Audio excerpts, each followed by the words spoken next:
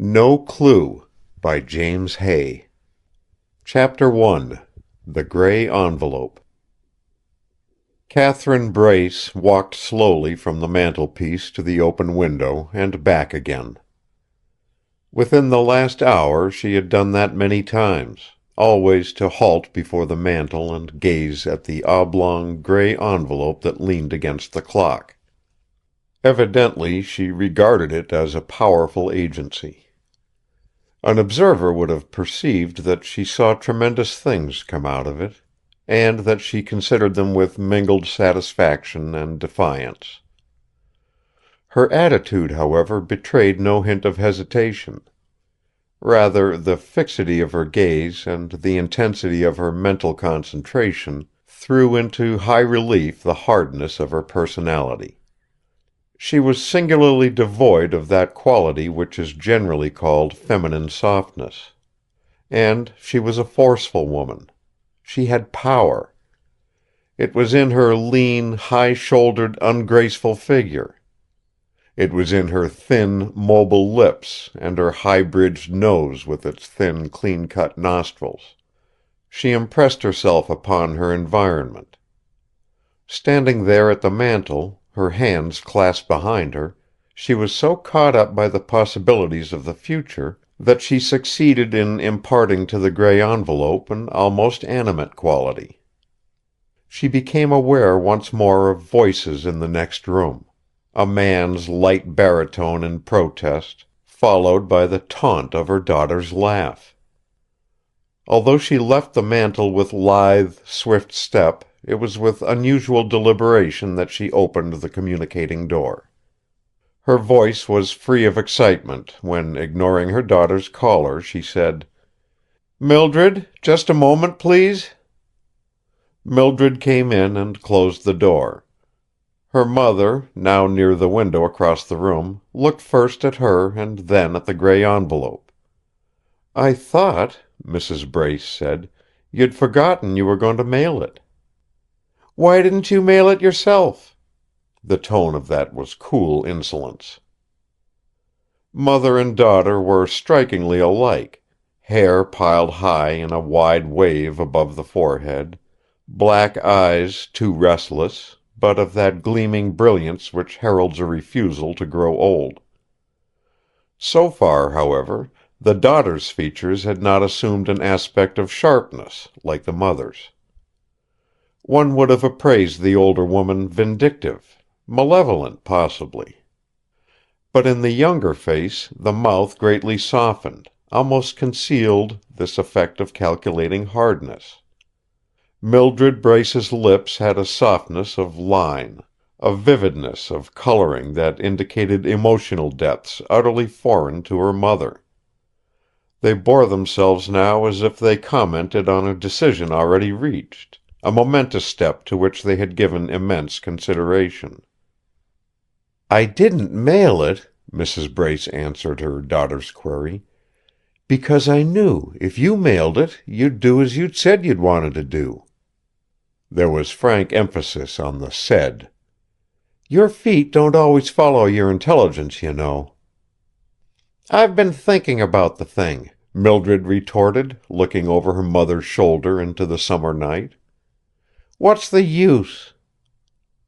"What's the use?" Mrs. Brace echoed, incredulous. "Just that. We've been all over it. You know what it means to you, to both of us." They spoke in low tones, careful that the man in the living room should not hear.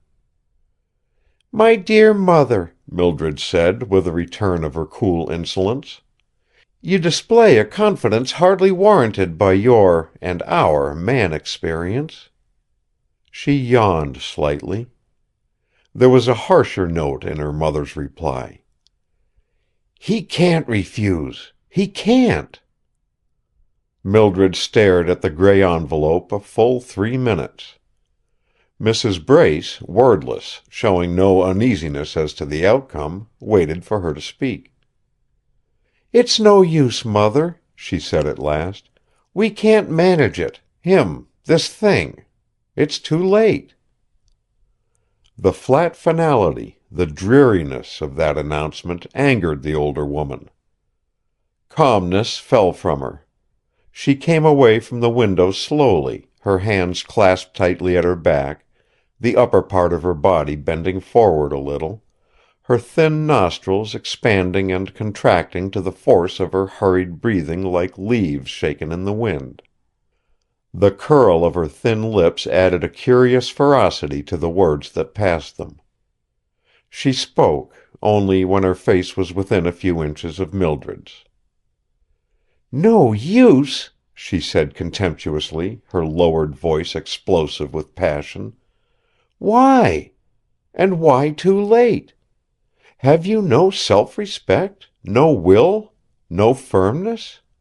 Are you all jelly and—" She got hold of herself with remarkable effectiveness, throwing off the signs of her wrath as suddenly as they had appeared. She retreated a step and laughed, without mirth. "Oh, well," she said, "it's your party, not mine, after all. But in future, my dear, don't waste your time and mine in schoolgirl heroics." She completed her retreat and stood again at the window. Her self-restraint was in a way fiercer than her rage, and it affected her daughter. "You see," she concluded, "why I didn't mail it. I knew you wouldn't do the very thing you'd outlined." Mildred looked at the envelope again. The pause that followed was broken by the man in the other room. "Mildred!" he called. Mrs. Brace laughed silently. Mildred, seeing that ridicule, recoiled. "What are you laughing at?" she demanded. Her mother pointed to the communicating door. "I was thinking of that," she said. "For life and—" she looked toward the gray envelope. "The other thing." "I don't see—" Mildred began, and checked herself, gazing again at the envelope. Her mother turned swiftly and stood looking into the night. The man called again and was not answered. The two women were motionless. There was no sound in the room save the ticking of the clock on the mantel. 2 minutes passed. 3. Mildred went toward the mantel, put out her hand, withdrew it. She became conscious of the excessive heat and touched her forehead with her handkerchief. She glanced at her mother's motionless figure, started to speak, closed her parted lips. Indecision shook her. She put out her hand again, picked up the envelope, and stood tapping it against her left palm. Mrs. Brace, without moving, spoke at last. "It's a few minutes of 12. If you catch the midnight collection, he'll get it out there by 5 o'clock tomorrow afternoon." There was another pause. Mildred went slowly to the door leading into the living room, and once more she was on the point of speaking. Mrs. Brace was drumming her fingers on the window ledge. The action announced plainly that she had finished with the situation. Mildred put her hand on the knob, pulled the door half open, closed it again. "I've changed my mind," she said, dreariness still in her voice. "He can't refuse." Her mother made no comment.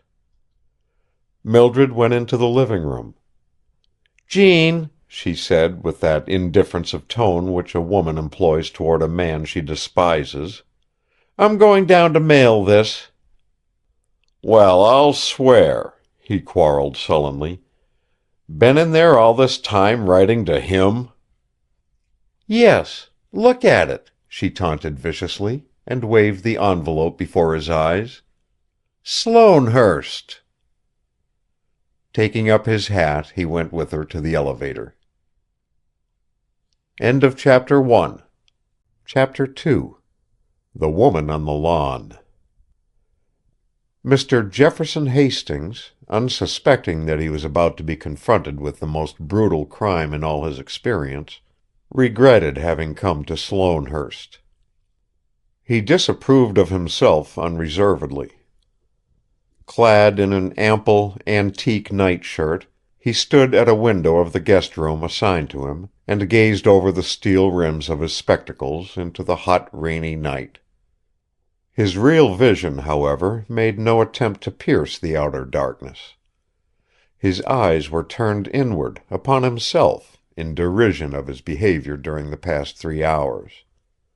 A kindly, reticent gentleman, who looked much older than his 53 years, he made it his habit to listen rather than talk.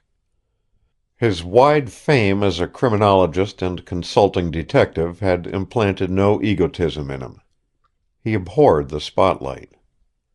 But tonight Judge Wilton, by skillful use of query, suggestion, and reminder, had tempted him into talking shop. He had been lured into the role of monologist for the benefit of his host, Arthur Sloane. He had talked brilliantly, at length, in detail, holding his 3 hearers in spellbound and fascinated interest, while he discoursed on crimes which he had probed and criminals whom he had known. Not that he thought he had talked brilliantly. By no means. He was convinced that 9/10 of the interest manifested in his remarks had been dictated by politeness. Old Hastings was just that sort of person. He discounted himself. He was in earnest, therefore, in his present self-denunciation. He sighed, remembering the volume of his discourse, the awful length of time in which he had monopolized the conversation. But his modesty was not his only admirable characteristic. He had also a dependable sense of humor. It came to his relief now. He thought of his host, a chuckle throttling the beginnings of a second sigh deep down in his throat. This was not the first time that Arthur Broughton Sloane had provoked a chuckle, although for him life was a house of terror, a torture chamber constructed with fiendish ingenuity. Mr. Sloane suffered from nerves. He was spending his declining years in the arduous but surprisingly successful task of being wretched, irritable, and ill at ease. The variety of his agonies was equalled only by the alacrity with which he tested every cure or remedy of which he happened to hear. He agreed enthusiastically with his expensive physicians that he was neurasthenic, psychasthenic, and neurotic. His eyes were weak, his voice was weak, his spirit was weak. He shivered all day with terror at the idea of not sleeping at night. Every evening he quivered with horror at the thought of not waking up next morning. And yet, despite these absorbing, although not entirely delightful, preoccupations, Mr. Sloane was not without an object in life. In fact, he had 2 objects in life: the happiness of his daughter, Lucille, and the study of crime and criminals. The latter interest had brought Hastings to the Sloane country home in Virginia.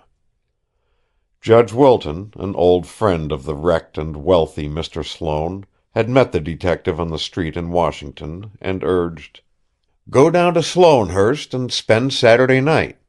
I'll be there when you arrive. Sloane's got his mind set on seeing you, and you won't regret it. His library on criminology will be a revelation, even to you." And Hastings, largely because he shrank from seeming ungracious, had accepted Mr. Sloane's subsequent invitation. Climbing now into the old-fashioned 4-poster bed, he thought again of his conversation spree and longed for self-justification. He sat up, sheetless, reflecting: "As a week-ender, I'm a fine old chatterbox. But young Webster got me. What did he say? The cleverer the criminal, the easier to run him down? The thug acting on the spur of the moment, with a blow in the dark and a getaway through the night, leaves no trace behind him? Your smart criminal always overreaches himself? A pretty theory, but wild. Anyway, it made me forget myself. I talked my old fool head off." He felt himself blush. "Wish I'd let Wilton do the disproving. He was anxious enough. A mental picture of Sloane consoled him once more. Silk socks and gingham gumption, he thought. But he's honest in his talk about being interested in crime. The man loves crime. Good thing he's got plenty of money. He fell asleep in a kind of ruminative growl. Made a fool of myself, babbling about what I remembered, what I thought. I'll go back to Washington in the morning. Judge Wilton's unsteady voice, supplemented by a rattling of the doorknob, roused him. He had thrust one foot out of bed when Wilton came into the room. "Quick! Come on, man!" the judge instructed, and hurried into the hall. "What's wrong?" Hastings demanded, reaching for his spectacles. Wilton, on his way down the stairs, flung back, "A woman hurt! Outside!" From the hall below came Mr. Sloane's high-pitched, complaining tones. "Unfathomable angels! What do you say? Who?" Drawing on shoes and trousers, the detective overtook his host on the front veranda and followed him down the steps and around the northeast corner of the house. He noticed that Sloane carried in one hand an electric torch and in the other a bottle of smelling salts. It was no longer raining. Rounding the corner, they saw, scarcely 15 yards from the bay window of the ballroom, the upturned face of a woman who lay prostrate on the lawn. Lights had been turned on in the house, making a glow which cut through the starless night. The woman did not move. Judge Wilton was in the act of kneeling beside her. "Hold on!" Hastings called out. "Don't disturb her, if she's dead." "She is dead," said Wilton. "Who is she?" The detective, trying to find signs of life, put his hand over her heart. "I don't know," Wilton answered the question. "Do you, Sloane?" "Of course I don't." Hastings said afterwards that Sloane's reply expressed astonished resentment that he should be suspected of knowing anybody vulgar enough to be murdered on his lawn. The detective drew back his hand. His fingers were dark with blood. At that moment, Berne Webster, Lucille Sloane's fiancé, came from the rear of the house, announcing breathlessly, "No phone connection this time of night, Judge. It's past midnight. I sent chauffeur, Lally, for the sheriff." Hastings stood up, his first cursory examination concluded. "No doubt about it," he said. "She's dead. Bring a blanket, somebody." Mr. Sloane's nerves had the best of him by this time. He trembled like a man with a chill, rattling the bottle of smelling salts against the metal end of his electric torch. He had on slippers and a light dressing gown over his pajamas. Wilton was fully dressed, young Webster collarless but wearing a black, light-weight lounging jacket. Hastings was struck with the different degrees of their dress, or undress. "Who found her?" he asked, looking at Webster. "Judge Wilton and I," said Webster, so short of breath that his chest heaved. "How long ago?" Wilton answered that. "A few minutes, hardly 5 minutes. I ran in to call you and Sloane." "And Mr. Webster?" "The judge told me to get the sheriff by telephone." Hastings knelt again over the woman's body.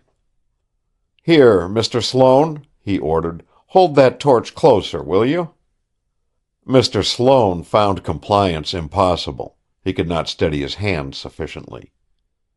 "Hold that torch, Judge," Hastings prompted. "It's knocked me out, completely," Sloane said, surrendering the torch to Wilton.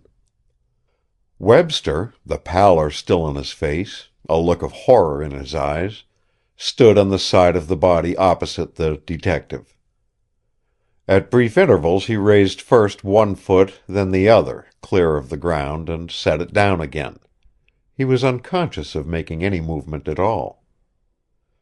Hastings, thoroughly absorbed in the work before him, went about it swiftly, with now and then brief, murmured comment on what he did and saw. Although his ample nightshirt, stuffed into his equally baggy trousers, contributed nothing but comicality to his appearance, the others submitted without question to his domination. There was about him suddenly an atmosphere of power that impressed even the little group of awestruck servants who stood a few feet away.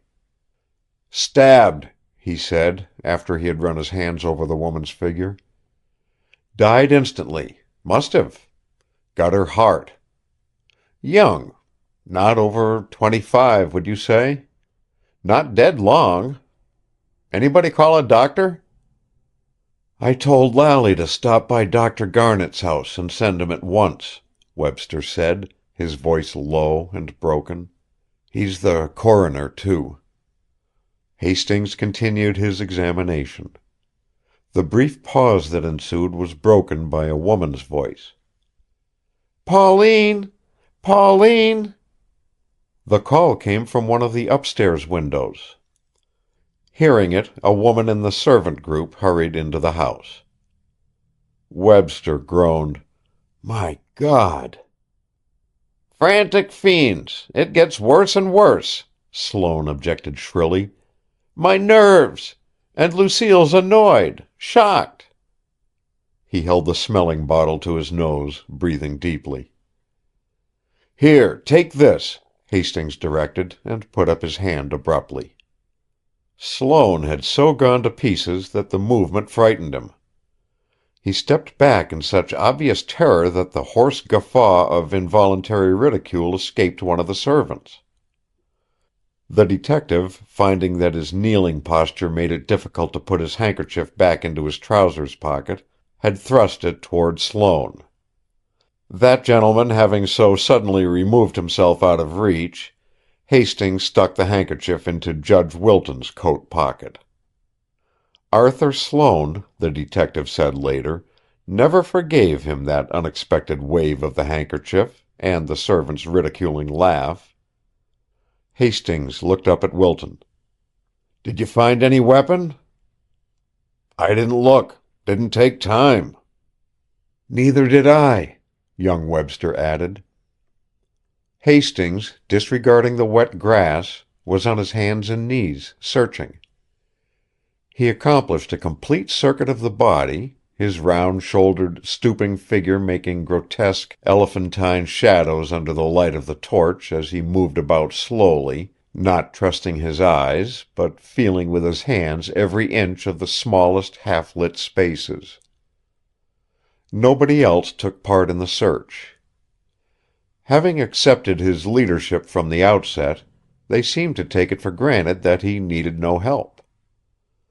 Mentally benumbed by the horror of the tragedy, they stood there in the quiet summer night, barren of ideas.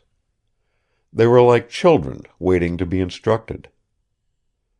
Hastings stood erect, pulling and hauling at his trousers. "Can't find a knife or anything," he said. "Glad I can't. Hope he took it with him." "Why?" asked Sloane through chattering teeth. "May help us to find him. May be a clue in the end." He was silent a moment, squinting under the rims of his spectacles, looking down at the figure of the dead woman. He had already covered the face with the hat she had worn, a black straw sailor, but neither he nor the others found it easy to forget the peculiar and forbidding expression the features wore, even in death. It was partly fear, partly defiance, as if her last conscious thought had been a flitting look into the future, an exulting recognition of the certain consequences of the blow that had struck her down. Put into words, it might have been, "You've murdered me, but you'll pay for it terribly." A servant handed Hastings the blanket he had ordered. He looked toward the sky. "I don't think it'll rain any more," he said, "and it's best to leave things as they are until the coroner arrives. He'll be here soon?"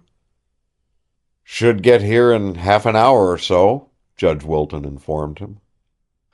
The detective arranged the blanket so that it covered the prone form completely, leaving the hat over the face as he had first placed it. With the exception of the hat, he had disturbed no part of the apparel. Even the folds of the raincoat, which fell away from the body and showed the rain-soaked black skirt, he left as he had found them. The white shirt-waist, also partly exposed now, was dry. "Anybody move her hat before I came out?" he asked. "You, Judge, or you, Mr. Webster?" They had not touched it, they said. It was on the grass, beside her head, when they discovered the body, and they had left it there.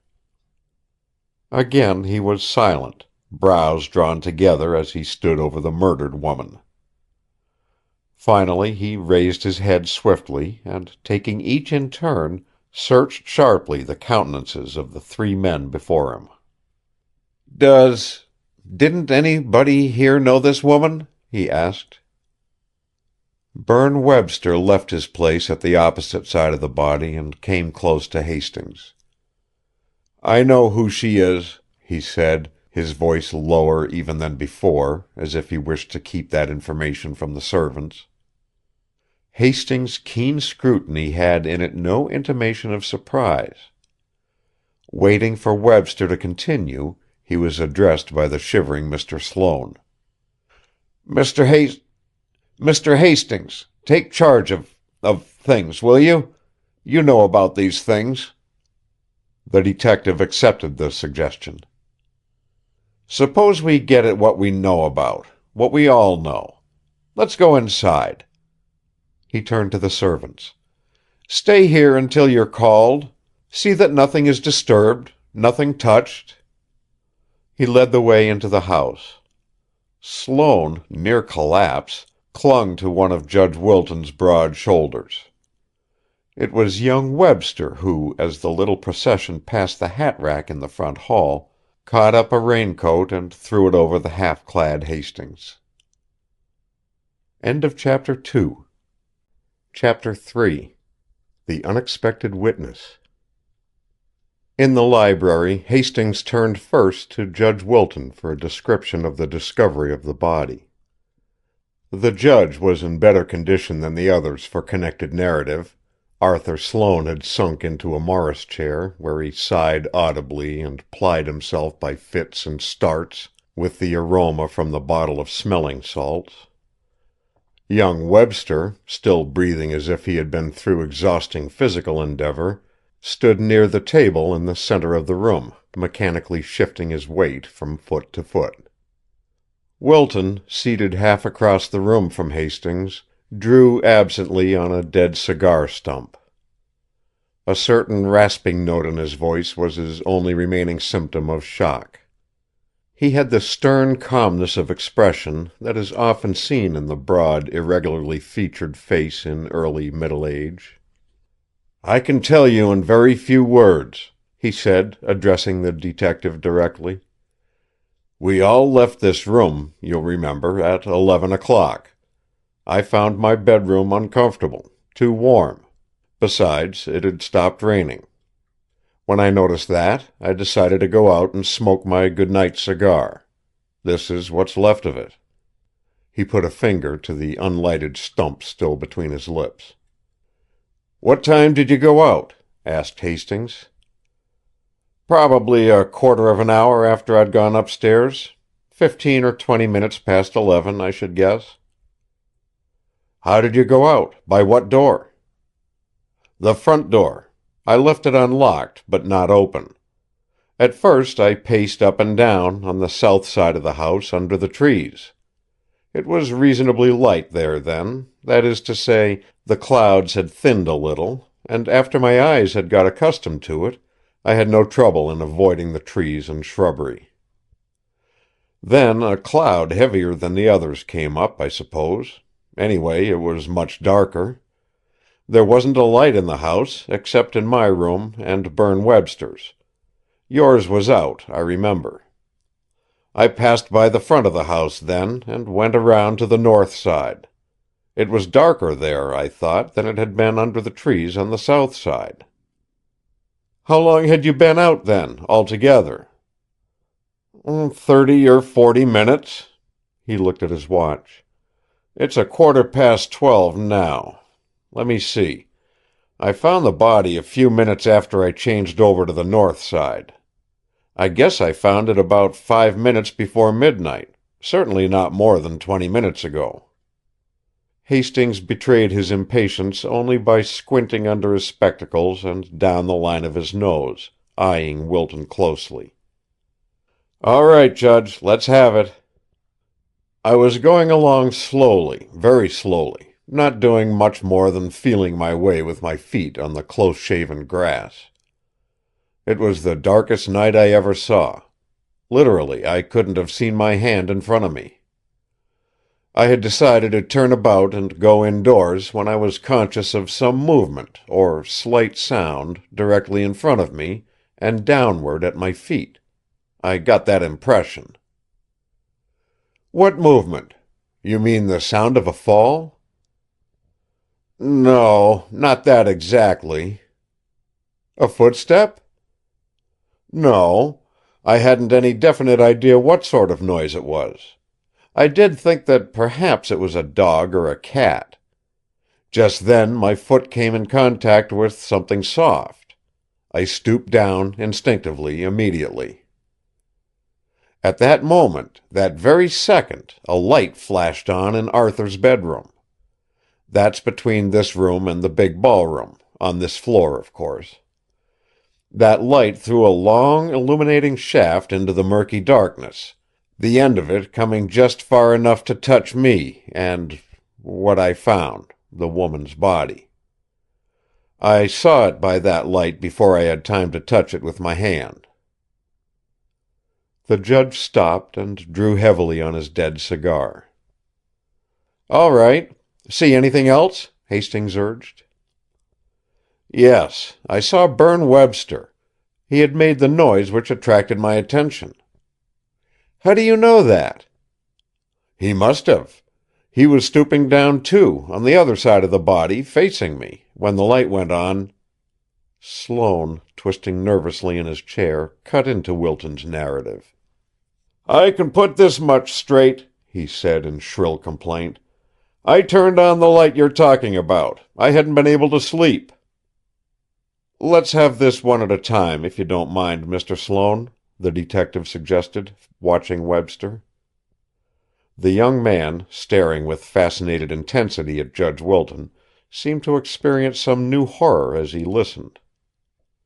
"He was on the other side of it," the judge continued, "and practically in the same position that I was.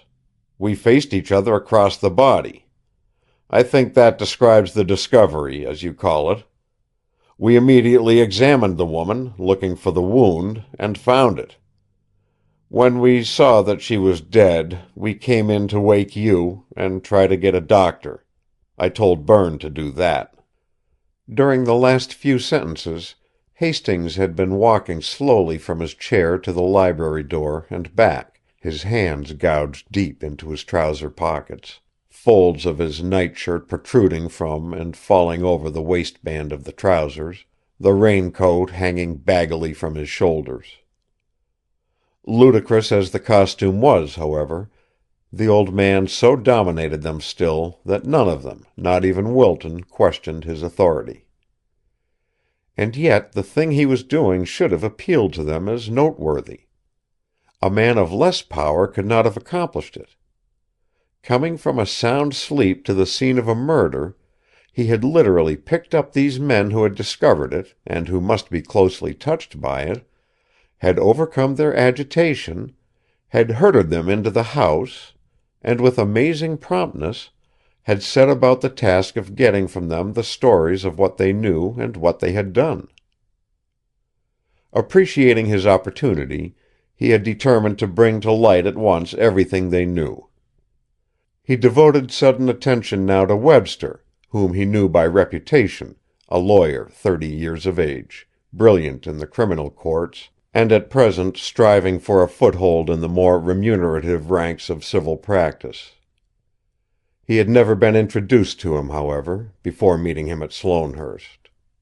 "Who touched that body first? Mr. Webster?"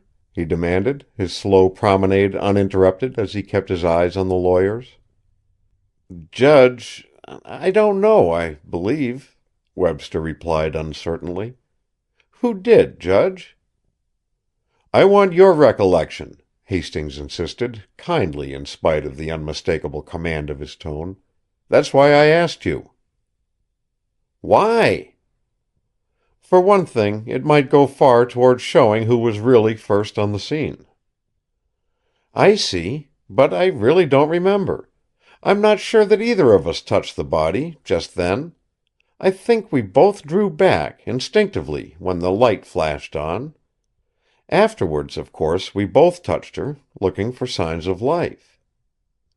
The detective came to a standstill in front of Webster. "Who reached the body first? Can you say?" "No. I don't think either was first. We got there together." "Simultaneously?" "Yes." "But I'm overlooking something. How did you happen to be there?" "That's simple enough," Webster said, his brows drawn together, his eyes toward the floor, evidently making great effort to omit no detail of what had occurred. "I went to my room when we broke up here, at 11. I read for a while. I got tired of that, it was close and hot. Besides, I never go to bed before 1 in the morning, that is, practically never, and I wasn't sleepy. I looked at my watch. It was 11:45. Like the judge, I noticed that it had stopped raining. I thought I'd have a better night's sleep if I got out and cooled off thoroughly. My room, the one I have this time, is close to the back stairway. I went down that and out the door on the north side." "Were you smoking?" Hastings put the query sharply, as if to test the narrator's nerves. Webster's frown deepened. "No.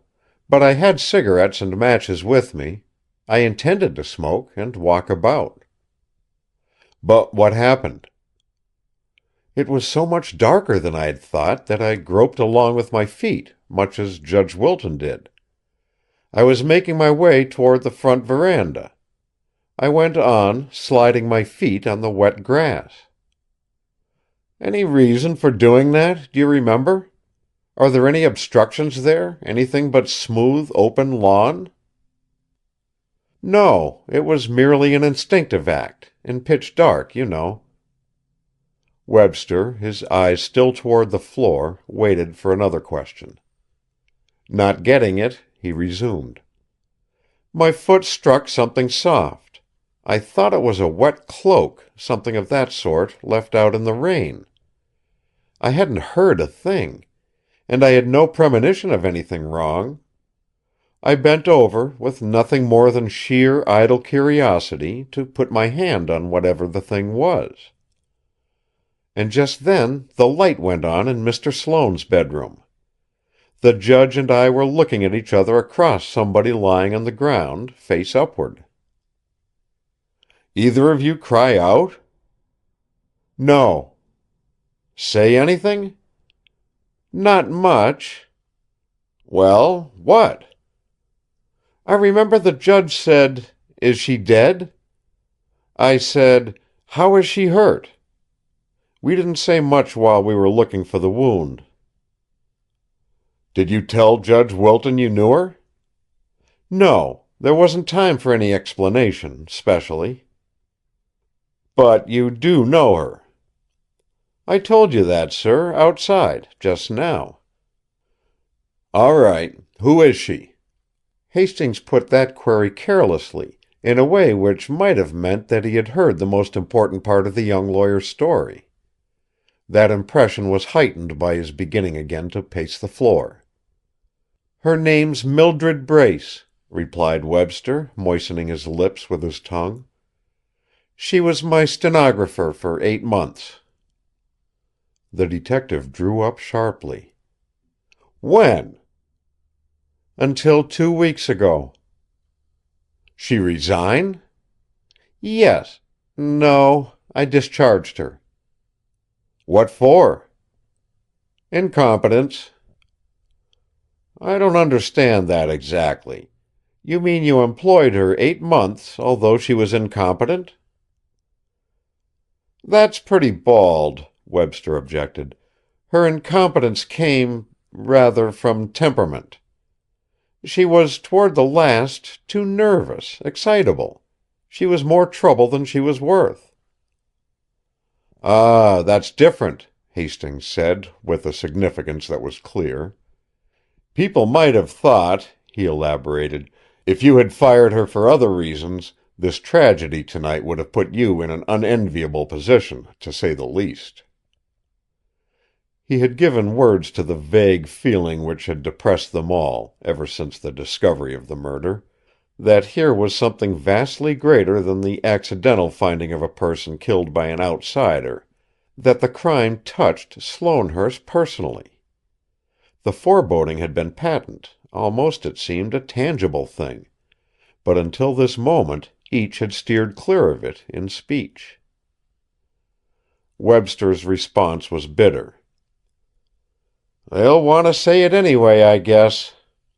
To that he added, in frank resentment, "And I might as well enter a denial here. I had nothing to do with this whole lamentable affair." The silence in which he and Hastings regarded each other was broken by Arthur Sloane's querulous words.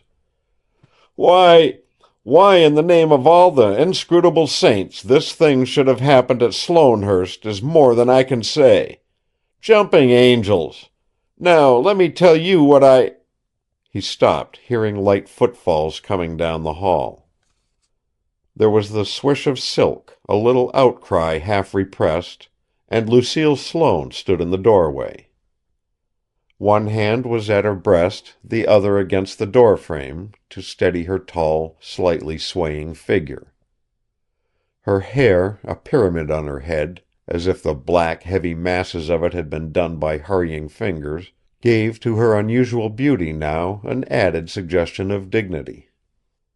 Profoundly moved as she was, there was nothing of the distracted or the inadequate about her.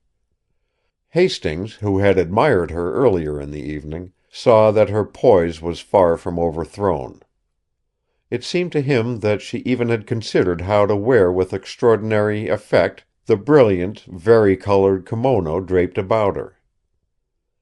The only criticism of her possible was that perhaps she seemed a trifle too imperious, but for his part he liked that. A thoroughbred, he catalogued her mentally. "You will excuse me, Father," she said from the doorway, "but I couldn't help hearing." She thrust forward her chin. "Oh, I had to hear, and there's something I have to tell." Her glance went at last from Sloane to Hastings, as she advanced slowly into the room. The detective pushed forward a chair for her. "That's fine, Miss Sloane," he assured her. "I'm sure you're going to help us." "It isn't much," she qualified, "but I think it's important." Still she looked at neither Berne Webster nor Judge Wilton. And only a man trained as Hastings was to keenness of observation would have seen the slight but incessant tremor of her fingers and the constant convulsive play of the muscles under the light covering of her black silk slippers. Sloane alone had remained seated. She was looking up to Hastings, who stood several feet in front of Webster and the judge. "I had gone to sleep," she said, her voice low, but musical and clear. "I waked up when I heard Father moving about. His room is directly under mine, and now that Aunt Lucy is away, I'm always more or less anxious about him. And I knew he had got quiet earlier, gone to sleep. It wasn't like him to be awake again so soon. I sprang out of bed, really very quickly. I listened for a few seconds, but there was no further sound in Father's room. The night was unusually quiet. There wasn't a sound, at first. Then I heard something. It was like somebody running very fast, outside on the grass." She paused. Hastings was struck by her air of alertness, or of prepared waiting, of readiness for questions. "Which way did the footsteps go?" he asked. "From the house, down the slope toward the little gate that opens on the road." "Then what?" "I wondered idly what it meant, but it made no serious impression on me. I listened again for sounds in Father's room. There was none. Struck again by the heavy silence, it was almost oppressive coming after the rain, I went to the window. I stood there, I don't know how long. I think I was daydreaming, lazily running things over in my mind. I don't think it was very long. And then Father turned on the light in his room." She made a quick gesture with her left hand, wonderfully expressive of shock. "I never shall forget that. The long, narrow panel of light reached out into the dark like an ugly yellow arm, reached out just far enough to touch and lay hold of the picture there on the grass. A woman lying on the drenched ground, her face up, and bending over her, Judge Wilton and Mr. Webster. I knew she'd been hurt dreadfully. Her feet were drawn up, her knees high, and I could see the looks of horror on the men's faces." She paused, giving all her strength to the effort to retain her self-control before the assailing memory of what she had seen. "That was all, Miss Sloane?" the detective prompted, in a kindly tone. "Yes, quite," she said. "But I'd heard what he was saying to you, and the judge's description of what they'd seen, and I thought you would like to know of the footsteps I'd heard, because they were the murderers. They must have been. I knew it was important, most important." "You were entirely right," he agreed warmly. "Thank you very much." He went the length of the room and halted by one of the bookcases, a weird, lumpy old figure among the shadows in the corner. He was scraping his cheek with his thumb and looking at the ceiling, over the rims of his spectacles. Arthur Sloane sighed his impatience. "Those knees drawn up," Hastings said at last. "I was just thinking. They weren't drawn up when I saw the body. Were they?" "We'd straightened the limbs," Webster answered. "Thought I'd mentioned that." "No. Then there might have been a struggle? You think the woman had put up a fight, for her life, and was overpowered?" "Well," deliberated Webster, "perhaps, even probably." "Strange," commented the detective, equally deliberate. "I hadn't thought so. I would have said she'd been struck down unawares, without the slightest warning." Chapter 4. Hastings is retained. Arrival of the officials, Sheriff Crown and the coroner, Dr. Garnet, brought the conference to an abrupt close. Hastings, seeing the look in the girl's eyes, left the library in advance of the other men. Lucille followed him immediately. "Mr. Hastings." "Yes, Miss Sloane?" He turned and faced her. "I must talk to you alone. Won't you come in here?" She preceded him into the parlor across the hall. When he put his hand on the electric switch, she objected, saying she preferred to be without the lights. He obeyed her. The glow from the hall was strong enough to show him the play of her features, which was what he wanted. They sat facing each other, directly under the chandelier in the middle of the spacious room. He thought she had chosen that place to avoid all danger of being overheard in any direction. He saw, too, that she was hesitant, half regretting having brought him there. He read her doubts, saw how pain and anxiety mingled in her wide-open gray eyes. Yes, I know, he said with a smile that was reassuring. I don't look like a particularly helpful old party, do I? He liked her more and more. In presence of mind, he reflected, she surpassed the men of the household. In spite of the agitation that still kept her hands trembling and gave her that odd look of fighting desperately to hold herself together, she had formed a plan which she was on the point of disclosing to him. Her courage impressed him tremendously, and divining what her request would be, he made up his mind to help her. "It's not that," she said, her lips twisting to the pretense of a smile. "I know your reputation, how brilliant you are. I was thinking you might not understand what I wanted to say." "Try me," he encouraged. "I'm not that old." It occurred to him that she referred to Berne Webster and herself, fearing, perhaps, his lack of sympathy for a love affair. "It's this," she began, a rush of words, putting away all reluctance. "I think I realize more keenly than Father how disagreeable this awful thing is going to be. The publicity, the newspapers, the questions, the photographs. I know, too, that Mr. Webster's in an unpleasant situation. I heard what he said to you in the library, every word of it.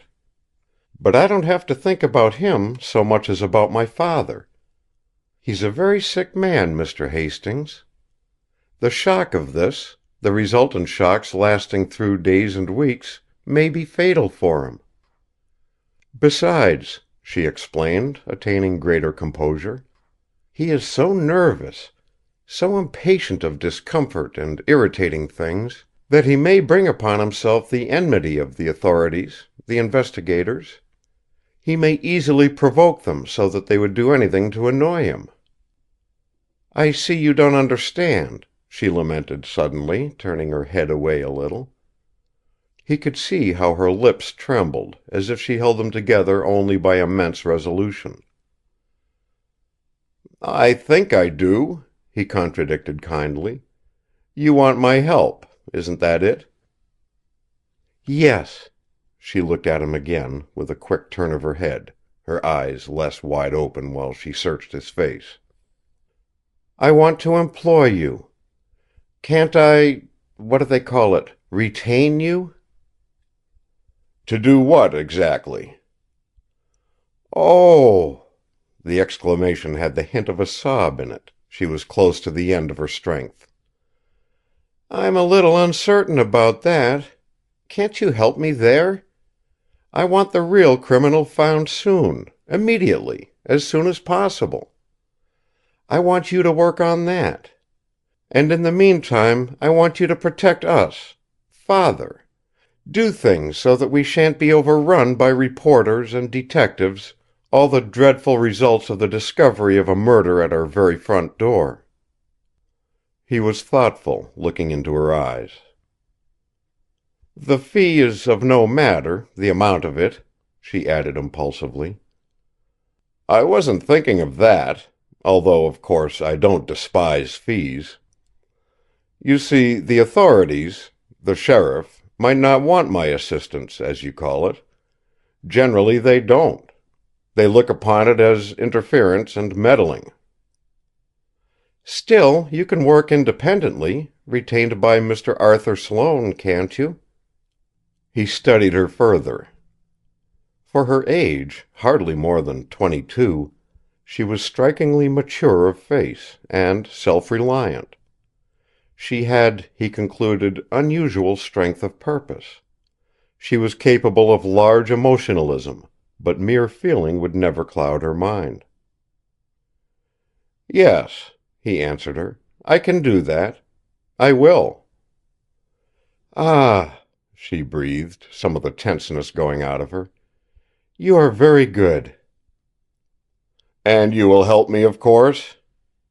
"Of course." "You can do so now," he pressed this point. "Why is it that all of you, I noticed it in the men in the library and when we were outside on the lawn, why is it that all of you think this crime is going to hit you, one of you, so hard? You seem to acknowledge in advance the guilt of one of you." "Aren't you mistaken about that?" "No. It struck me forcibly. Didn't you feel it? Don't you now?" "Why, no." He was certain that she was not frank with him. "You mean," she added quickly, eyes narrowed, "I actually suspect someone in this house?" In his turn he was noncommittal, retorting, "Don't you?" She resented his insistence. "There is only one idea possible. I think," she declared, rising, "the footsteps that I heard fled from the house, not into it. The murderer is not here." He stood up, holding her gaze. "I'm your representative now, Miss Sloane," he said, his manner fatherly in its solicitude. "My duty is to save you and yours in every way I can, without breaking the law. You realize what my job is, do you?" "Yes, Mr. Hastings." "And the advisability, the necessity of utter frankness between us?" "Yes." She said that with obvious impatience.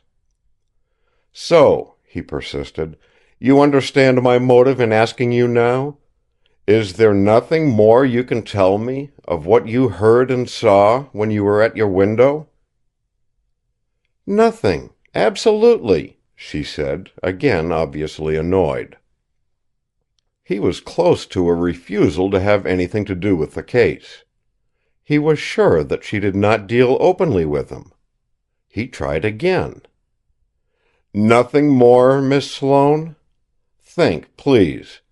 Nothing to make us, more suspicious of Mr. Webster?" "Suspect Berne?" This time she was frank, he saw at once. The idea of the young lawyer's guilt struck her as out of the question. Her confidence in that was genuine, unalloyed. It was so emphatic that it surprised him. Why, then, this anxiety which had driven her to him for help? What caused the fear which, at the beginning of their interview, had been so apparent? He thought with great rapidity, turning the thing over in his mind as he stood confronting her. If she did not suspect Webster, whom did she suspect? Her father? That was it. Her father. The discovery astounded Hastings, and appealed to his sympathy tremendously. "My poor child," he said, on the warm impulse of his compassion. She chose to disregard the tone he had used.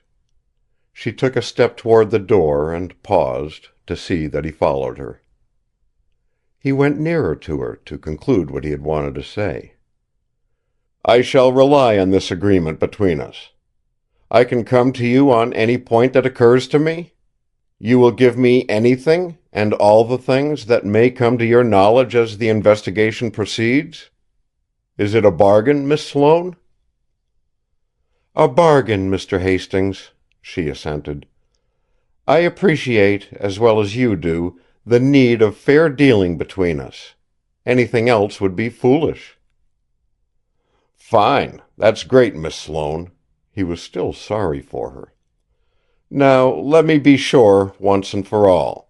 You're concealing nothing from me, no little thing even, on the theory that it would be of no use to me and therefore not worth discussing?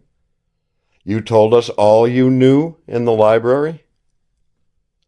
She moved toward the door, to the hall again. "Yes, Mr. Hastings, and I'm at your service altogether." He would have sworn that she was not telling the truth. This time, however, he had no thought of declining connection with the case. His compassion for her had grown.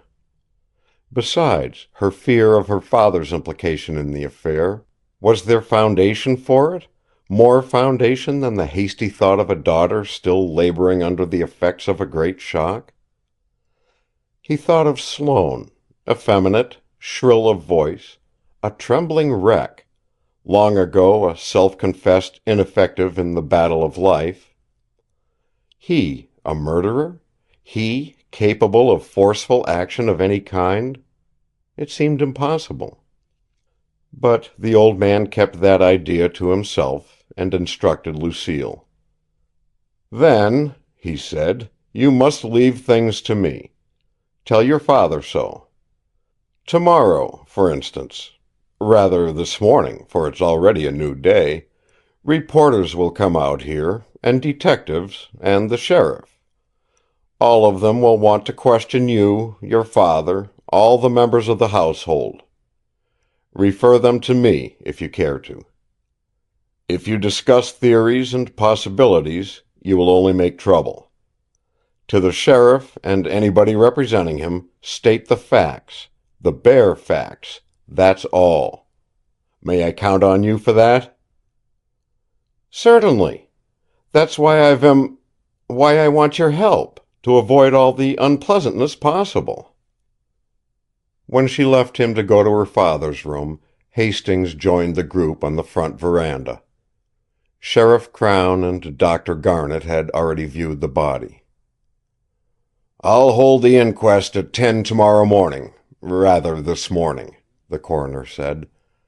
"That's hurrying things a little, but I'll have a jury here by then. They have to see the body before it's taken to Washington." "Besides," observed the sheriff, "nearly all the necessary witnesses are here in this house party." Aware of the Hastings fame, he drew the old man to one side. "I'm going into Washington," he announced, "to see this Mrs. Brace, the girl's mother. Webster says she has a flat, up on 14th Street there. Good idea, ain't it?" "Excellent," assured Hastings, and put in a suggestion. "You've heard of the fleeting footsteps Miss Sloane reported?" "Yes. I thought Mrs. Brace might tell me who that could have been. Some fellow jealous of the girl, I'll bet." The sheriff, who was a tall, lanky man with a high, hooked nose and a pointed chin that looked like a large knuckle, had a habit of thrusting forward his upper lip to emphasize his words. He thrust it forward now, making his bristly, close-cropped red mustache stand out from his face like the quills of a porcupine. "I'd thought of that, all that," he continued. "Looks like a simple case to me. Very." "It may be," said Hastings, sure now that Crown would not suggest their working together. "Also," the sheriff told him, "I'll take this." He held out the crude weapon with which, apparently, the murder had been committed. It was a dagger consisting of a sharpened nail file, about 3 inches long, driven into a roughly rounded piece of wood. This wooden handle was a little more than 4 inches in length and 2 inches thick. Hastings, giving it careful examination, commented, "He shaped that handle with a pocket knife. Then he drove the butt end of the nail file into it. Next he sharpened the end of the file, put a razor edge on it. Where did you get this, Mr. Crown?" "A servant, one of the colored women, picked it up as I came in. You were still in the library." "Where was it?" "About 15 or 20 feet from the body. She stumbled on it in the grass. Ugly thing, sure." "Yes," Hastings said, preoccupied, and added, "Let me have it again." He took off his spectacles and, screwing into his right eye a jeweler's glass, studied it for several minutes. If he made an important discovery, he did not communicate it to Crown. "It made an ugly hole," was all he said. "You see the blood on it?" Crown prompted. "Oh, yes. Lucky the rain stopped when it did." "When did it stop, out here?" Crown inquired. "About 11, a few minutes after I'd gone up to bed." "So she was killed between 11 and midnight?" No doubt about that. Her hat had fallen from her head and was bottom up beside her. The inside of the crown and all the lower brim was dry as a bone, while the outside, even where it did not touch the wet grass, was wet. That showed there wasn't any rain after she was struck down." The sheriff was impressed by the other's keenness of observation. "That's so," he said. "I hadn't noticed it." He sought the detective's opinion. "Mr. Hastings, you've just heard the stories of everybody here. Do me a favor, will you? Is it worth while for me to go into Washington? Tell me, do you think anybody here at Sloanehurst is responsible for this murder?" "Mr. Crown," the old man answered, "there's no proof that anybody here killed that woman." "Just what I thought," Mr. Crown applauded himself. "Glad you agree with me. It'll turn out a simple case. Wish it wouldn't. Nominating primaries coming on in less than a month. I'd get a lot more votes if I ran down a mysterious fellow, solved a tough problem." He strode down the porch steps and out to his car, for the 10-mile run into Washington. Hastings was strongly tempted to accompany him, even without being invited. It would mean much to be present when the mother first heard of her daughter's death. But he had other, and he thought more important work to do. Moving so quietly that his footsteps made no sound, he gained the staircase in the hall and made his way to the second floor. If anybody had seen him and inquired what he intended to do, he would have explained that he was on his way to get his own coat in place of the one which young Webster had, with striking thoughtfulness, thrown over him. As a matter of fact, his real purpose was to search Webster's room. But experience had long since imbued him with contempt for the obvious. Secure from interruption, since his fellow guests were still in the library, he did not content himself with his hawk-like scrutiny of the one room. He explored the back stairway which had been Webster's exit to the lawn, Judge Wilton's room, and his own. In the last stage of the search he encountered his greatest surprise. Looking under his own bed by the light of a pocket torch, he found that one of the 6 slats had been removed from its place and laid crossways upon the other 5. The reason for this was apparent. It had been shortened by between 4 and 5 inches. "Cut off with a pocket knife," the old man mused. "Crude work, like the shaping of the handle of that dagger downstairs. Same wood, too. And in my room. From my bed. I wonder—" With a low whistle, expressive of incredulity, he put that new theory from him and went down to the library. End of Chapter 4. Chapter 5. The Interview with Mrs. Brace. Gratified, and yet puzzled, by the results of his search in the upstairs rooms, Hastings was fully awake to the necessity of his interviewing Mrs. Brace as soon as possible. Lally, the chauffeur, drove him back to Washington early that Sunday morning. It was characteristic of the old man that as they went down the driveway he looked back at Sloanehurst and felt keenly the sufferings of the people under its roof. He was particularly drawn to Lucille Sloane, with whom he had had a second brief conference. While waiting for his coffee, nobody in the house had felt like breakfast, he had taken a chair at the southeast end of the front porch, and pulling a piece of soft wood and a knife from his gargantuan coat pockets, had fallen to whittling and thinking. Whittling, he often said, enabled him to think clearly. It was to him what tobacco was to other men. Thus absorbed, he suddenly heard Lucille's voice, low and tense.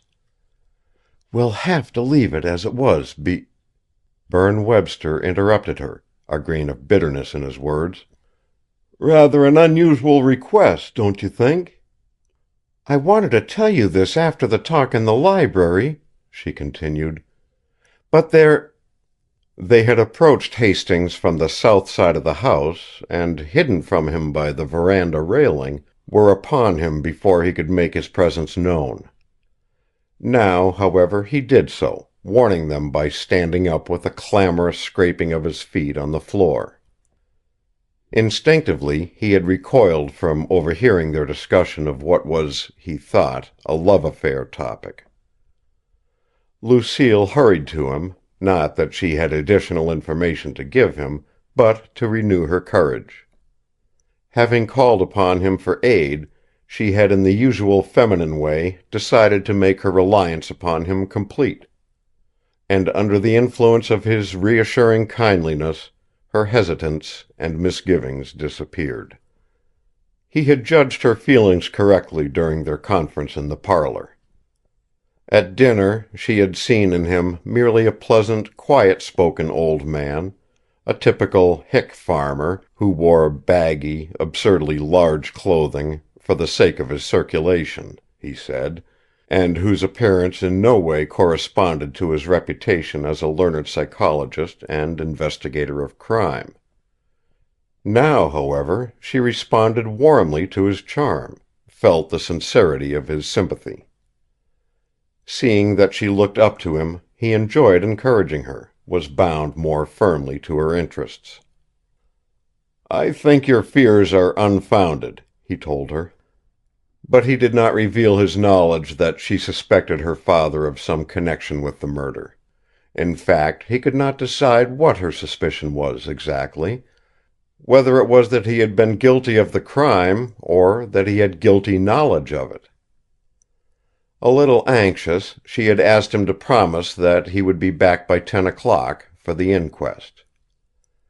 He thought he could do that, although he had persuaded the coroner that his evidence would not be necessary.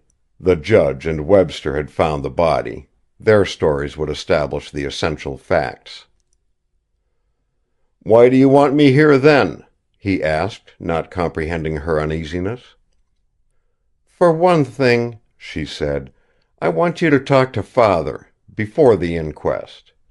I wish you could now, but he isn't up." It was 8 o'clock when Miss Davis, telephone operator in the cheap apartment house on 14th Street known as the Wallman, took the old man's card and read the inscription over the wire. "Mr. Jefferson Hastings." After a brief pause, she told him, "She wants to know if you are a detective." "Tell her I am." "You may go up," the girl reported. "It's number 43. 4th floor. No elevator." After ascending the 3 flights of stairs, he sat down on the top step to get his breath. Mr. Hastings was stout, not to say sebaceous, and he proposed to begin the interview unhandicapped. Mrs. Brace answered his ring. There was nobody else in the apartment. The moment he looked into her restless, remarkably brilliant black eyes, he catalogued her as cold and repellent. One of the swift-eyed kind, he thought. Heart as hard as her head. No blood in her, but smart. Smart. He relied without question on his ability to size up people at first glance. It was a gift with him, like the intuition of women, and to it, he thought, he owed his best work as a detective. Mrs. Brace, without speaking, without acknowledging his quiet "Mrs. Brace, I believe," led him into the living room after waiting for him to close the entrance door. This room was unusually large, out of proportion to the rest of the apartment, which included, in addition to the narrow entry, a bedroom, kitchen, and bath, all, so far as his observation went, sparsely and cheaply furnished. They sat down, and still she did not speak, but studied his face. He got the impression that she considered all men her enemies and sought some intimation of what his hostility would be like. "I'm sorry to trouble you at such a time," he began. "I shall be as brief as possible." Her black eyebrows moved upward in curious interrogation. They were almost Mephistophelian and unpleasantly noticeable, drawn thus nearer to the wide wave of her white hair. "You wanted to see me? About my daughter?" Her voice was harsh, metallic, free of emotion. There was nothing about her indicative of grief. She did not look as if she had been weeping. He could learn nothing from her manner. It was extremely matter-of-fact and chilly. Only in her eyes he saw suspicion. Perhaps, he reflected, suspicion was always in her eyes. Her composure amazed him. "Yes," he replied gently, "if I don't distress you." "What is it?" She suddenly lowered her eyebrows, drew them together until they were a straight line at the bottom of her forehead. Her cold self-possession made it easy, in fact necessary, for him to deal with facts directly. Apparently, she resented his intimated condolence. He could fling any statement, however sensational, against the wall of her indifference. She was, he decided, as free of feeling as she was inscrutable. She would be surprised by emotion into nothing. It was his brain against hers. "I want to say first," he continued, "that my only concern, outside of my natural and very real sympathy with such a loss as yours must be, is to find the man who killed her." She moved slowly to and fro on the armless, low-backed rocker, watching him intently. "Will you help me?" "If I can." "Thank you," he said, smiling encouragement from force of habit, not because he expected to arouse any spirit of cooperation in her. "I may ask you a few questions, then?" "Certainly." Her thin nostrils dilated once, quickly, and somehow their motion suggested the beginning of a ridiculing smile. He went seriously to work. "Have you any idea, Mrs. Brace, as to who killed your daughter, or could have wanted to kill her?" "Yes." "Who?" She got up, without the least change of expression, without a word, and as she crossed the room, paused at the little table against the farther wall to arrange more symmetrically a pile of finger-worn periodicals. She went through the communicating door into the bedroom. And from where he sat, he could see her go through another door, into the bathroom, he guessed. In a moment he heard a glass clink against a faucet. She had gone for a drink of water, to moisten her throat, like an orator preparing to deliver an address. She came back, unhurried, imperturbable, and sat down again in the armless rocker before she answered his question. So far as her manner might indicate, there had been no interruption of the conversation. He swept her with wondering eyes. She was not playing a part, not concealing sorrow. The straight, hard lines of her lean figure were a compliment to her gleaming, unrevealing eyes. There was hardness about her and in her, everywhere. A slow, warm breeze brought through the curtainless window a disagreeable odor, sour and fetid. The apartment was at the back of the building. The odor came from a littered courtyard, a conglomeration of wet ashes, neglected garbage, little filthy pools, warmed into activity by the sun, high enough now to touch them. He could see the picture without looking, and that odor struck him as excruciatingly appropriate to this woman's soul. "Berne Webster killed my daughter," she said evenly, hands moveless in her lap. "There are several reasons for my saying so. Mildred was his stenographer for 8 months, and he fell in love with her. That was the way he described his feeling and intention toward her. The usual thing happened. He discharged her 2 weeks ago. He wants to marry money. You know about that, I take it. Miss Sloane, daughter of A. B. Sloane, Sloanehurst, where she was murdered. They're engaged. At least, was Mildred's information, although the engagement hasn't been announced formally. Fact is, he has to marry the Sloane girl." Her thin, mobile lips curled upward at the ends and looked a little thicker, giving an exaggerated impression of wetness. Hastings thought of some small, feline animal, creeping, anticipating prey, a sort of calculating ferocity. She talked like a person bent on making every statement perfectly clear and understandable. There was no intimation that she was so communicative because she thought she was obliged to talk. On the contrary, she welcomed the chance to give him the story. "Have you told all this to the sheriff, Mr. Crown?" he inquired. "Yes, but he seemed to attach no importance to it." She colored her words with feeling at last. It was contempt, putting the sheriff beyond the pale of further consideration. "You were saying Mr. Webster had to marry Miss Sloane. What do you mean by that, Mrs. Brace?" "Money reasons. He had to have money. His bank balance is never more than $1,000. He's got to produce $65,000 by the 7th of next September. This is the 16th of July. Where is he to get all that? He's got to marry it." Hastings put more intensity into his scrutiny of her smooth, untroubled face. It showed no sudden access of hatred, no unreasoning venom, except that the general cast of her features spoke generally of vindictiveness. She was unmistakably sure of what she said. "How do you know that?" he asked, hiding his surprise. "Mildred knew it, naturally, from working in his office." "Let me be exact, Mrs. Brace.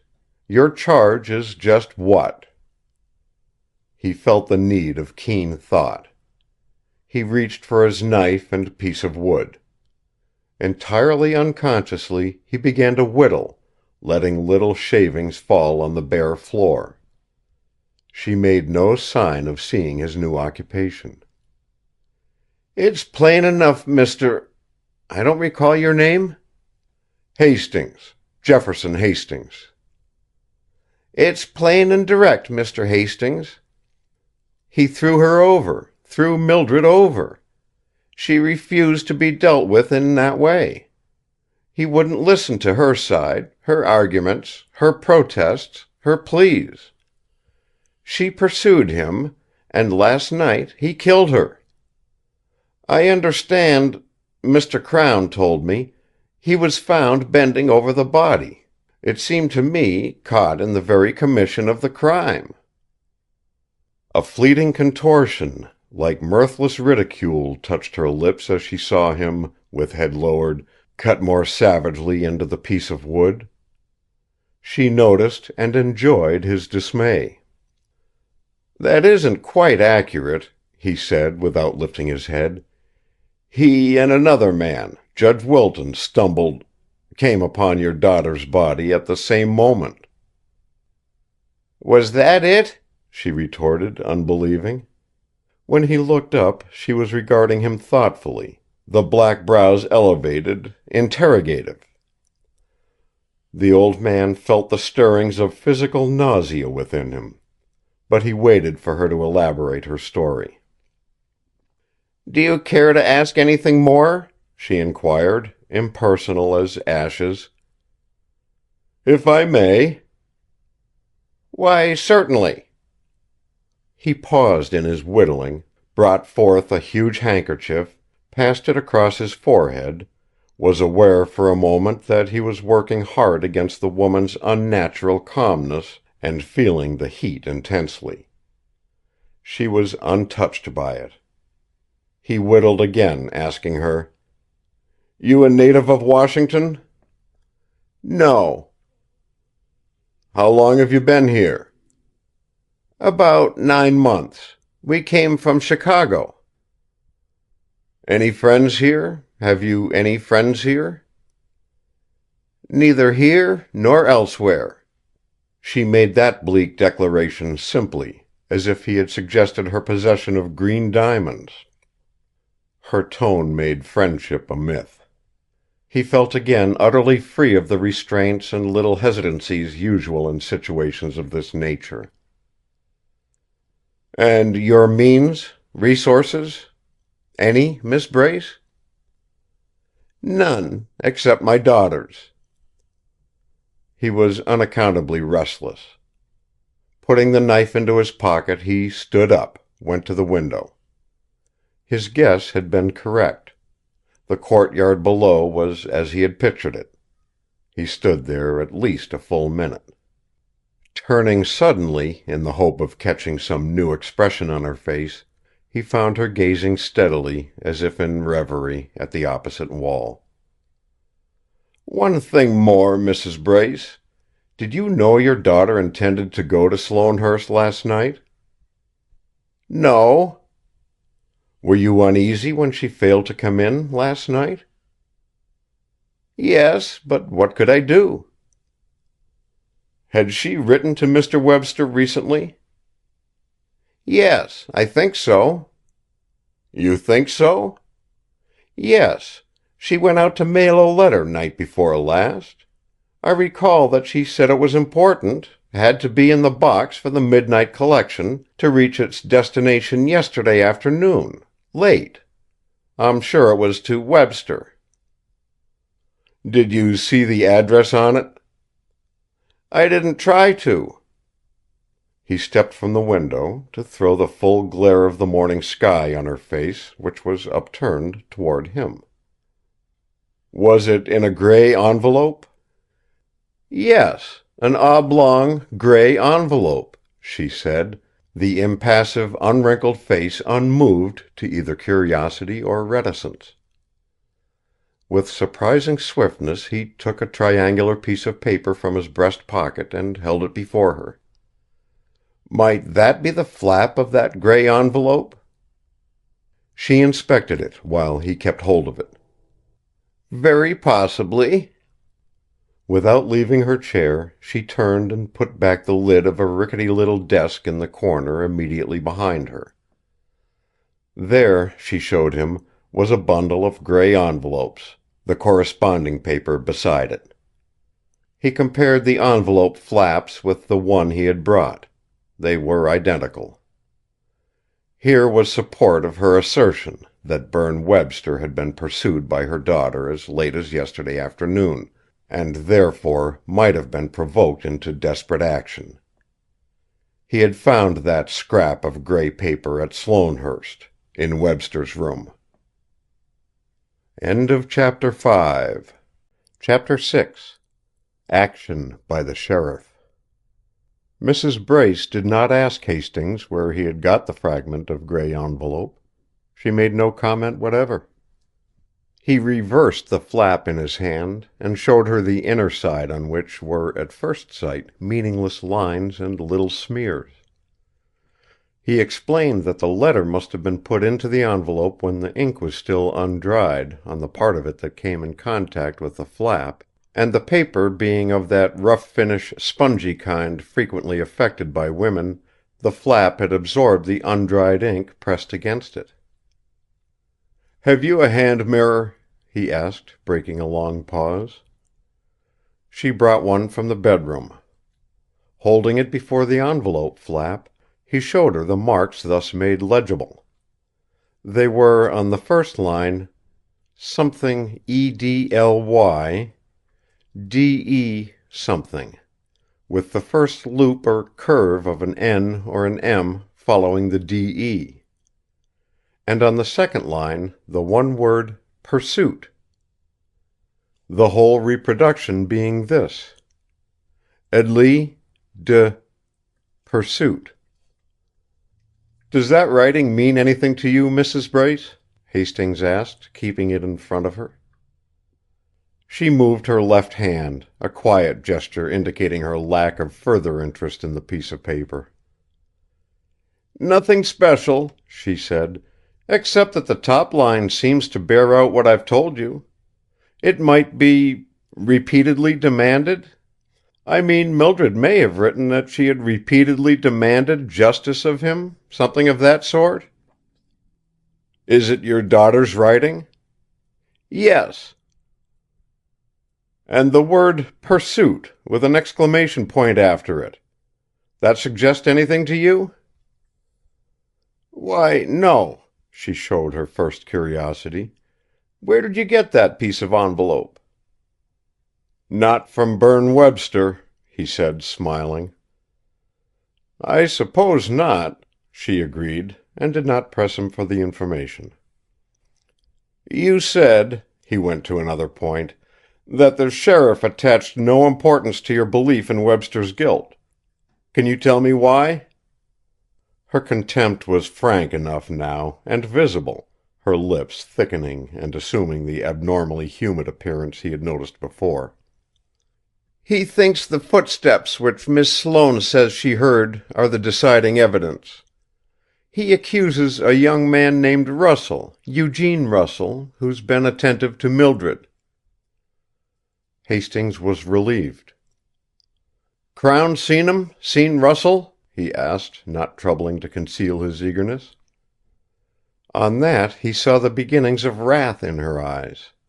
The black eyebrows went upward, the thin nostrils expanded, the lips set to a line no thicker than the edge of a knife. "You two will—" She broke off, checked by the ringing of the wall telephone in the entrance hall.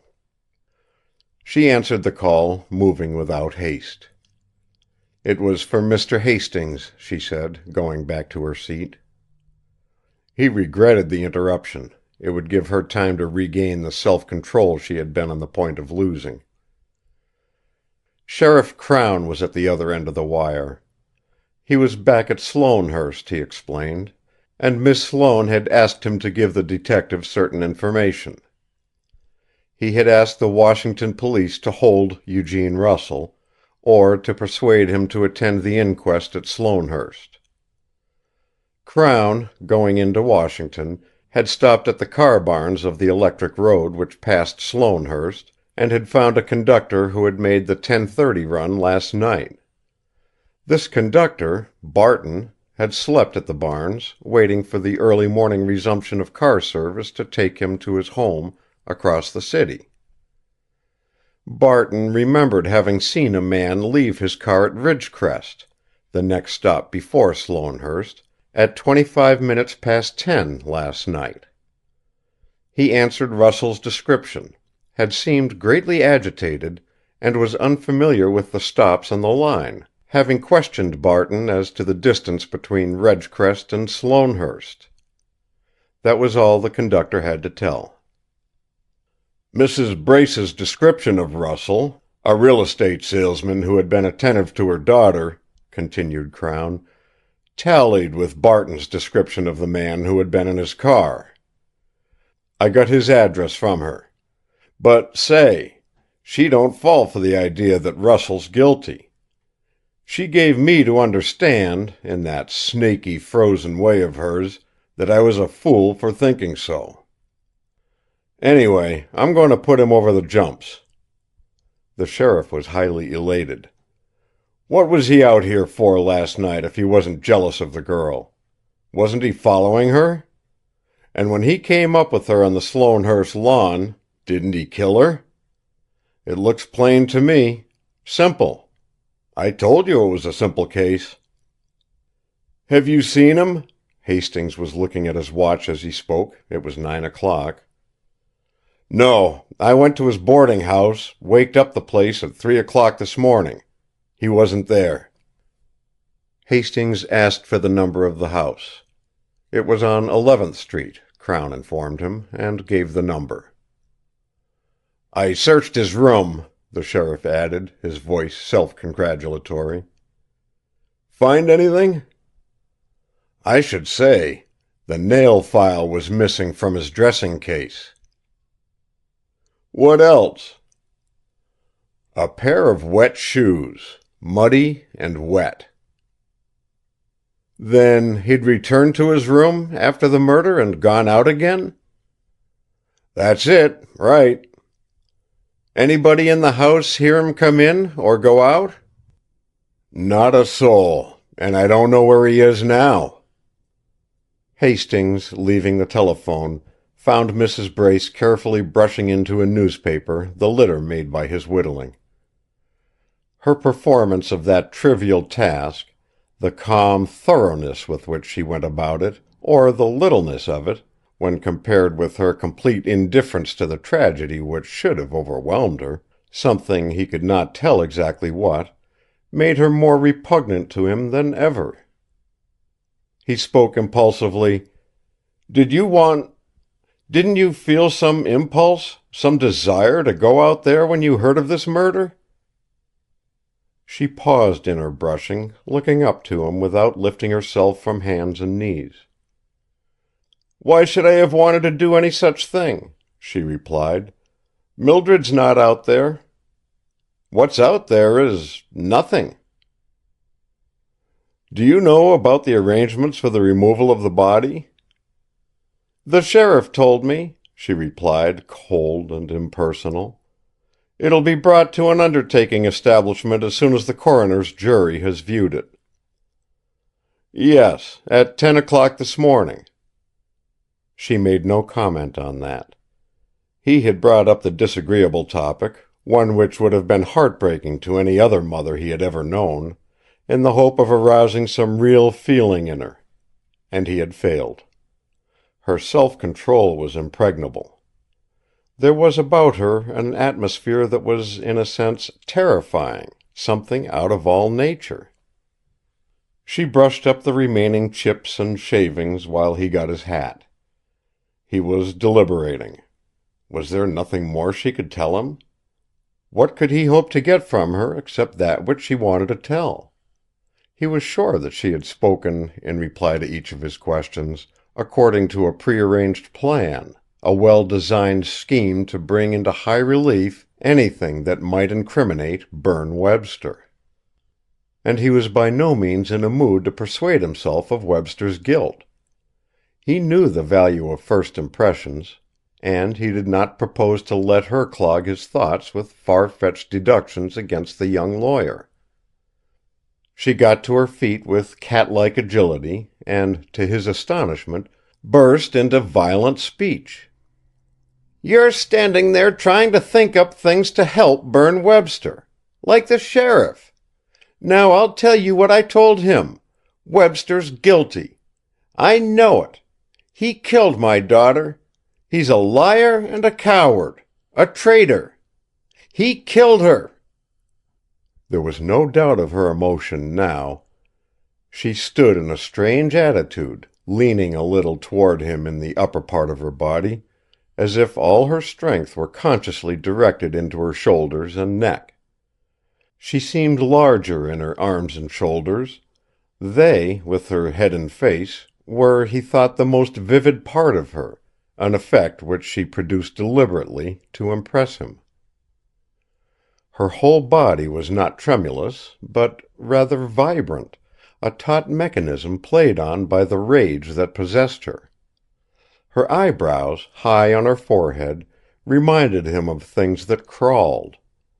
Her eyes, brilliant like clear ice with sunshine on it, were darting, furtive, always in motion. She did not look him squarely in the eye, but her eyes selected and bored into every part of his face. Her glance played on his countenance. He could easily have imagined that it burned him physically in many places. All this talk about Gene Russell's being guilty is stuff. Bosh, she continued. Gene wouldn't hurt anybody. He couldn't. Wait until you see him. Her lips curled momentarily to their thickened, wet sneer. There's nothing to him. Nothing. Mildred hated him. He bored her to death. Even I laughed at him. And this sheriff talks about the boys having killed her. Suddenly she partially controlled her fury. He saw her eyes contract to the gleam of a new idea. She was silent a moment, while her vibrant, tense body swayed in front of him almost imperceptibly. When she spoke again, it was in her flat, constrained tone. He was impressed anew with her capacity for making her feelings subordinate to her intelligence. "She's a dangerous woman," he thought again. "You're working for Webster?" Her inquiry came after so slight a pause, and it was put to him in a manner so different from the unrestraint of her denunciation of Webster, that he felt as he would have done if he had been dealing with two women. "I've told you already," he said, "my only interest is in finding the real murderer. In that sense, I'm working for Webster, if he's innocent." "But didn't he hire you?" "No." Seeing that he told the truth, she indulged herself in rage again. It was just that, Hastings thought. She took an actual keen pleasure in giving vent to the anger that was in her. Relieved of the necessity of censoring her words and thoughts closely, she could say what she wanted to say. "He's guilty, and I'll prove it," she defied the detective's disbelief. "I'll help to prove it. Guilty? I tell you he is. Guilty as hell." He made an abrupt departure, her shrill hatred ringing in his ears when he reached the street. He found it hard, too, to get her out of his eyes, even now.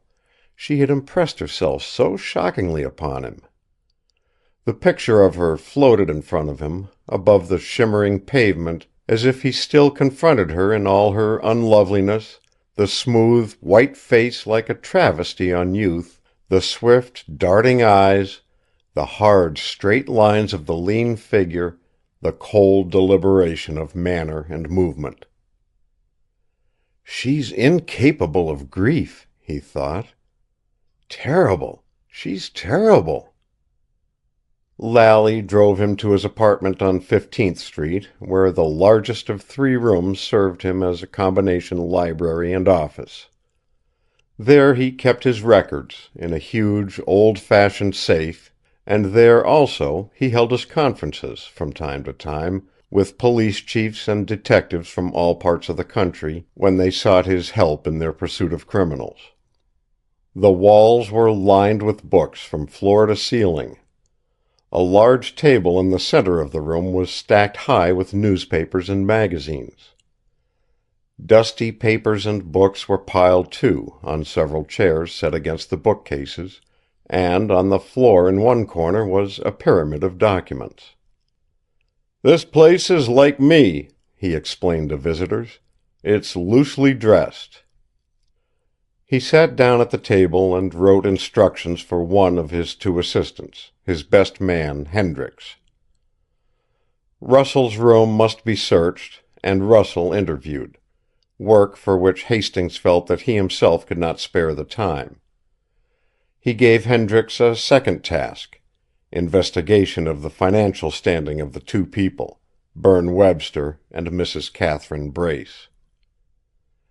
He noted, with his customary kindness, in his memorandum to Hendricks, "Sunday's a bad day for this sort of work, but do the best you can.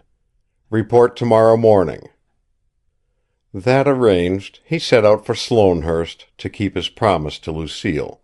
He would be there for the inquest. On the way, he reviewed matters. "Somehow I got the idea that the Brace woman knew Russell hadn't killed her daughter. Funny, that is. How could she have known that? How can she know it now? She's got the pivotal fact in this case. I felt it. I'm willing to bet she persuaded her daughter to pursue Webster, and things have gone bust, didn't come out as she thought they would.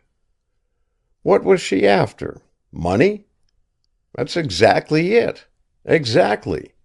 Her daughter could hold up Webster, and Webster could hold up the Sloanes after his marriage." He whistled softly. If she can prove that Webster should have married her daughter, that he's in need of anything like $65,000, where does he get off? He gets off safely if the Brace woman ever sees fit to tell what? I couldn't guess if my whittling hand depended on it. He grimaced his repugnance. What a woman! A mania for wickedness. Evil from head to foot, thoroughly. She wouldn't stick at murder if she thought it safe. She'd do anything, say anything. Every word she uttered this morning had been rehearsed in her mind, with gestures even. When I beat her, I beat this puzzle, that's sure. That he had to do with the puzzle he had no manner of doubt.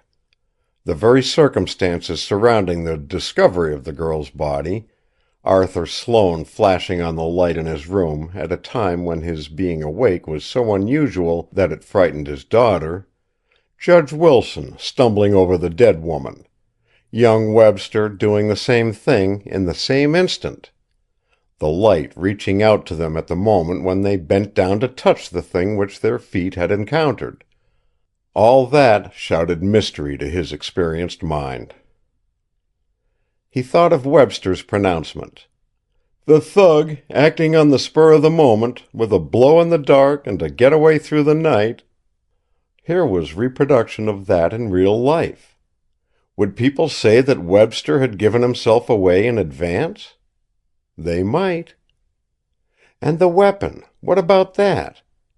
It could have been manufactured in 10 minutes. Crown had said over the wire that Russell's nail file was missing.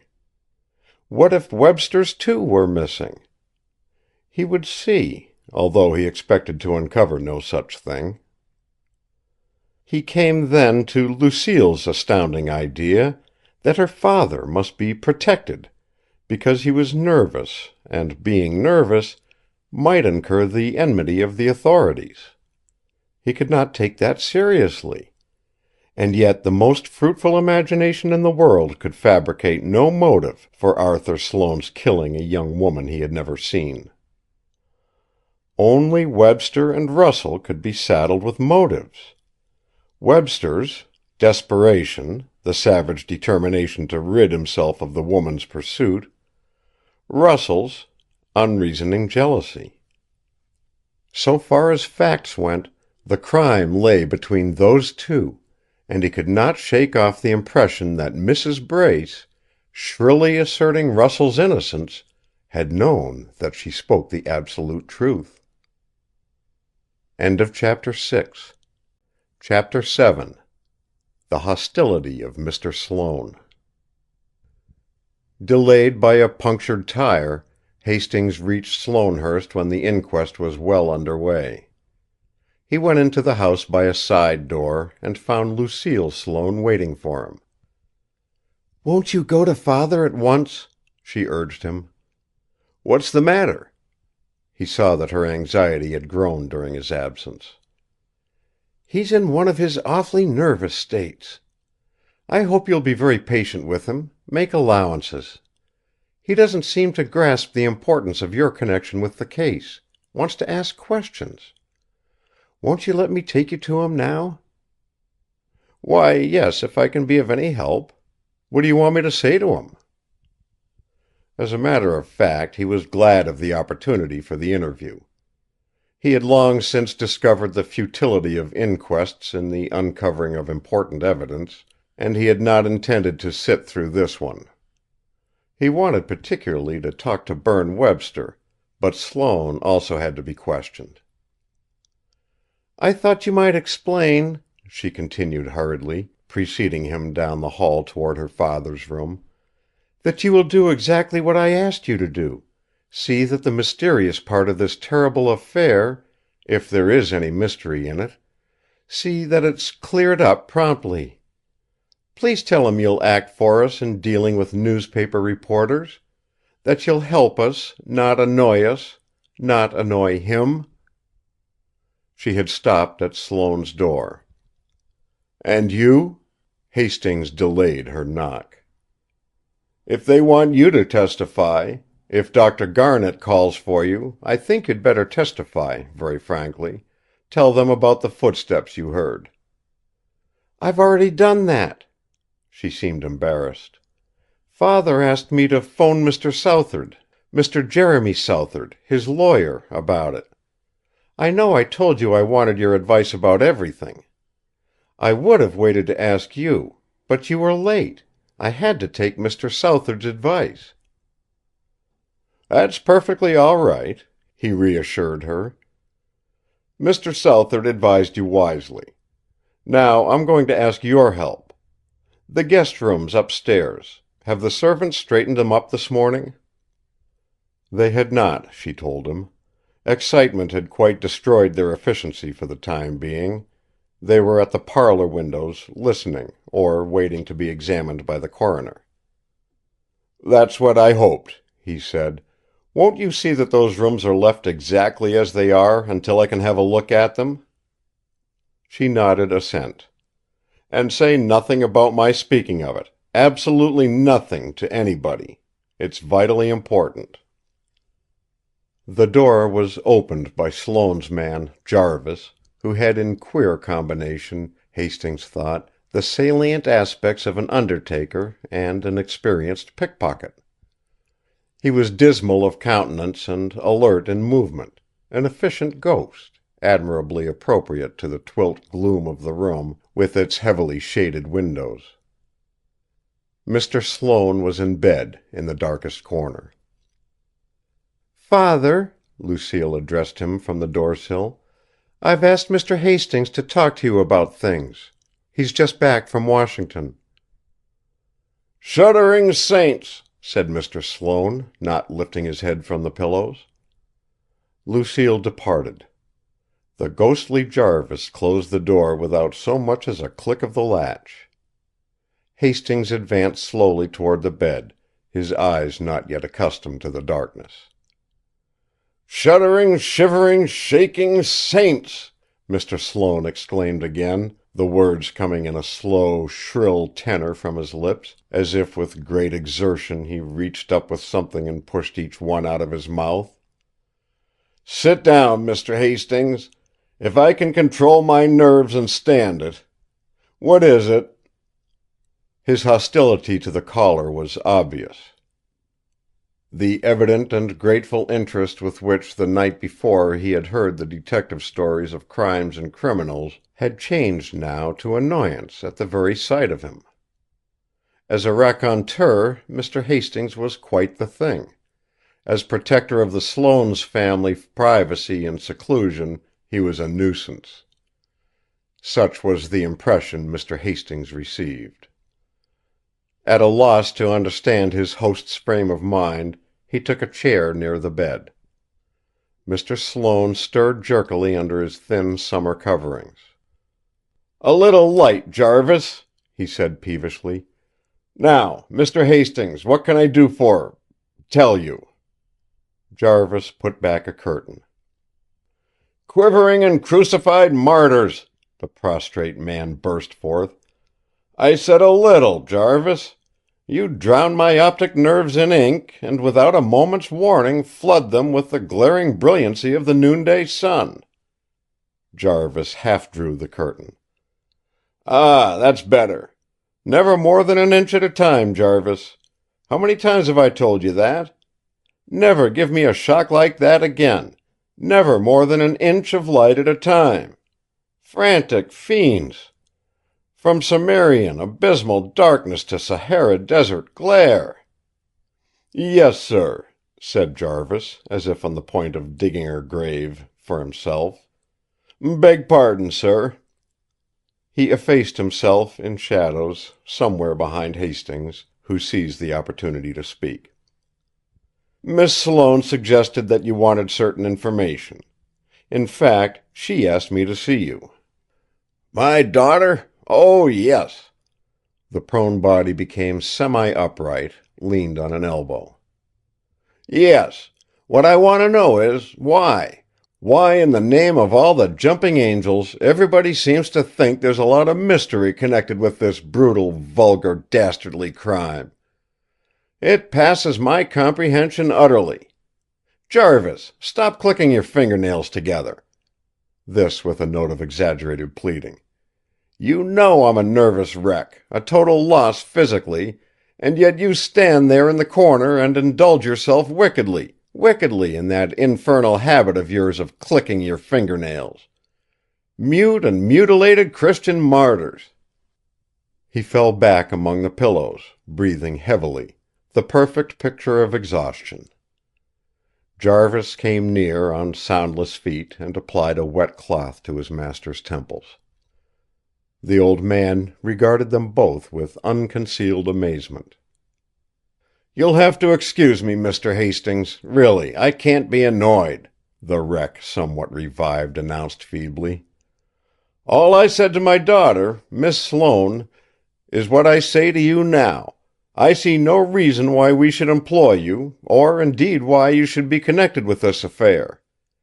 You were my guest here at Sloanehurst. Unfortunately, some ruffian of whom we never heard, whose existence we never suspected— Jarvis, take off this counterpane, you're boiling me, parboiling me. My nerves are seething, simmering, stewing. Athletic devils, have you no discrimination, Jarvis? As I was saying, Mr. Hastings, somebody stabbed somebody else to death on my lawn, unfortunately marring your visit. But that's all. I can't see that we need you. Thank you, nevertheless." The dismissal was unequivocal. Hastings got to his feet, his indignation all the greater through realization that he had been sent for merely to be flouted. And yet this man's daughter had come to him literally with tears in her eyes, had begged him to help her, had said that money was the smallest of considerations. Moreover, he had accepted her employment, had made the definite agreement and promise. Apparently, Sloane was in no condition to act independently, and his daughter had known it, had hoped that he, Hastings, might soothe his silly mind, do away with his objections to assistance which she knew he needed. There was also the fact that Lucille believed her father unaccountably interested, if not implicated, in the crime. He could not get away from that impression. He was sure he had interpreted correctly the girl's anxiety the night before. She was working to save her father from something. And she believed Berne Webster innocent. These were some of the considerations which, flashing through his mind, prevented his giving way to righteous wrath. He most certainly would not allow Arthur Sloane to eliminate him from the situation. He sat down again. The nervous wreck made himself more understandable. "Perhaps, Jarvis," he said, shrinking to one side like a man in sudden pain, "the gentleman can't see how to reach that large door. A little more light, half an inch, not a fraction more." "Don't bother," Hastings told Jarvis. "I'm not going quite yet." "Leaping crime," moaned Mr. Sloane, digging deeper into his pillows. "Frantic imps." "I hope I won't distress you too much," the detective apologized grimly, "if I ask you a few questions. Fact is, I must. I'm investigating the circumstances surrounding what may turn out to be a baffling crime, and irrespective of your personal wishes, Mr. Sloane, I can't let go of it. This is a serious business." The sick man sat up in bed with surprising abruptness. "Serious business! Serious saints! Jarvis, the eau de cologne! You think I don't know it? They make a slaughter-house of my lawn. They make a morgue of my house. They hold a coroner's inquest in my parlor. They're in there now. Live people like ravens. And one dead one. They cheat the undertaker to plague me. They wreck me all over again. They give me a new exhaustion of the nerves. They frighten my daughter to death. Jarvis, the smelling salts. Shattered saints, Jarvis, hurry! Thanks. They rig up lies which Tom Wilton, my old and trusted friend, tells me will incriminate Berne Webster.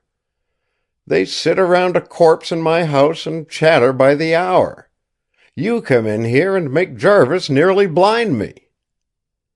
And then, by the holy agile angels, you think you have to persuade me it's a serious business. Never fear, I know it. Jarvis, the bromide, quick. Before I know it, they'll drive me to opiates. Serious business. Shriveled and shrinking saints. Arms clasped around his legs, knees pressed against his chin, Mr. Sloane trembled and shook until Jarvis, more agile than the angels of whom his employer had spoken, gave him the dose of bromides. Still Mr. Hastings did not retire. "I was going to say," he resumed in a tone devoid of compassion, "I couldn't drop this thing now.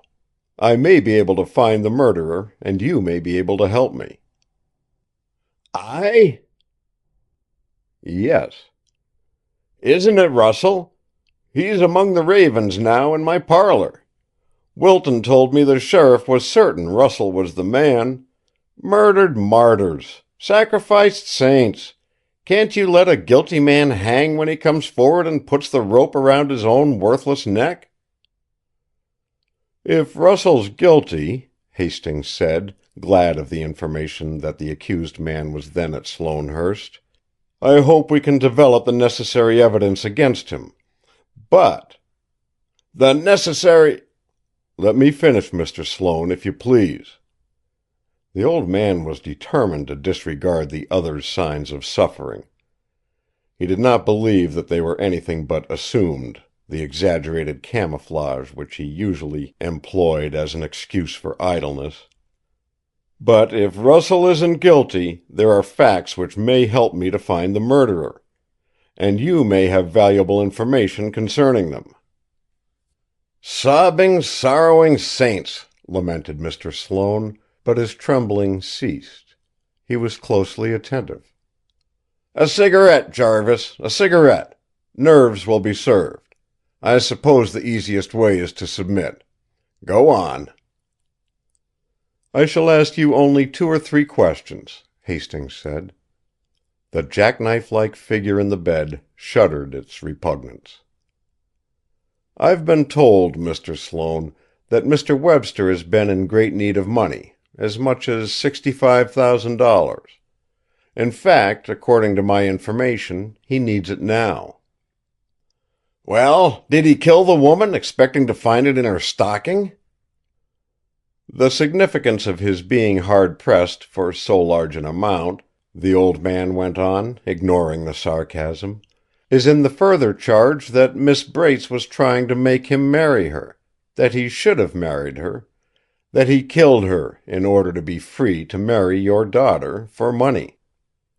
"My daughter for money!" shrilled Sloane, neck elongated, head thrust forward, eyes bulging. "Leaping and whistling cherubim!" For all his outward agitation, he seemed to Hastings in thorough command of his logical faculties.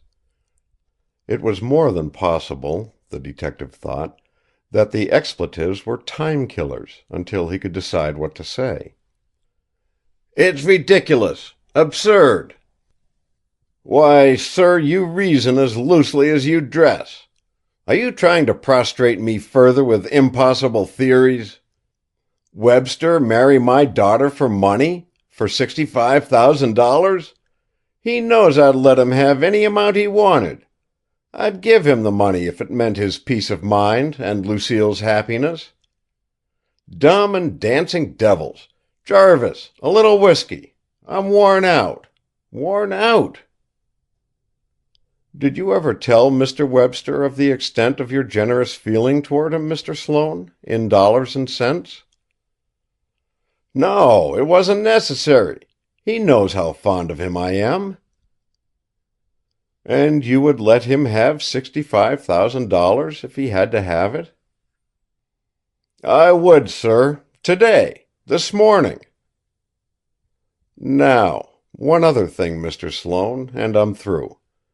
It's barely possible that there was some connection between this murder and a letter which came to Sloanehurst yesterday afternoon. A letter in an oblong gray envelope. Did—" The nervous man went to pieces again, beat with his open palms on the bed covering. "Starved and stoned evangels, Jarvis! Quit bawlin' your feet! You stand there and see me harassed to the point of extinction by a lot of crazy queries, and you indulge yourself in that infernal weakness of yours of balling your feet. Leaping angels! You know how acute my hearing is. You know the noise of your sock against the sole of your shoe when you ball your feet is the most exquisite torture to me. A little whiskey, Jarvis. Quick!" He spoke now in a weak, almost inaudible voice to Hastings. "No, I got no such letter. I saw no such letter." He sank slowly back to a prone posture. "I was going to remind you," the detective continued, "that I brought the 5 o'clock mail in. Getting off the car, I met the rural carrier. He asked me to bring in the mail, saving him the few steps to your box. All there was consisted of a newspaper and one letter. I recall the shape and color of the envelope: oblong, gray. I did not, of course, look at the address. I handed the mail to you when you met me on the porch." Mr. Sloane, raising himself on one elbow to take the restoring drink from Jarvis, looked across the glass at his cross-examiner. "I put the mail in the basket on the hall table," he said in high-keyed endeavor to express withering contempt. "If it had been for me, Jarvis would have brought it to me later. I seldom carry my reading glasses about the house with me."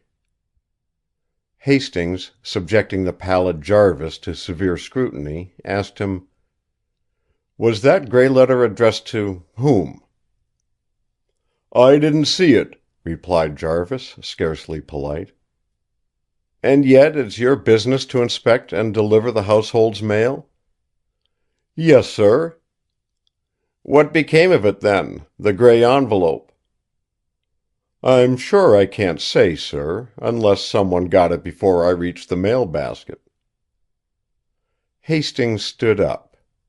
Interrogation of both master and man had given him nothing save the inescapable conviction that both of them resented his questioning and would do nothing to help him. The reason for this opposition he could not grasp, but it was a fact, challenging his analysis. Arthur Sloane rejected his proffered help in the pursuit of the man who had brought murder to the doors of Sloanehurst. Why?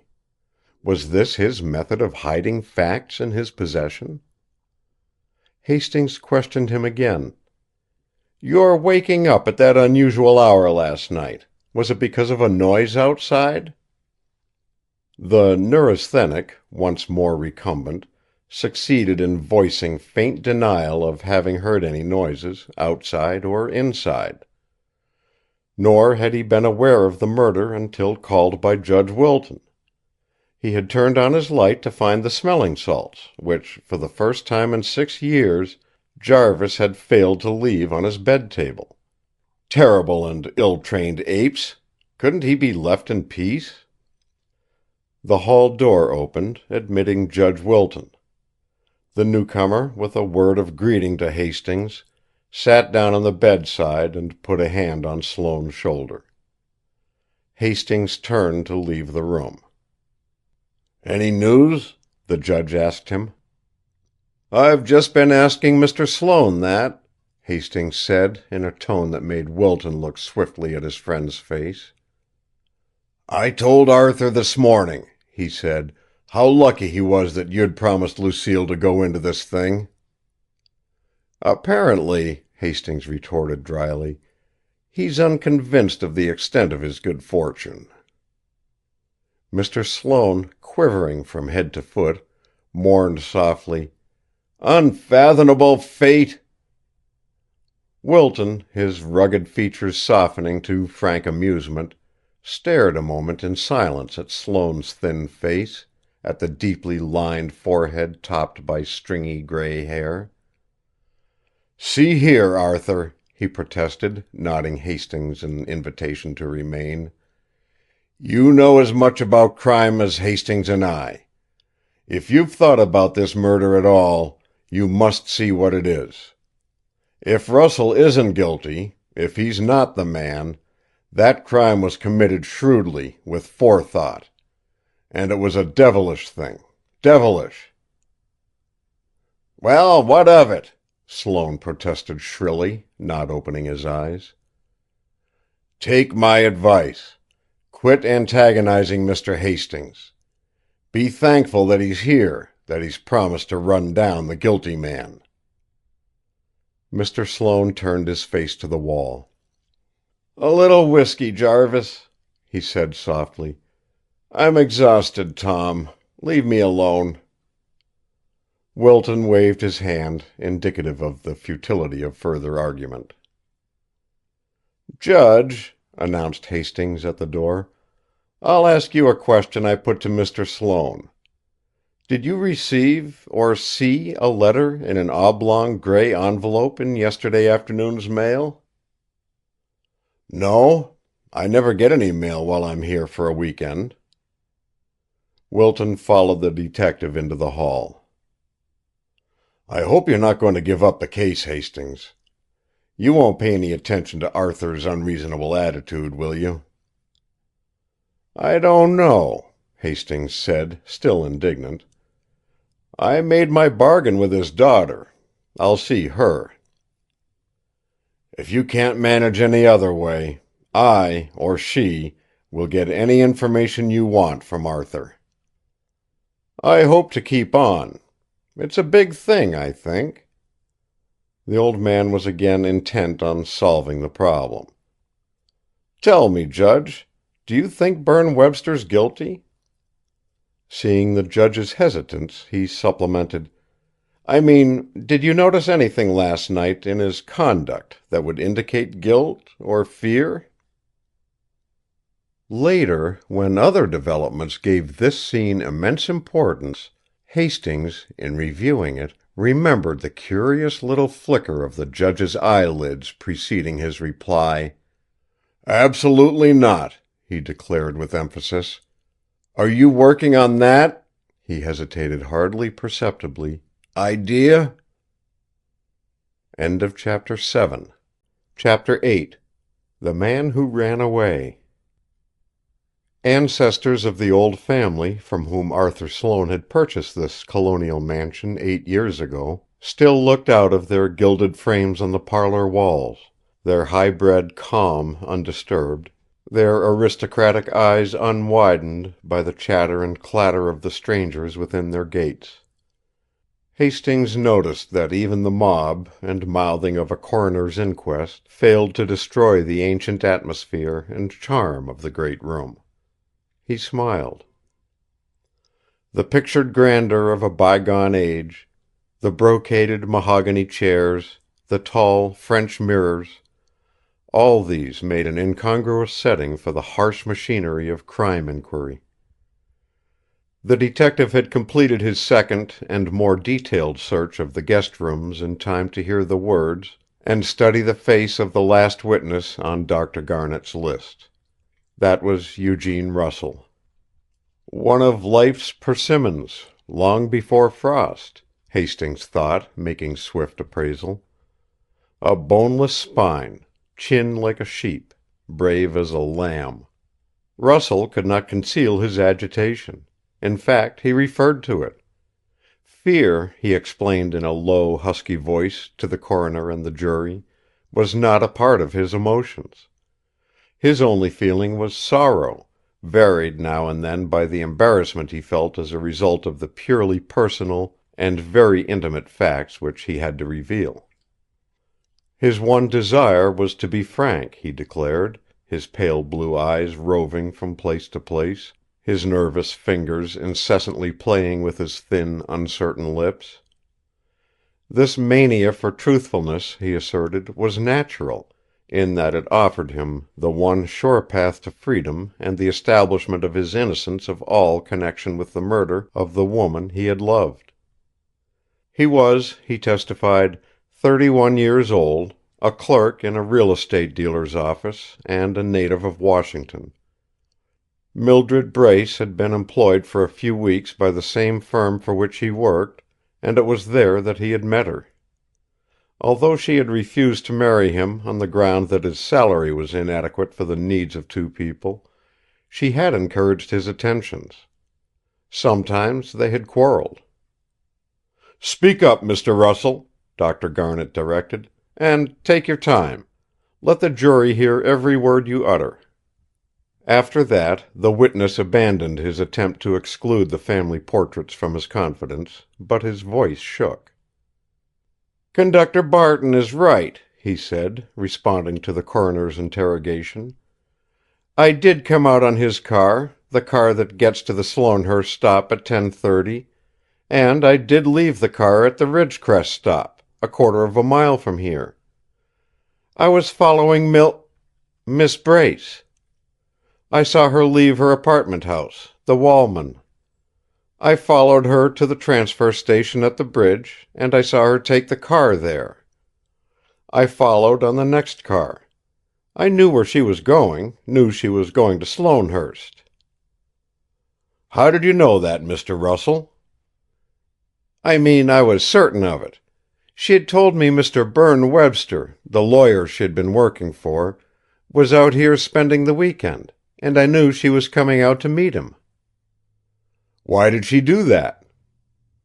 Mr. Russell displayed pathetic embarrassment and confusion before he answered that. He plucked at his lower lip with spasmodic fingers. His eyes were downcast. He attempted a self-deprecatory smile which ended in an unpleasant grimace. "She wouldn't say, but it was because she was in love with him." "And you were jealous of Mr. Webster?"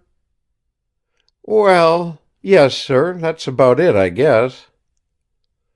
"Did Miss Brace tell you she was coming to Sloanehurst?" "No, sir, I suspected it." "And watched her movements?" "Yes, sir." "And followed her?" "Yes." "Why did you think she was in love with Mr. Webster, Mr. Russell? And please give us a direct answer. You can understand the importance of what you're about to say." "I do. I thought so because she had told me that he was in love with her, and because of her grief and anger when he dismissed her from his office. And she did everything to make me think so, except declaring it outright. She did that because she knew I hated to think she was in love with him." "All right, Mr. Russell. Now tell us what happened during your shadowing Miss Brace the night she was killed." "I got off the car at Ridgecrest and walked toward Sloanehurst. It was raining then, pretty hard. I thought she had made an appointment to meet Mr. Webster somewhere in the grounds here.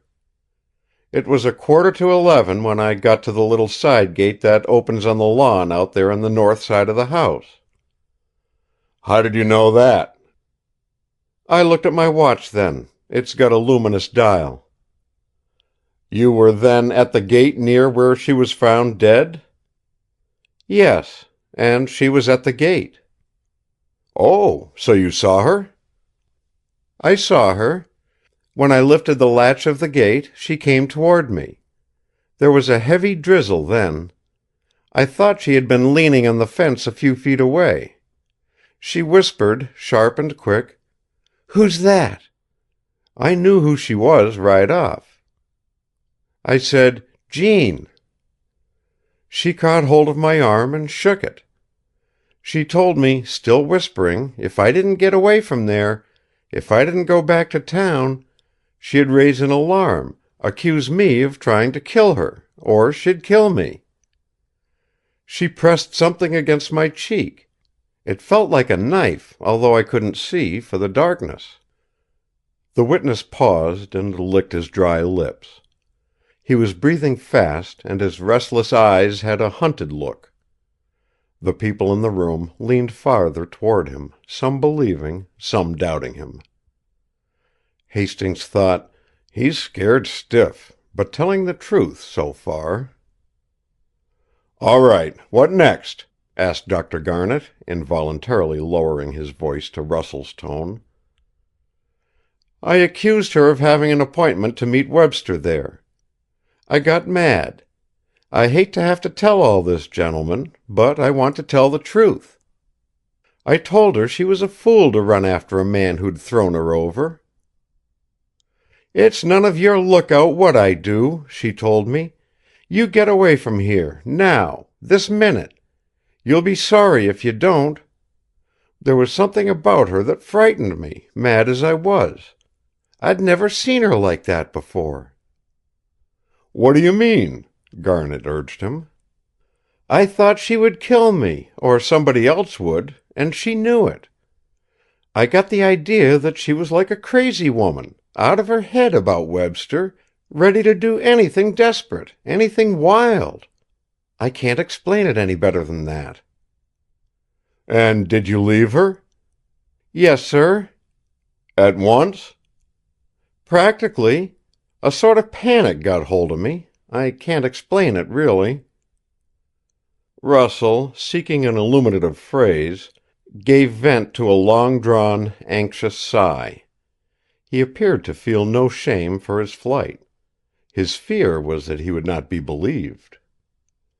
"Just as she told me a second time to leave her, I thought I heard somebody coming toward us, a slushy, dull sound, like heavy footsteps on the wet grass. Mildred's manner, her voice, had already scared me. When I heard those footsteps, I turned and ran. My heart was in my mouth. I ran out to the road and back toward Washington. I ran as fast as I could. Twice I fell on my hands and knees. I can't tell you exactly how it was, why it was. I just knew something terrible would happen if I stayed there. I never had a feeling like that before. I was more afraid of her than I was of the man coming toward us." Members of the jury pushed back their chairs, were audible with subdued exclamations and long breaths, relieved of the nervous tension to which Russell's story of the encounter at the gate had lifted them. They were, however, prejudiced against him, a fact which he grasped. One of them asked him, "Can you tell us why you followed her out there?" "Why?"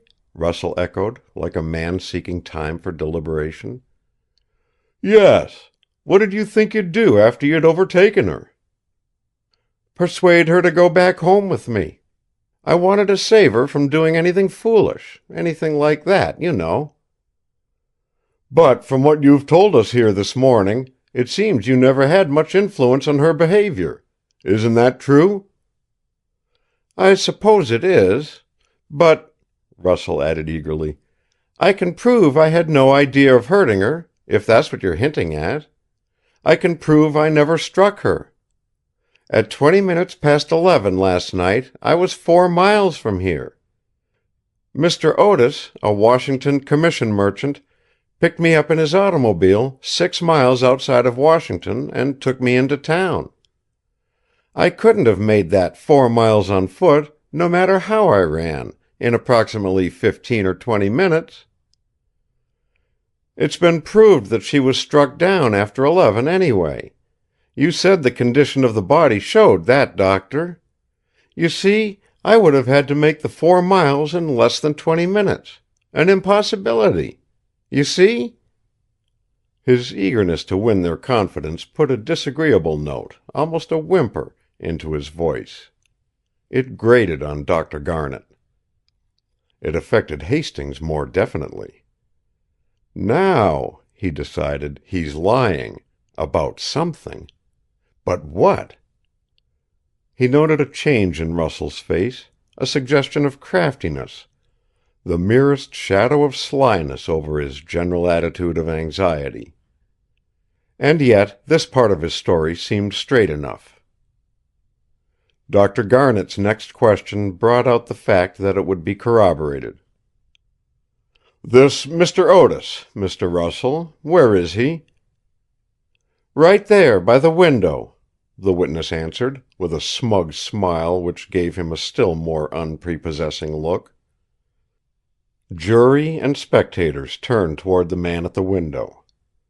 They saw a clean-shaven, alert-looking person of middle age, who nodded slightly in Russell's direction as if endorsing his testimony.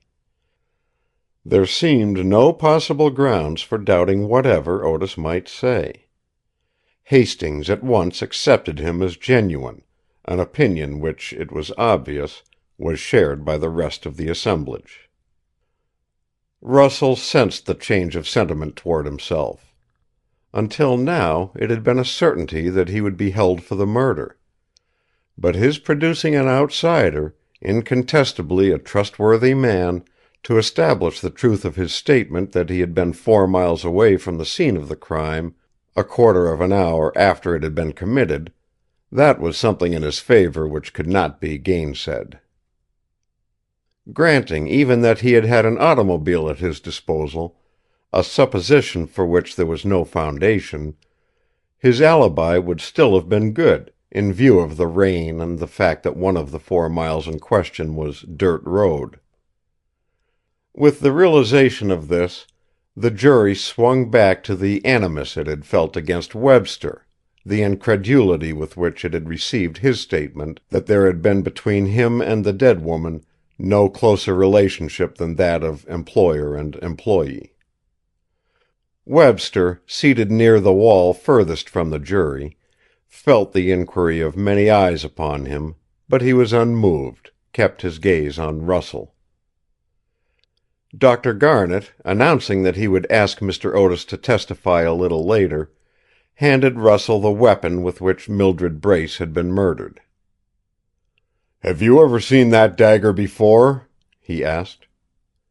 Russell said he had not. Reminded that Sheriff Crown had testified to searching the witness's room, and had discovered that a nail file was missing from his dressing case, a file which, judging by other articles in the case, must have been the same size as the one used in making the amateur dagger, Russell declared that his file had been lost for 3 years. He had left it in a hotel room on the only trip he had ever taken to New York. He gave way to Mr. Otis, who described himself as a commission merchant of Washington.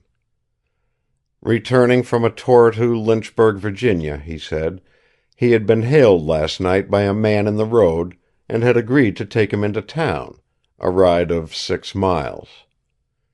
Reaching Washington shortly before midnight, he had dropped his passenger at 11th and F Streets. "Who was this passenger?" inquired Garnet. "He told me," said Otis, "his name was Eugene Russell. I gave him my name. That explains how he was able to find me this morning. When he told me how he was situated, I agreed to come over here and give you gentlemen the facts."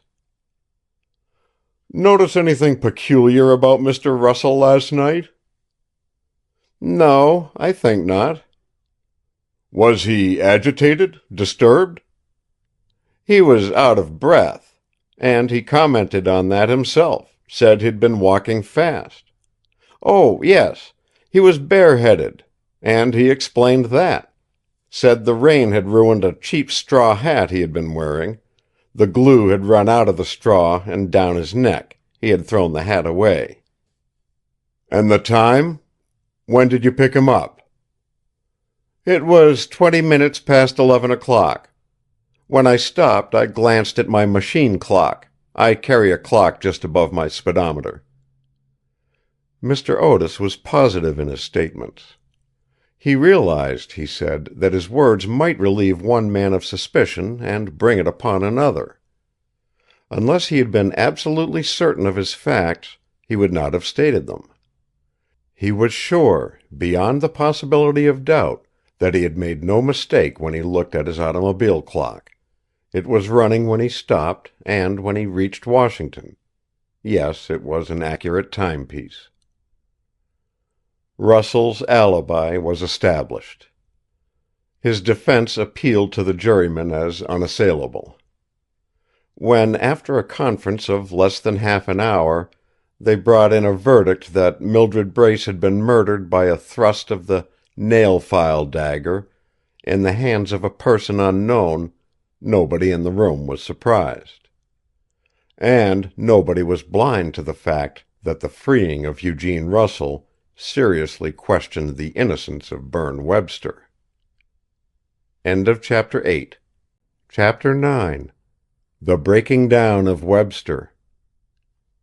Hastings, sprawling comfortably in a low chair by the south window in the music room, stopped his whittling when Berne Webster came in with Judge Wilton.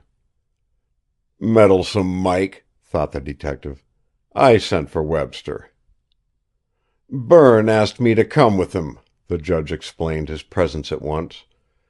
"We've talked things over. He thought I might help him bring out every detail, jog his memory if necessary." Hastings did not protest the arrangement. He saw, almost immediately, that Webster had come with no intention of giving him hearty cooperation. The motive for this lack of frankness he could not determine. It was enough that he felt the younger man's veiled antagonism, and appreciated the fact that Wilton accompanied him in the role of protector. "If I'm to get anything worth while out of this talk," he decided, "I've got to mix up my delivery, shuffle the cards, spring first one thing and then another at him, bewilder him." He proceeded with that definite design. At an opportune time he would guide the narrative, take it out of Webster's hands, and find out what he wanted to know, not merely what the young lawyer wanted to tell.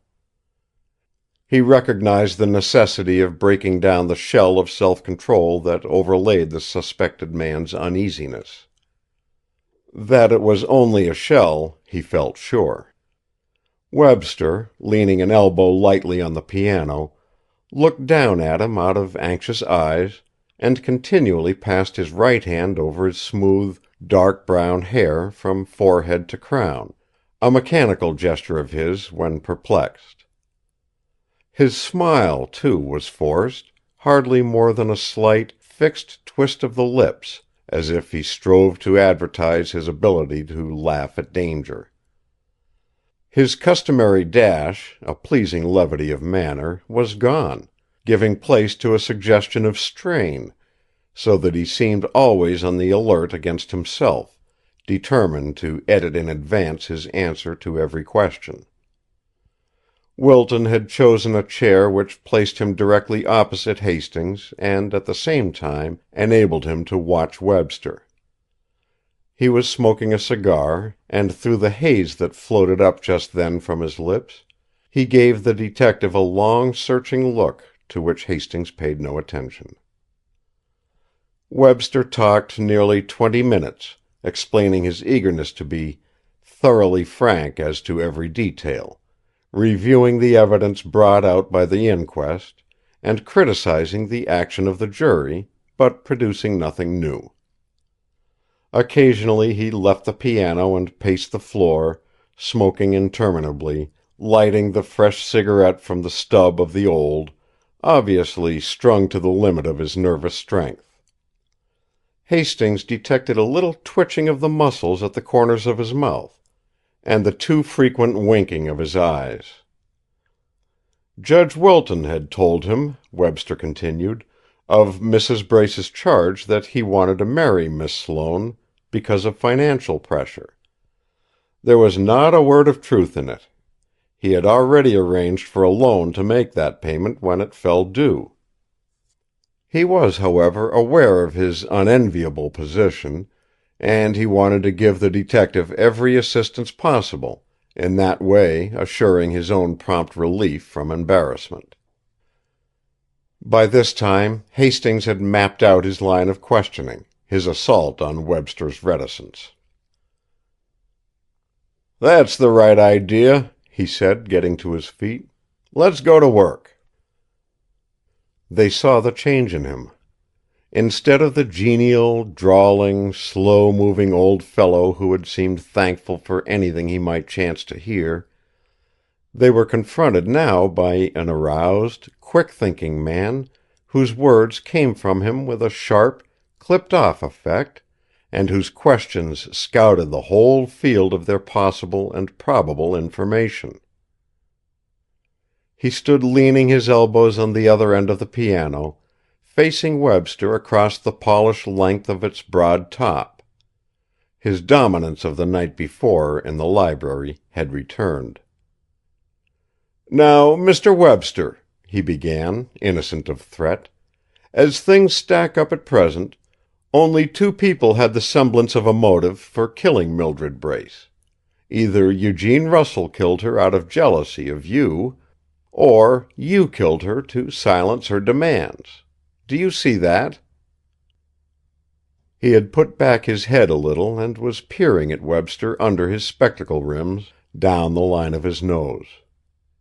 He saw how the other fought down the impulse to deny, hesitating before answering, with a laugh on a high note, like derision.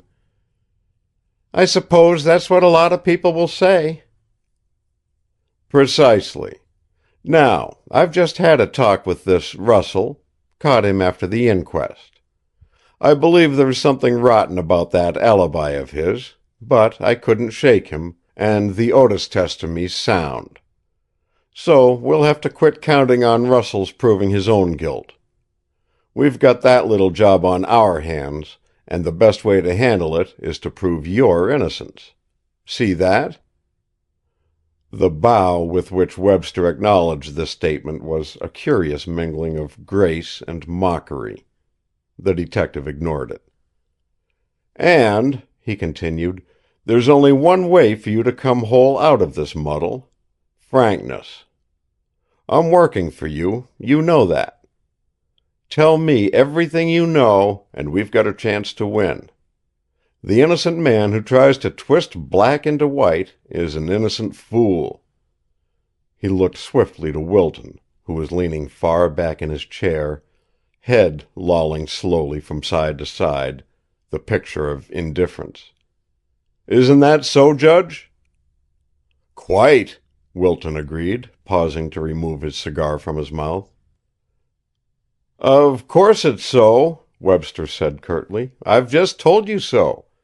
That's why I've decided, the judge and I have talked it over, to give you something in confidence." "One moment," Hastings warned him. "Maybe I won't take it in confidence, if it's something incriminating you." "Yes, you've phrased that unfortunately, Berne," the judge put in, tilting his head on the chair back to meet the detective's look. Webster was nonplussed. Apparently his surprise came from the judge's remark rather than from the detective's refusal to assume the role of confidant.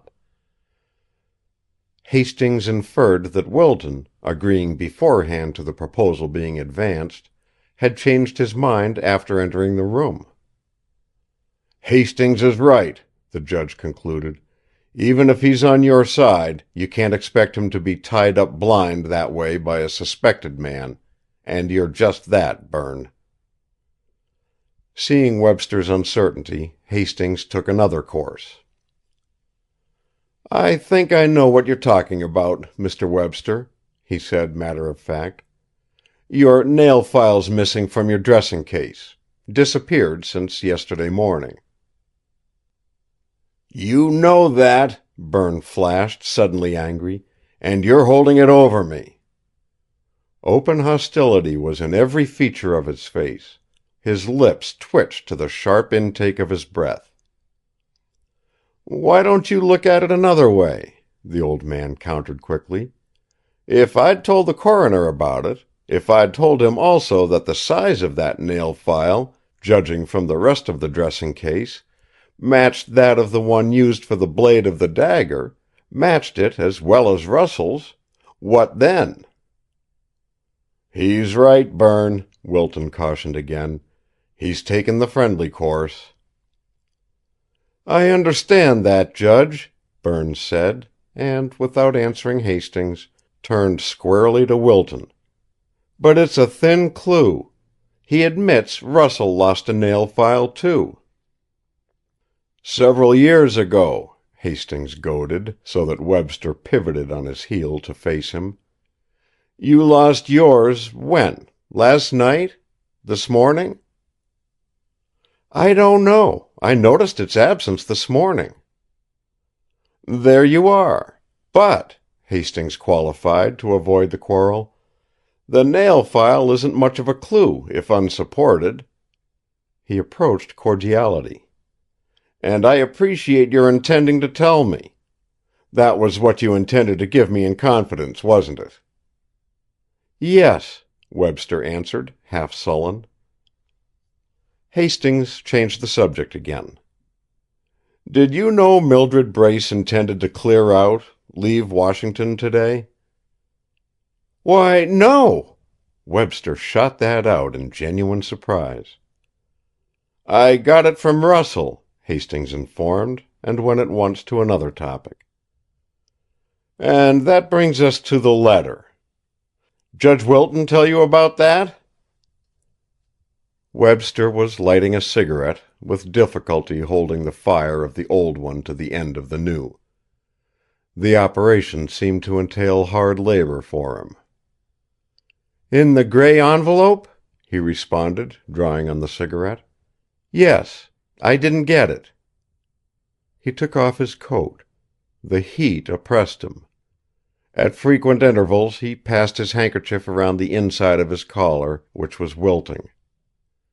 Now, more than ever, he gave the impression of exaggerated watchfulness, as if he attempted prevision of the detective's questions. "Nobody got it, so far as I can learn," Hastings said, a note of sternness breaking through the surface of his tone. "It vanished into thin air. That's the most mysterious thing about this mysterious murder." He, in his turn, began pacing the floor, a short distance to and fro in front of Judge Wilton's chair, his hands behind him, flopping the baggy tail of his coat from side to side. "You doubtless see the gravity of the facts. That letter was mailed to Sloanehurst. Russell has just told me so. She waved it in his face, to taunt him about you, before she dropped it into the mailbox. He swears—" Hastings stopped, at the far end of his pacing, and looked hard at Webster. "It was addressed to you." Webster, again with his queer, high-pitched laugh, like derision, threw back his head and took 2 long strides toward the center of the room. There he stood a moment, hands in his pockets, while he stared at the toe of his right shoe, which he was carefully adjusting to a crack in the flooring. Judge Wilton made his chair crackle as he moved to look at Webster. It was the weight of the detective's gaze, however, that drew the lawyer's attention. When he looked up, his eyes were half closed, as if the light had suddenly become painful to them. "That would be Russell's game, wouldn't it?" he retorted, at last. "Mrs. Brace told me the same thing," Hastings said quietly, flashing a look at Wilton and back to the other. "Damn her!" Webster broke forth with such vehemence that Wilton stared at him in amazement. "Damn her! And that's the first time I ever said that of a woman. It's as I suspected, as I expected. She's begun some sort of a crooked game." He trembled like a man with a chill. Hastings gave him no time to recover himself. "You know Mrs. Brace, then? Know her well?" he pressed. "Well enough," Webster retorted with hot repugnance. "Well enough, although I never had but one conversation with her, if you may call that bedlam wildness a conversation. She came to my office the second day after I'd dismissed her daughter. She made a scene. She charged me with ruining her daughter's life, threatened suit for breach of promise. She said she'd get even with me if it took her the rest of her life. I don't as a rule pay much attention to violent women, Mr. Hastings, but there was something about her that affected me strongly. She's implacable, and like stone, not like a woman. You saw her. Understand what I mean?" "Perfectly," agreed Hastings. There flashed across his mind a picture of that incomprehensible woman's face, the black line of her eyebrows lifted halfway to her hair, the abnormal wetness of her lips thickened by a sneer. "If she's been after this man for 2 weeks," he thought, "I can understand his trembles." But he hurried the inquiry. "So you think she lied about that letter?" "Of course!" Webster laughed on a high note. "Next, I suppose she'll produce the letter." "She can't very well do that." Something in his voice alarmed the suspected man. "What do you mean?" he asked. Hastings smiled. "What do you mean?" Webster asked again, his voice lowered, and came a step nearer to the detective. Hastings took a piece of paper from his pocket. "Here's the flap of the gray envelope," he said, as if that was all the information he meant to impart. Webster urged him, with eyes and voice. "Well?" "And on the back of it is some of Mildred Brace's handwriting." The old man examined the piece of paper with every show of absorption. He could hear Webster's hurried breathing, and the gulp when he swallowed the lump in his throat. The scene had got hold of Wilton also. Leaning forward in his chair, his lips half parted, the thumb and forefinger of his right hand mechanically fubbing out his cigar so that a little stream of fire trickled to the floor, he gazed unwinking at the envelope flap. Webster went a step nearer to Hastings and stood, passing his hand across the top of his head and staring again out of his half-closed eyes, as if the light had hurt them. "And," the old man said, regarding Webster keenly, but keeping any hint of accusation out of his voice, "I found it last night in the fireplace, behind the screen, in your room upstairs." He paused, looking toward the door, his attention caught by a noise in the hall. Webster laughed, on the high derisive note. He was noticeably pale. "Come, man," Judge Wilton said, harsh and imperious. "Can't you see the boy's suffering? What's written on it?" "What difference does it make? The writing?" Webster objected, with a movement of his shoulders that looked like a great effort to pull himself together. "If there's any at all, it's faked. Faked! That's what it is. People don't write on the inside of envelope flaps." His face did not express the assurance he tried to put into his voice.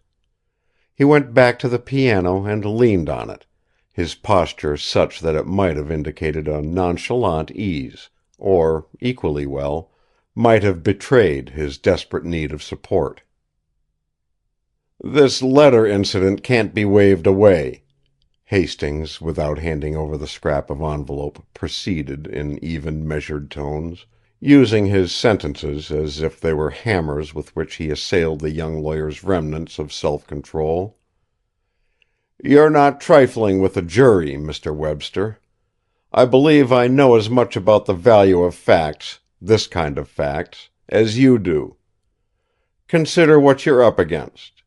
You—" Webster put up a hand in protest, the fingers so unsteady that they dropped the cigarette which he had been on the point of lighting. "Just a moment," the old man commanded him. "This Mildred Brace claimed she had suffered injury at your hands.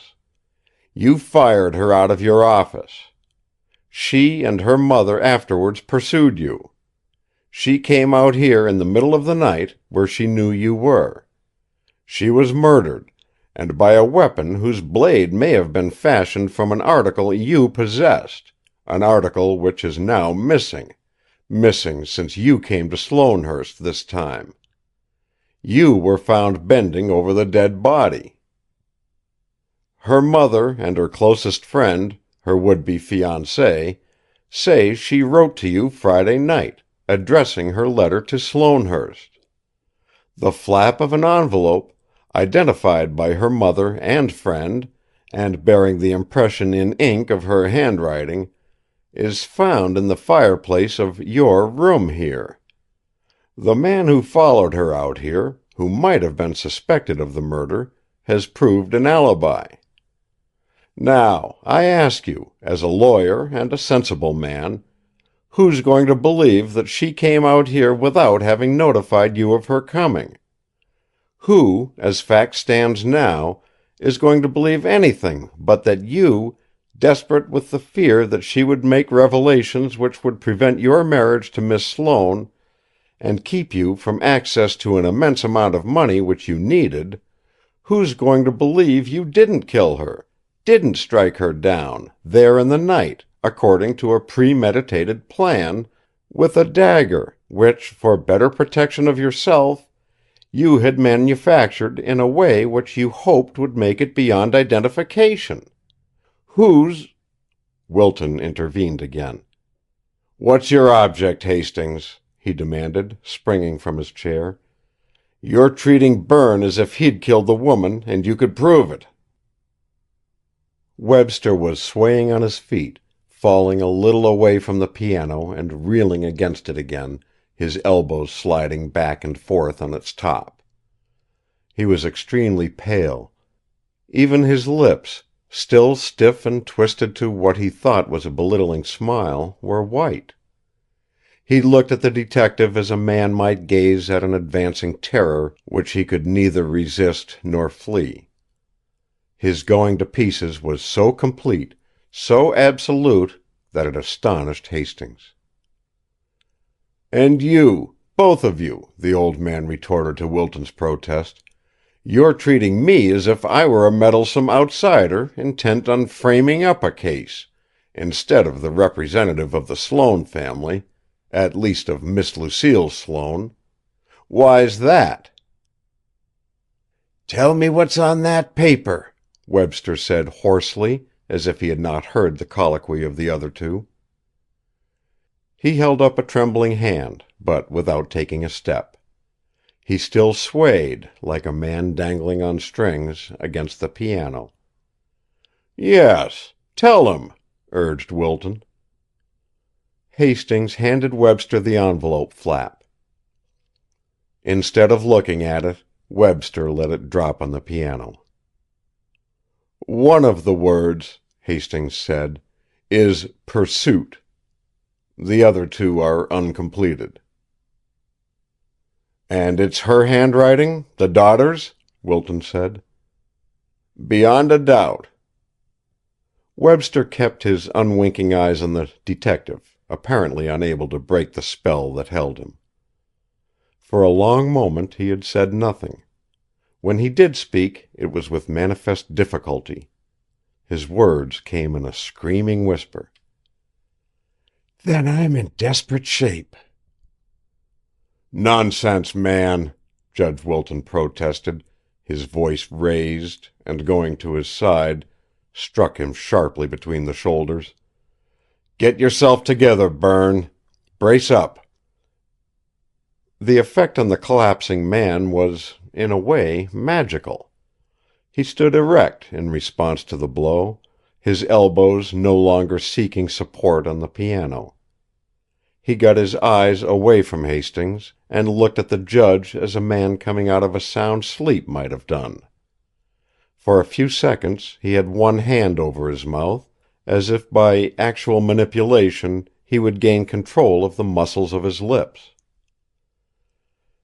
"I feel better," he said at last, dropping the hand from before his face and squaring his shoulders. "I don't know what hit me. If I'd, you know," he hesitated, frowning, "if I'd killed the woman, I could have acted the coward more thoroughly." Hastings went through with what he wanted to say. "About that letter, Mr. Webster. Have you any idea, can you advance any theory, as to how that piece of the envelope got into your room?" Webster was passing his hand across his hair now, and breathing in a deep, gusty fashion. "Not the faintest," he replied hoarsely. "That's all, then, gentlemen," Hastings said, so abruptly that both of them started. "We don't seem to have gone very far ahead with this business. We won't, until you, particularly you, Webster, tell me what you know. It's your own affair—" "My dear sir," Judge Wilton began. "Let me finish," Hastings spoke indignantly. "I'm no fool. I know when I'm trifled with. Understand me. I don't say you got that letter, Mr. Webster. I don't say you ever saw it. I don't know the truth of it, yet. I do say you've deliberately refused to respond to my requests for cooperation. I do say you'd prefer to have me out of this case altogether. I know it, although I'm not clear as to your motives, or yours, Judge. You were anxious enough, you said when we talked at Sloane's door, for me to go on with it. If you're still of that opinion, I advise you to advise your friend here to be more outspoken with me. I'll give you this straight. If I can't be corn, I won't be shucks. But I intend to be corn. I'm going to conduct this investigation as I see fit. I won't be turned aside. I won't play second to your lead." He was fine in his intensity. Astounded by his vehemence, the two men he addressed were silent, meeting his keen and steady scrutiny. He smiled, and as he did so, they were aware, with an emotion like shock, that his whole face mirrored forth a genuine and warm self-satisfaction. The thing was as plain as if he had spoken it aloud. He had gotten out of the interview what he wanted. Their recognition of this fact increased their blankness. "You know my position now," he added, no longer denunciatory. "If you change your minds, that'll be great. I want all the help I can get. And take it from me, young man, you can't afford to throw away any you can get." "Threats?" Webster had shot out the one word with cool insolence before the judge could begin a conciliatory remark. The change in the lawyer's manner was so unpleasant, the insult so palpably deliberate, that Hastings could not mistake the purpose back of it. Webster regarded him out of burning eyes. "No, not threats," Hastings answered him in a voice that was as cold as ice. "I think you understand what I mean. I know too little, and I suspect too much, to drop my search for the murderer of that woman." Judge Wilton tried to placate him. "I don't see what your complaint is, Hastings. We—" A smothered, half-articulate cry from Webster interrupted him. Hastings, first to spring forward, caught the falling man by his arm, breaking the force of the fall. He had clutched the edge of the piano as his legs gave under him. That, and the quickness of the detective, made the fall more like a gentle sliding to the floor. Save for the one gurgling outcry, no word came from him. He was unconscious, his colorless lips again twisted to that poor semblance of smiling defiance which Hastings had noticed at the beginning of the interview. End of Chapter 9. Chapter 10. The Whispered Conference. Dr. Garnet, reaching Sloanehurst half an hour later, found Webster in complete collapse. He declared that for at least several days the sick man must be kept quiet. He could not be moved to his apartment in Washington, nor could he be subjected to questioning about anything. "That is," he explained, "for 3 or 4 days, possibly longer. He's critically ill. But for my knowledge of the terrific shock he sustained as a result of the murder, I'd be inclined to say he'd broken down after a long, steady, nervous strain." I'll have a nurse out to look after him. Miss Sloane has volunteered, but she has troubles of her own." Judge Wilton took the news to Hastings, who was on the front porch, whittling, waiting to see Lucille before returning to Washington. "I think Garnet's right," Wilton added. "I thought, even before last night, Berne acted as if he'd been worn out. And you handled him rather roughly. That sort of questioning, tantalizing, keeping a man on tenterhooks, knocks the mettle out of a high-strung temperament like his. I don't mind telling you it had me pretty well worked up." "I'm sorry it knocked him out," Hastings said. "All I wanted was the facts. He wasn't frank with me." "I came out here to talk about that," Wilton retorted, brusquely. "You're all wrong there, Hastings. The boy's broken all to pieces. He sees clearly, too clearly, the weight of suspicion against him. You've mistaken his panic for hostility toward yourself." The old man was unconvinced, and showed it. "Suspicion doesn't usually knock a man into a cocked hat, unless there's something to base it on," he contended. "All right, I give up," Wilton said with a short laugh. "All I know is, he came to me before we saw you in the music room, and told me he wanted me to be there, to see that he omitted not even a detail of what he knew." Hastings, looking up from the intricate pattern he was carving, challenged the judge. "Has it occurred to you that, if he's not guilty, he might suspect somebody else in this house, might be trying to shield that person?" In the inconsiderable pause that followed, Wilton's lips, parting for an incredulous smile, showed the top of his tongue against his teeth, as if set for pronunciation of the letter S. Hastings, in a mental flash, saw him on the point of exclaiming, "Sloane!" But, if that was in his mind, he put it down, elaborating the smile to a laughing protest. "That's going far afield, isn't it?" Hastings smiled in return. "Maybe so, but it's a possibility, and possibilities have to be dealt with."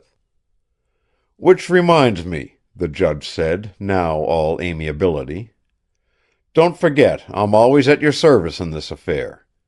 I see now that you might have preferred to question Webster alone, in the music room, but my confidence in his innocence blinded me to the fact that you could regard him as actually guilty.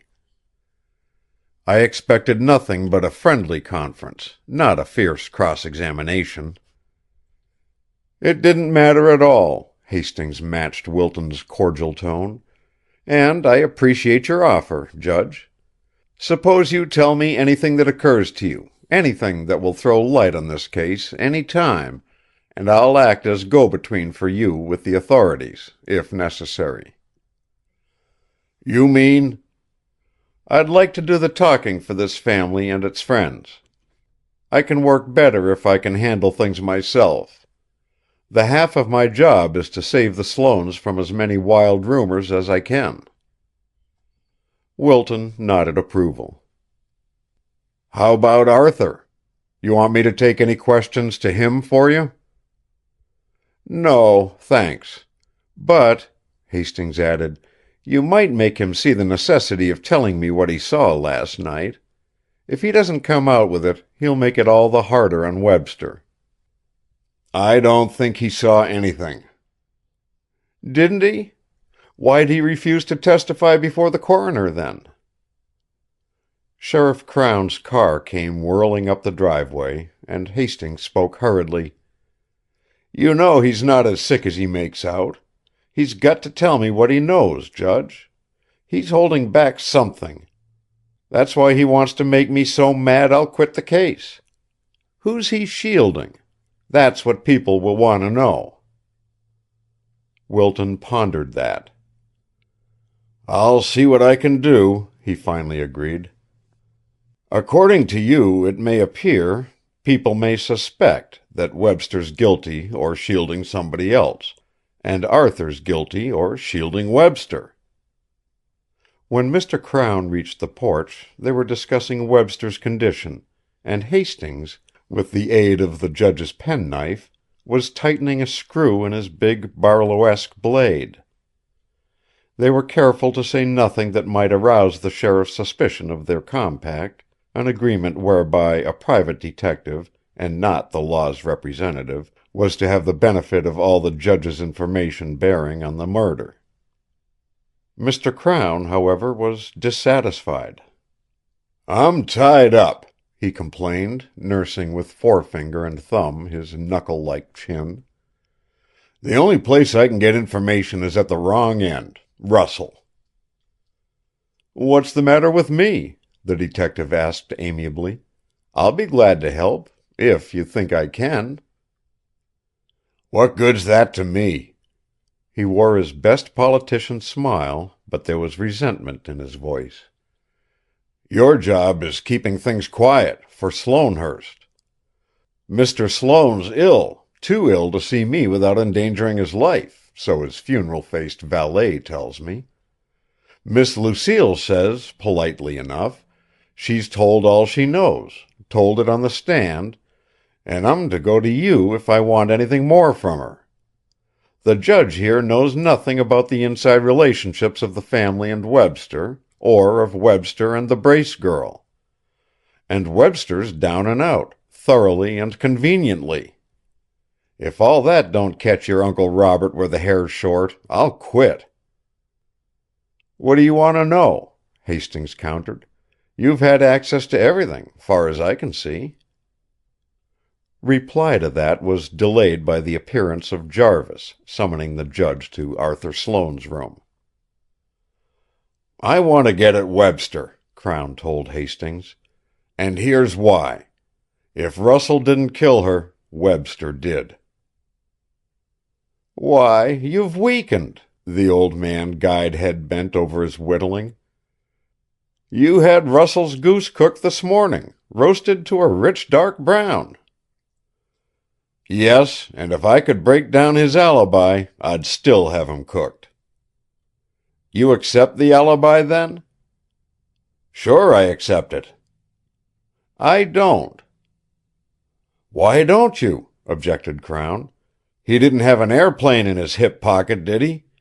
That's the only way he could have covered those 4 miles in 15 minutes. Or does his alibi have to fall in order to save Miss Sloane's fiancé?"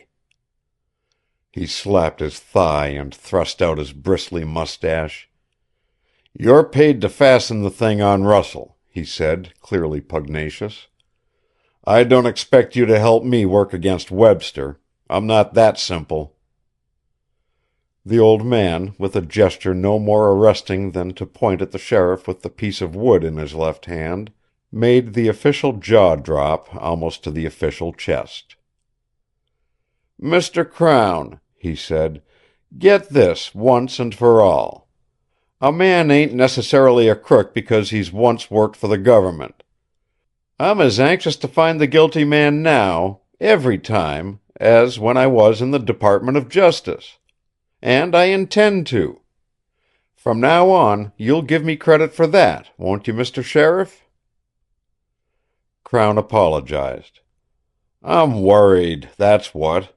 I'm up a gum stump and can't get down." "All right, but don't try to make a ladder out of me. Why don't you look into that alibi?" Crown was irritated again.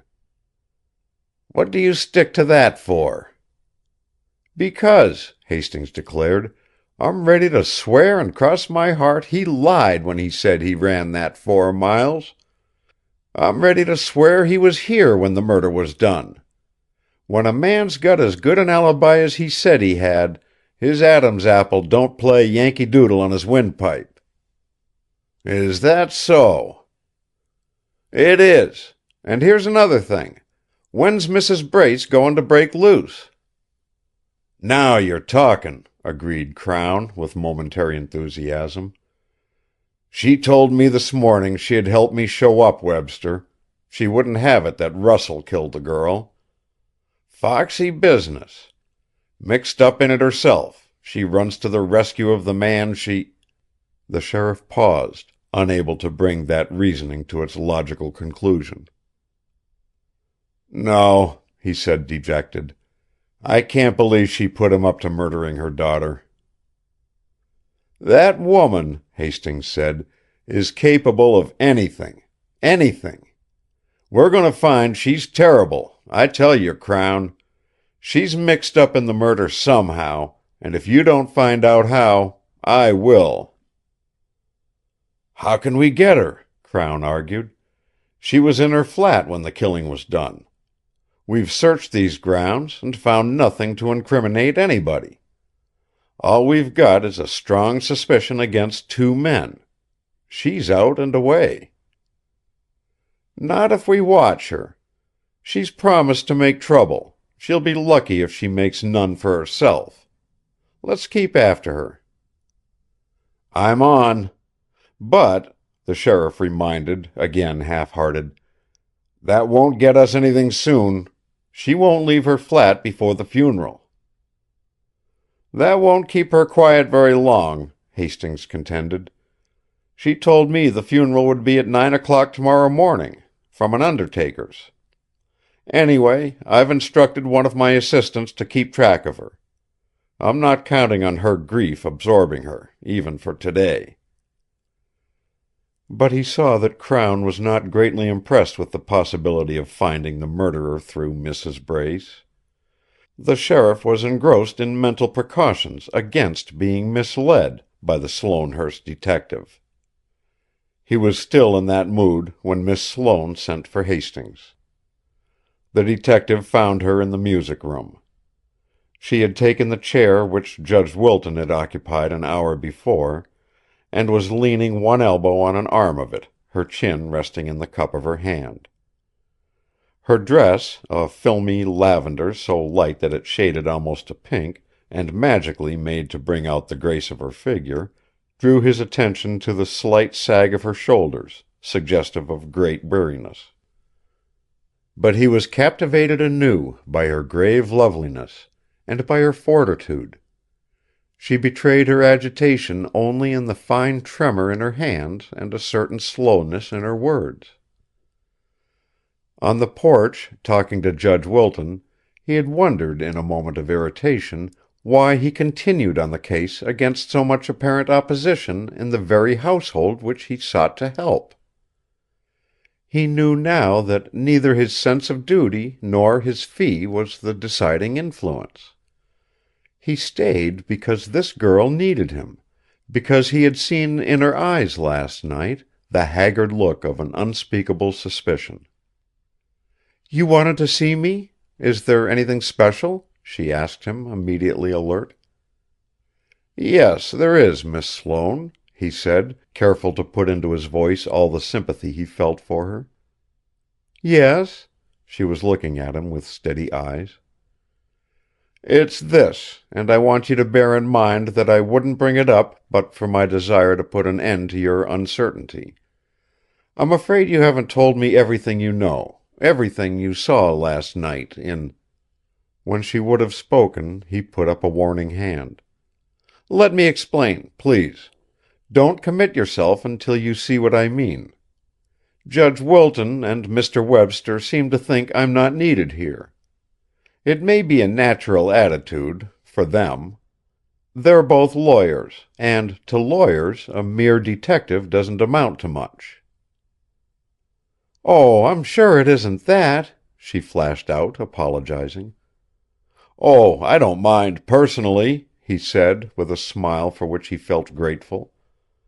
"As I say, it's natural for them to think that way, perhaps.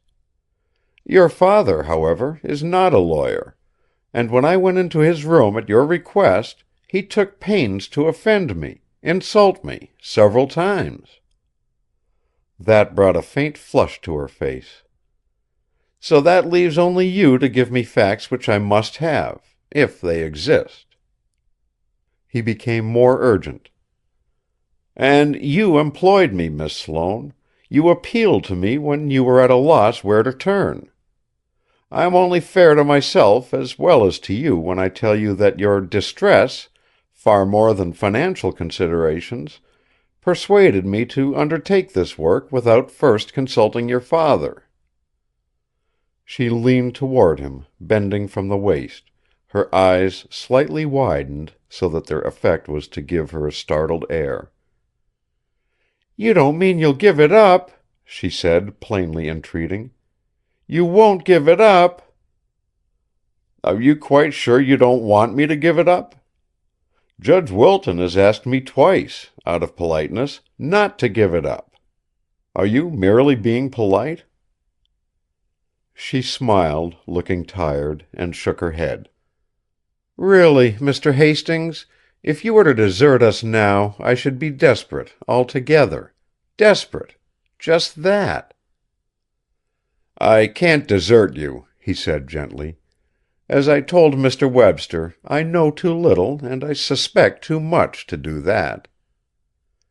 Before she spoke again, she looked at him intently, drawing in her underlip a little against her teeth. "What, Mr. Hastings?" she asked then. "What do you suspect?" "Let me answer that with a question," he suggested. "Last night your one idea was that I could protect you and your father, everybody in the house here, by acting as your spokesman. I think you wanted to set me up as a buffer between all of you on the one side and the authorities and the reporters on the other. You wanted things kept down, nothing to get out beyond that which was unavoidable. Wasn't that it?" "Yes, it was," she admitted, not seeing where his question led. "You were afraid, then, that something incriminating might be divulged, weren't you?" "Oh, no!" she denied instantly. "I mean something which might seem incriminating. You trusted the person whom it would seem to incriminate, and you wanted time for the murderer to be found without, in the meantime, having the adverse circumstance made public. Isn't that it, Miss Sloane?" "Yes, practically." "Let's be clear on that. Your fear was that too much questioning of you or the other person might result in a slip-up, might make you or him mention the apparently damaging incident, with disastrous effect. Wasn't that it?" "Yes, that was it." "Now, what was that apparently incriminating incident?" She started. He had brought her so directly to the confession that she saw now the impossibility of withholding what he sought. "It may be," he tried to lighten her responsibility, "the very thing that Webster and the judge have concealed, for I'm sure they're keeping something back. Perhaps, if I knew it, things would be easier. People closely affected by a crime are the last to judge such things accurately." She gave a long breath of relief, looking at him with perplexity nevertheless. "Yes, I know. That was why I came to you, last night, in the beginning." "And it was about them, Webster and Wilton," he drew the conclusion for her, still encouraging her with his smile, regarding her over the rims of his spectacles with a fatherly kindness. She turned from him and looked out of the window. It was the middle of a hot, still day, no breeze stirring, and wonderfully quiet. For the moment there was no sound, in the house or outside. "Oh!" she cried, her voice a revelation of the extent to which her doubts had oppressed her. "It was like that, out there. Quiet. Still. If you could only understand." "My dear child," he said, "rely on me. The sheriff is bound to assert himself, to keep in the front of things. He's that kind of a man. He'll make an arrest any time, or announce that he will. Don't you see the danger?" He leaned forward and took her hand, a move to which she seemed oblivious. "Don't you see I must have facts to go on, if I'm to help you?" At that she disengaged her hand and sat very straight, her face again a little turned from him. A twitch, like a shutter cut short, moved her whole body, so that the heel of her slipper rapped smartly on the floor. "I wish," she whispered dully, "I wish I knew what to do." "Tell me," he urged, as if he spoke to a child. She showed him her face, very white, with sudden shadows under the eyes. "I must, I think. I must tell you," she said, not much louder than the previous whisper. "You were right. I didn't tell the whole story of what I saw. Believe me, I didn't think it mattered. I thought, really, things would right themselves and explanations be unnecessary. But you knew, didn't you?" "Yes, I knew." He realized her ordeal, helping her through it. "What were they doing?" She held her chin high. "It was all true, what I told you in the library, my being waked up by Father's moving about, my going to the window, my seeing Berne and the judge facing each other across her, there at the end of the awful yellow arm of light. But that wasn't all.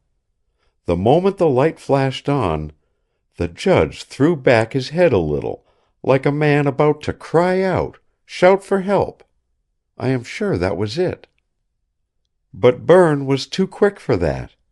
Berne put out his hand, his arm shot across her, and his hand closed the judge's mouth. The judge made no noise whatever, but he shook his head from side to side 2 or 3 times, I'm not certain how many, while Berne leaned over the body and whispered to him. It seemed to me I could almost hear the words, but I didn't. Then Berne took his hand from the judge's mouth. I think, before that, the judge made a sign, tried to nod his head up and down, to show he would do as Berne said. Then, when they saw she was dead, they both hurried around the corner to the front of the house, and I heard them come in. I heard the judge call to Father and run up to your room." She was alarmed then by the amazement and disapproval in his face. "Oh," she said, and this time she took his hand. "You see! You see! You don't understand! You think Berne killed her!" "I don't know," he said, wondering. "I must think." For the moment indignation swept him. Wilton, a judge! A judge! Keeping quiet on a thing like that? I must think. End of chapter 10. Chapter 11. Motives Revealed. She let go his hand, and, still leaning toward him, waited for him to speak. A confusion of misgivings assailed her. She regretted having confided in him.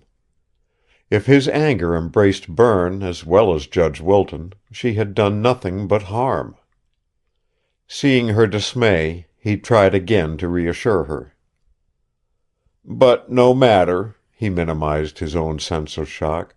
"I'm sure I'll understand if you'll tell me more. Your explanation." Obviously, the only inference he could draw from her story, as she had told it, was that Webster had killed the woman, and, found bending over her body, had sprung forward to silence the man who had discovered him. Nevertheless, it was equally evident that she was sincere in attributing to Webster a different motive for preventing the judge's outcry. Consideration of that persuaded Hastings that she could give him facts which would change the whole aspect of the crime. Her hesitance now made him uneasy. He recognized the necessity of increasing her reliance upon him. If she told him only a part of what she knew, he would be scarcely in a better position than before. "Naturally," he added, "you can throw light on the whole incident. Light by which I must be guided to a great degree." "If Berne were not ill," she responded to that, "I wouldn't tell. It's because he's lying up there, his lips closed, unable to keep a lookout for developments, at the mercy of what the sheriff may do or say. That's why I feel so dreadfully the need of help, Mr. Hastings." She slid back in her chair, moving farther from him, as if his kindly gaze disconcerted her. "If he hadn't suffered this collapse, I should have left the matter to him, I think. But now I can't." She straightened again, her chin up, the signal with her of final decision. "He acted on his impulsive desire to prevent my being shocked by that discovery, that horror out there on the lawn. Things had happened to convince him that such a thing, shouted through the night, would be a terrific blow to me. I'm sure that that was the only idea he had when he put his hand over Judge Wilton's mouth." "I can believe that," he said. "Tell me why you believe it." "Oh," she protested, hands clenched on her knees, "if it affected only him and me!" Her suspicion of her father recurred to him. It was, he thought, back of the terror he saw in her eyes now. "But it does affect only him and me, after all," she continued fiercely, as much to strengthen herself in what she wanted to believe, as to force him to that belief. "Let me tell you the whole affair, from beginning to end." She proceeded in a low tone, the words slower, as if she labored for precision and clarity. "I must go back to Friday, the night before last. It seems months ago. I had heard that Berne had become involved in some sort of relationship with his stenographer, that she had been dismissed from his office, and refused to accept the dismissal as final. I mean, of course, I heard she was in love with him, and he'd been in love with her, or should have been. It was told me by a friend of mine in Washington, Lucy Carnley. It seems another stenographer overheard the conversation between Berne and Miss Brace. It got out that way. It was very circumstantial. I couldn't help believing it, some of it. Lucy wouldn't have brought me idle gossip, I thought." She drew in her underlip, to hide its momentary tremor, and shook her head from side to side once. "All that, Mr. Hastings, came up as a matter of course, when Berne reached here evening before last for the week-end. I'd just heard it that day. He denied it, said there had been nothing remotely resembling a love affair. He was indignant, and very hurt. He said she had misconstrued some of his kindnesses to her. He couldn't explain how she had misconstrued them. At any rate, the result was that I broke our engagement. "Friday night!" Hastings exclaimed involuntarily. He grasped on the instant how grossly Webster, by withholding all this, had deceived him, left him in the dark. "Yes, and I told father about it." She hurried her words here, the effect of her manner being the impression that she hoped this fact would not bulk too large in the detective's thoughts. "The three of us had a talk about it Friday night. Father's wonderfully fond of Berne, and tried to persuade me I was foolishly ruining my life. I refused to change my mind. When I went upstairs, they stayed a long time in the library, talking. I think they decided the best thing for Berne was to stay on here, through yesterday and today, in the hope that he and father might change my mind. Father tried to, yesterday morning. He was awfully upset. That's one reason he's so worn out and sick today. I love my father so, Mr. Hastings." She held her lips tight shut a moment, a sob struggling in her throat. "But my distress, my own hurt pride—" "What did your father say about Mildred Brace?" Hastings asked, when she did not finish that sentence. She looked at him, again with widened eyes, a startled air, putting both her hands to her throat. "There," she said, voice falling to a whimper. Then, turning her face half from him, she whispered so low that he heard her with difficulty. I wish I were dead." Her words frightened him, they had so clearly the ring of truth, as if she would in sober fact have preferred death to the thought which was breaking her heart, suspicion of her father. "That was why Berne stopped the judge's outcry," she said at last, turning her white face to him. "He had the sudden wild idea that I'm afraid you have, that father might have killed her. And Berne did not want that awful fact screamed through the night at me. Oh, can't you see? Can't you see that, Mr. Hastings?" "It's entirely possible. Mr. Webster may have thought that. But let's keep the story straight. What had your father said about Mildred Brace, to arouse any such suspicion?" "He was angry, terribly indignant. You know I made no secret to you of his high temper. His rages are fierce. Once, when he was that way, I saw him kill a dog. If it had But I think all men who are unstrung nervously, as he is, have high tempers. He felt so indignant because she had come between Berne and myself. He blamed neither Berne nor me. He seemed to concentrate all his anger upon her. He said, you see, Mr. Hastings, I tell you everything. He threatened to go to her and he had, of course, no definite idea what he would do. Finally, he did say he would buy her off, pay her to leave this part of the country. After that, he said, he knew I wouldn't see things clearly, and Berne and I would be reconciled." Hastings remembered Russell's assertion that Mildred had her ticket to Chicago. "Did he buy her off?" he asked quickly. "Oh, no. He was merely wishing that he could, I think." "But he made no attempt to get in touch with her yesterday? You're sure?" "Quite," she said. "But don't you see, Mr. Hastings? Father was so intense in his hatred of her that Berne thought of him the moment he found that body out there. He thought father must have encountered her on the lawn in some way, or she must have come after him and he, in a fit of rage, struck her down." "Has Webster told you this?" "No. But it's true. It is." "But, if your supposition is to hold good, how did your father happen to be in possession of that dagger, which evidently was made with malice aforethought, as the lawyers say?" "Exactly," she said, her lips quivering, hands gripping spasmodically at her knees. "He didn't do it. He didn't do it. Berne's idea was a mistake." "Who then?"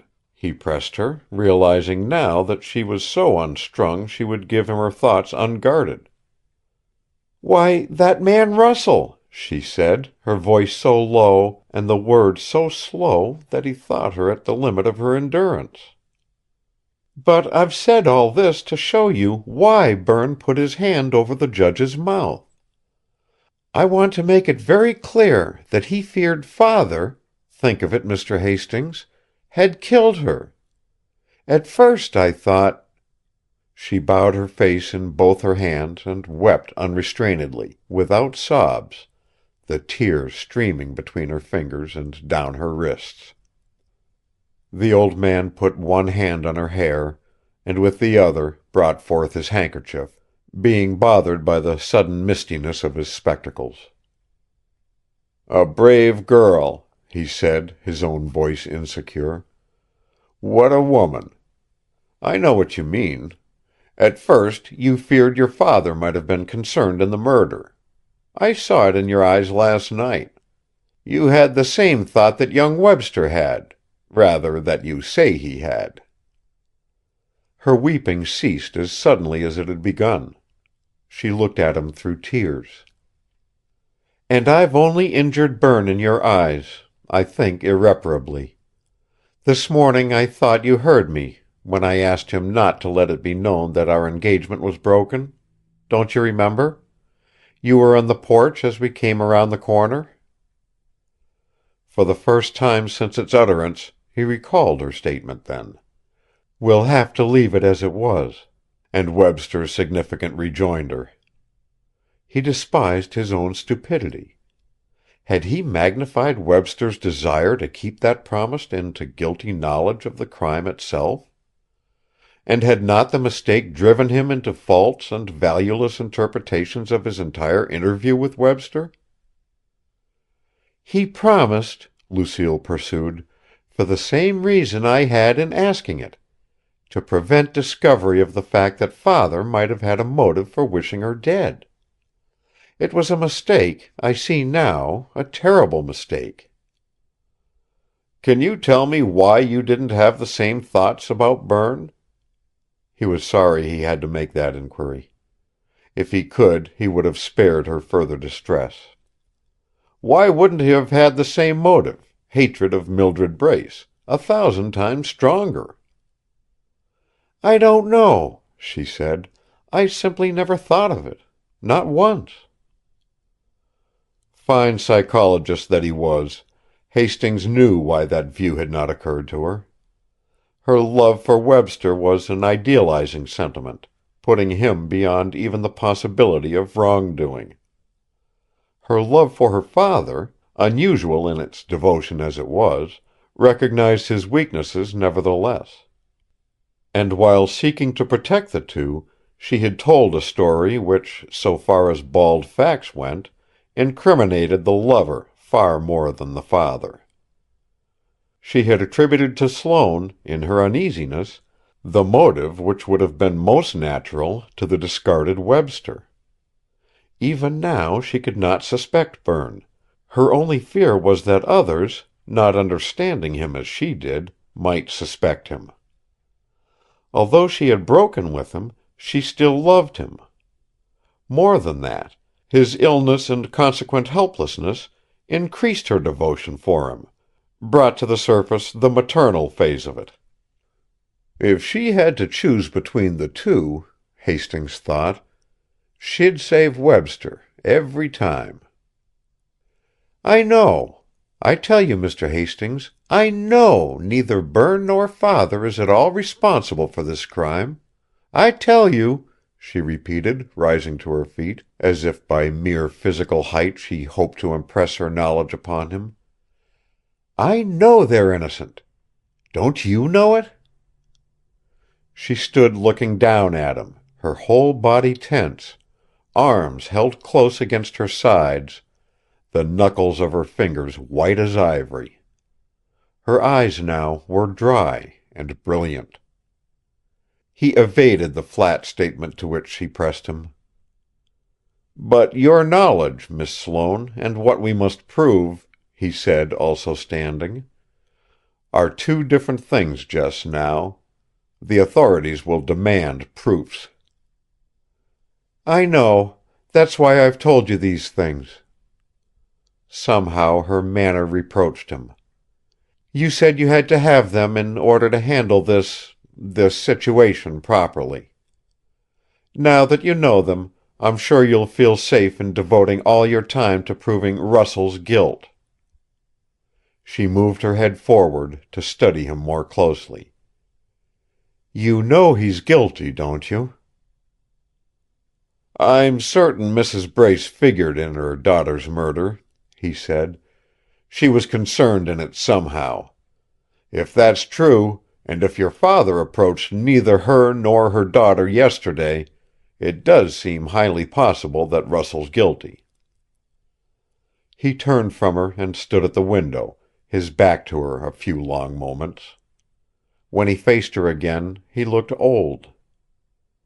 "But the facts. If we could only break down Russell's alibi." "Oh," she whispered, in new alarm. "I'd forgotten that." All the tenseness went out of her limbs. She sank into her chair, and sat there, looking up to him, her eyes frankly confessing a panic fear. "I think I'm sorry I told you," she said desperately. "I can't make you understand." Another consideration forced itself upon her.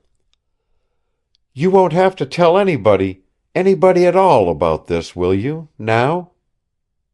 He was prepared for that. "I'll have to ask Judge Wilton why he acted on Mr. Webster's advice, and what that advice was, what they whispered to each other when you saw them." "Why, that's perfectly fair," she assented, relieved. "That will stop all the secrecy between them and me. It's the very thing I want. If that's assured, everything else will work itself out." Her faith surprised him. He had not realized how unqualified it was. "Did you ask the judge about it?" he inquired. "Yes, just before I came in here, after Berne's collapse. I felt so helpless. But he tried to persuade me my imagination had deceived me. He said they had had no such scene. You know how gruff and hard Judge Wilton can be at times. I shouldn't choose him for a confidant." "No, I reckon not. But we'll ask him now, if you don't mind." Willis, the butler, answered the bell, and gave information. Judge Wilton had left Sloanehurst half an hour ago and had gone to the Randalls. He had asked for Miss Sloane, but learning that she was engaged, had left his regrets, saying he would come in tomorrow, after the adjournment of court. "He's on the bench tomorrow at the county seat," Lucille explained the message. "He always divides his time between us and the Randalls when he comes down from Fairfax for his court terms. He told me this morning he'd come back to us later in the week." "On second thought," Hastings said, "that's better. I'll talk to him alone tomorrow, about this thing, this inexplicable thing. A judge taking it upon himself to deceive the sheriff, even. But," he softened his sternness of his tone, "he must have a reason, a better one than I can think of now." He smiled. "And I'll report to you when he's told me." "I'm glad it's tomorrow," she said wearily. I'm tired out." On his way back to Washington, the old man reflected, "Now she'll persuade Sloane to do the sensible thing, talk." Then, to bolster that hope, he added a stern truth. "He's got to. He can't gag himself with a pretended illness forever." At the same time, the girl he had left in the music room wept again, saying over and over to herself, in a despair of doubt, "Not that! Not that! I couldn't tell him that! I told him enough. I know I did. He wouldn't have understood." End of chapter 11. Chapter 12. Hendricks Reports. In his book-lined, loosely furnished apartment Sunday afternoon, Hastings whittled prodigiously, staring frequently at the flap of the gray envelope with the intensity of a crystal gazer. Once or twice he pronounced aloud possible meanings of the symbols imprinted on the scrap of paper. Something EDLY, DE something, he worried. That might stand for repeatedly demanded, or repeatedly denied, or undoubtedly denoted, or 100. But that pursuit is the core of the trouble. They put the pursuit on him, sure as you're knee-high to a hope of heaven. The belief grew in him that out of those pieces of words would come solution of his problem.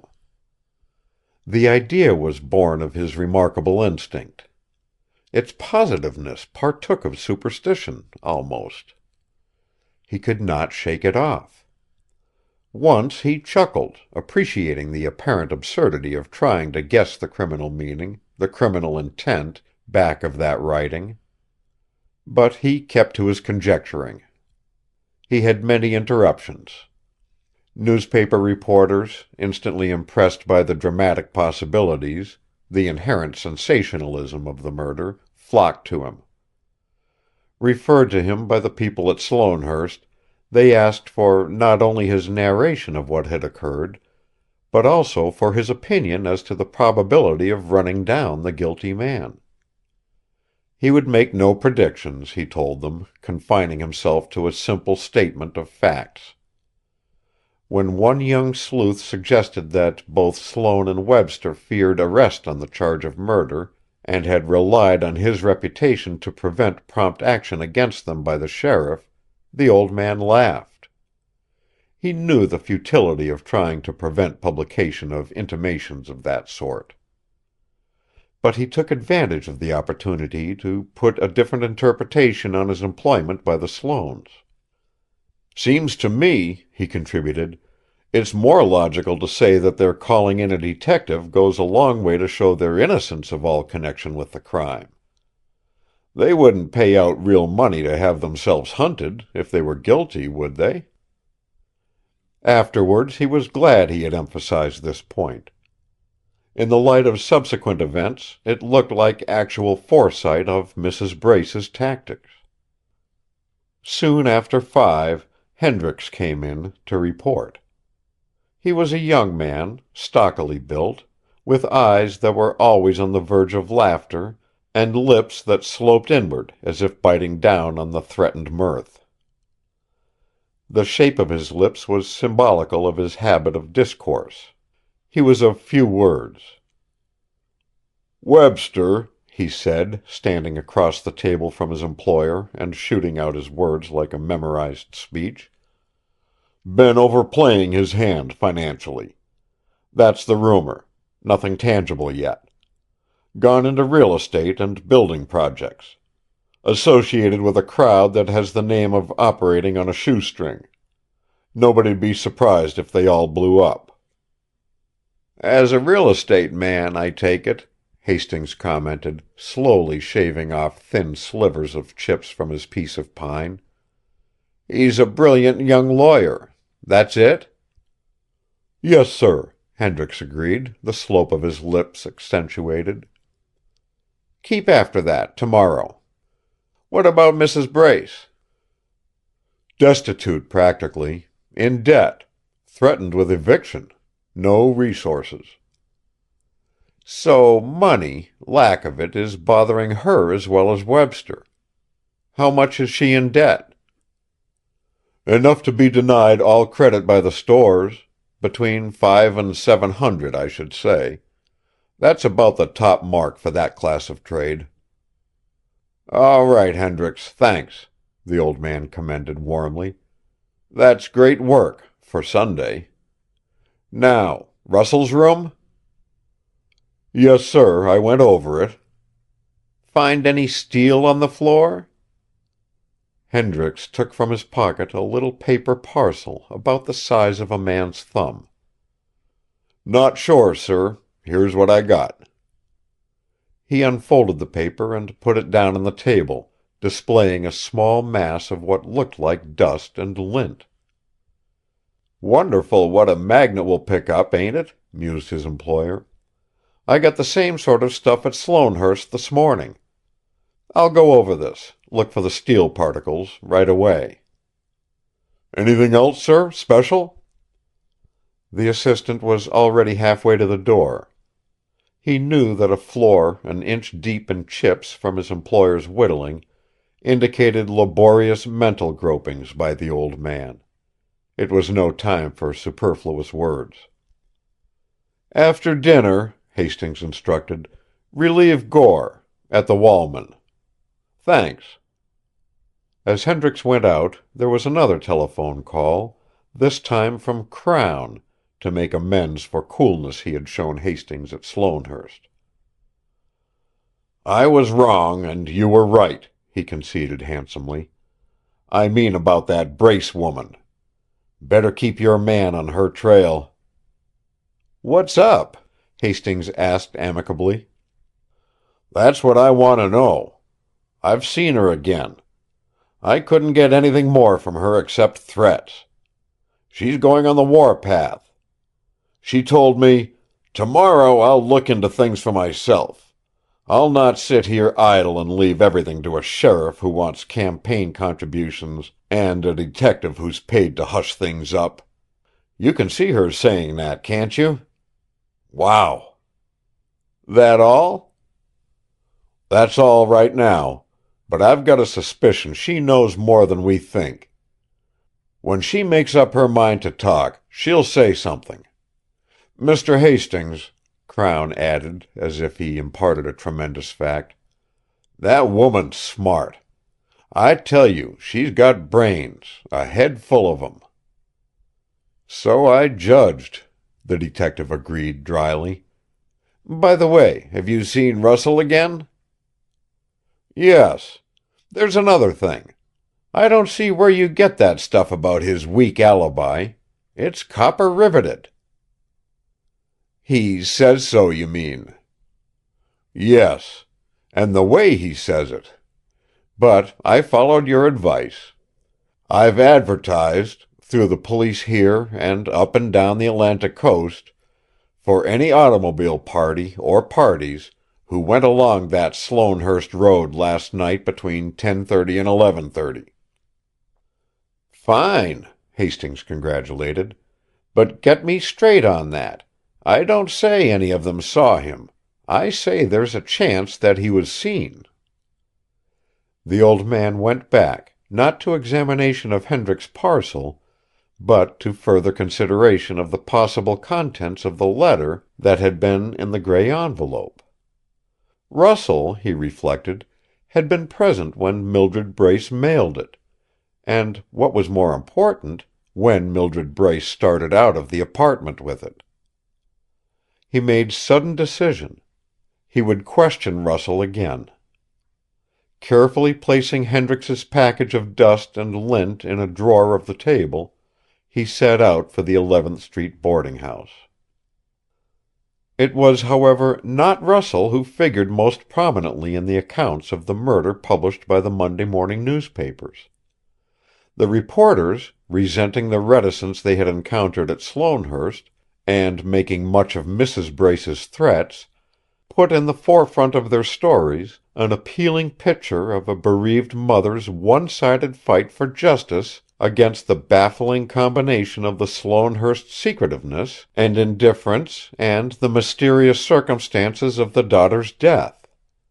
Not one of them questioned the validity of Russell's alibi. "With the innocence of the dead girl's fiancé established," said one account, "Sheriff Crown last night made no secret of his chagrin that Berne Webster had collapsed at the very moment when the sheriff was on the point of putting him through a rigid cross-examination.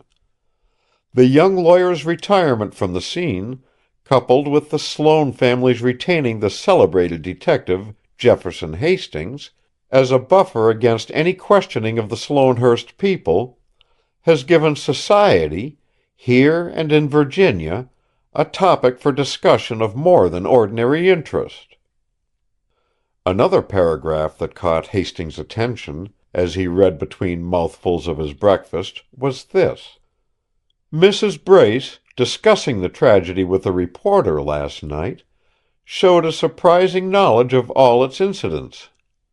Although she had not left her apartment in the Walman all day, she had been questioned by both Sheriff Crown and Mr. Hastings, not to mention the unusually large number of newspaper writers who besieged her for interviews.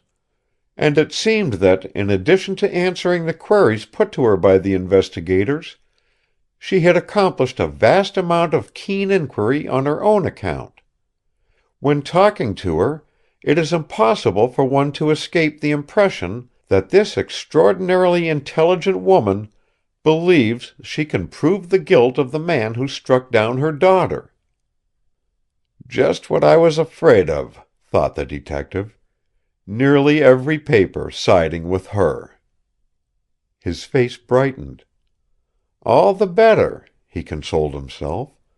"More chance of her overreaching herself, as long as she don't know what I suspect. I'll get the meaning of that gray letter yet." But he was worried. Berne Webster's collapse, he knew, was too convenient for Webster. It looked like pretense.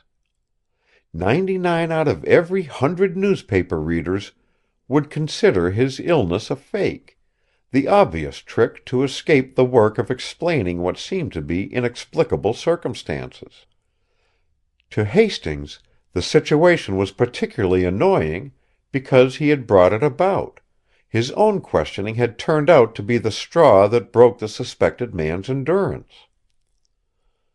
"Always blundering," he upbraided himself. "Trying to be so all-shot smart, I overplayed my hand." He got Dr. Garnet on the wire. "Doctor," he said in a tone that implored, "I'm obliged to see Webster today." "Sorry, Mr. Hastings," came the instant refusal, "but it can't be done." "For one question," qualified Hastings. "Less than a minute's talk. One word, yes or no. It's almost a matter of life and death."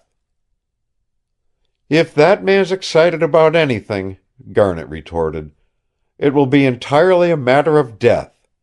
Frankly, I couldn't see my way clear of letting you question him if his escaping arrest depended on it. I called in Dr. Wells last night, and I'm giving you his opinion as well as my own." "When can I see him, then?" "I can't answer that. It may be a week, it may be a month. All I can tell you today is that you can't question him now." With that information, Hastings decided to interview Judge Wilton. "He's the next best," he thought. "That whispering across the woman's body. It's got to be explained, and explained right." As a matter of fact, he had refrained from this inquiry the day before, so that his mind might not be clouded by anger. His deception by the judge had greatly provoked him. Chapter 13. Mrs. Brace begins. Court had recessed for lunch, when Hastings, going down a second-story corridor of the Alexandria County Courthouse, entered Judge Wilton's anteroom. His hand was raised to knock on the door of the inner office when he heard the murmur of voices on the other side. He took off his hat and sat down, welcoming the breeze that swept through the room, a refreshing contrast to the forenoon's heat and smother downstairs. He reached for his knife and piece of pine, checked the motion and glanced swiftly toward the closed door. A high note of a woman's voice touched his memory, for a moment confusing him. But it was for a moment only. While the sound was still in his ears, he remembered where he had heard it before. From Mrs. Brace, when toward the close of his interview with her, she had shrilly denounced Berne Webster. Mrs. Brace, her daughter's funeral barely 3 hours old, had started to make her threats good. While he was considering that, the door of the private office swung inward, Judge Wilton's hand on the knob. It opened on the middle of a sentence spoken by Mrs. Brace. "Tell you, you're a fool if you think you can put me off with that." Her gleaming eyes were so furtive and so quick that they traversed the whole of Wilton's countenance many times, a fiery probe of each separate feature. The inflections of her voice invested her words with ugliness, but she did not shriek. "You bully everybody else, but not me. They don't call you Hard Tom Wilton for nothing, do they? I know you. I know you, I tell you. I was down there in the courtroom when you sentenced that man. You had cruelty in your mind, cruelty on your face. Oh! And you're cruel to me, and taking an ungodly pleasure in it. Well, let me tell you, I won't be broken by it. I want fair dealing, and I'll have it." At that moment, facing full toward Hastings, she caught sight of him. But his presence seemed a matter of no importance to her. It did not break the stream of her fierce invective. She did not even pause. He saw at once that her anger of yesterday was as nothing to the storming rage which shook her now. Every line of her face revealed malignity. The eyebrows were drawn higher on her forehead, nearer to the wave of white hair that showed under her black hat. The nostrils dilated and contracted with indescribable rapidity. The lips, thickened and rolling back at intervals from her teeth, revealed more distinctly that animal, exaggerated wetness which had so repelled him. "You were out there on that lawn," she pursued, her glance flashing back to the judge. "You were out there when she was killed. If you try to tell me you—" "Stop it! Stop it!" Wilton commanded, and as he did so, turned his head to an angle that put Hastings within his field of vision. The judge, with one hand on the doorknob, had been pressing with the other against the woman's shoulders, trying to thrust her out of the room, a move which she resisted by a hanging back posture that threw her weight on his arm. He put more strength now into his effort, and succeeded in forcing her clear of the threshold.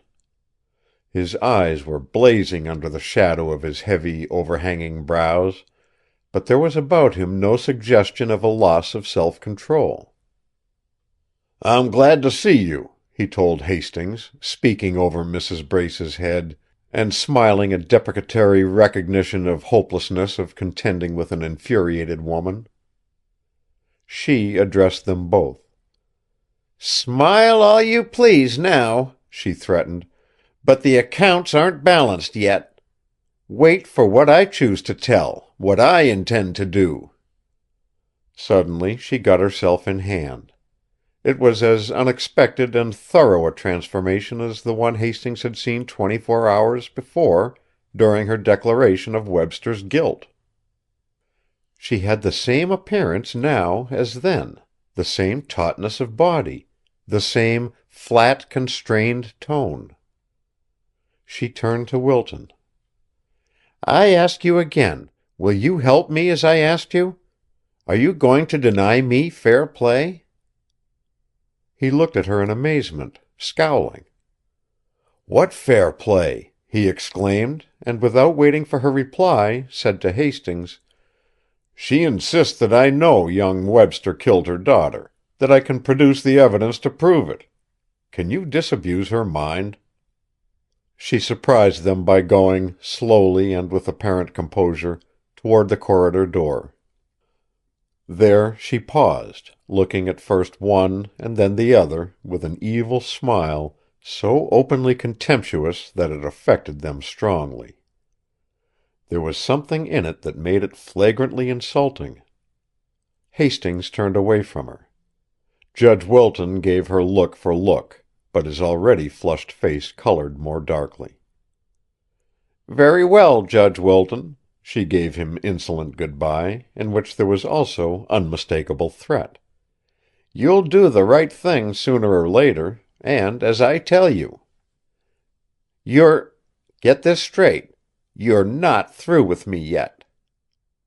She laughed, one low note, and, impossible as it seemed, proclaimed with the harsh sound an absolute confidence in what she said. "Nor you, Mr. Hastings," she continued, taking her time with her words, and waiting until the detective faced her again, before she concluded, "You'll sing a different tune when you find I've got this affair in my hands, tight." Still smiling her contempt, as if she enjoyed a feeling of superiority, she left the room. When her footsteps died down the corridor, the two men drew long breaths of relief. Wilton broke the ensuing silence. "Is she sane?" "Yes," Hastings said, "so far as sanity can be said to exist in a mind consecrated to evil." The judge was surprised by the solemnity of the other's manner. "Why do you say that?" he asked. "Do you know that much about her?" "Who wouldn't?" Hastings retorted. "It's written all over her." Wilton led the way into his private office and closed the door. "I'm glad it happened at just this time," he said, "when everybody's out of the building." He struck the desk with his fist.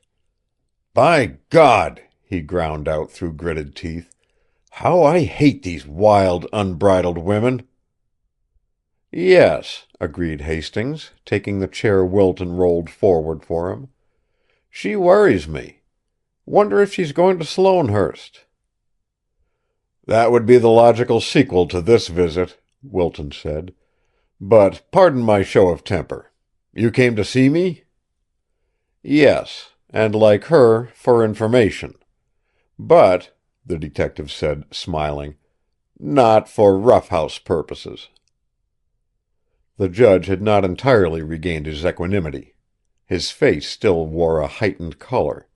His whole bearing was that of a man mentally reviewing the results of an unpleasant incident. Instead of replying promptly to Hastings, he sat looking out the window, obviously troubled. "Her game is blackmail," he declared at last. "On whom?" the detective queried. "Arthur Sloane, of course.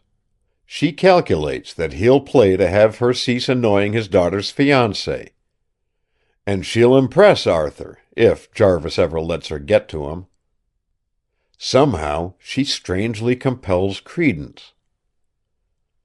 "Not for me," Hastings objected, and did not point out that Wilton's words might be taken as an admission of Webster's guilt. The judge himself might have seen that. "I mean," he qualified, "she seems too smart a woman to put herself in a position where ridicule will be sure to overtake her. And yet, that's what she's doing, isn't she?" The detective was whittling, dropping the chips into the wastebasket. He spoke with a deliberateness unusual even in him, framing each sentence in his mind before giving it utterance. "I reckon, Judge, you and I have had some 4 or 5 talks, that is, not counting Saturday evening and yesterday at Sloanehurst. That's about the extent of our acquaintance. That right?" "Why, yes," Wilton said, surprised by the change of topic. "I mention it," Hastings explained, "to show how I've felt toward you. You interested me. Excuse me if I speak plainly. You'll see why later on. But you struck me as worth studying. Deep. And I thought you must have sized me up, catalogued me one way or the other. You're like me. Waste no time with men who bore you. I felt certain, if you'd been asked, you'd have checked me off as reliable. Would you?"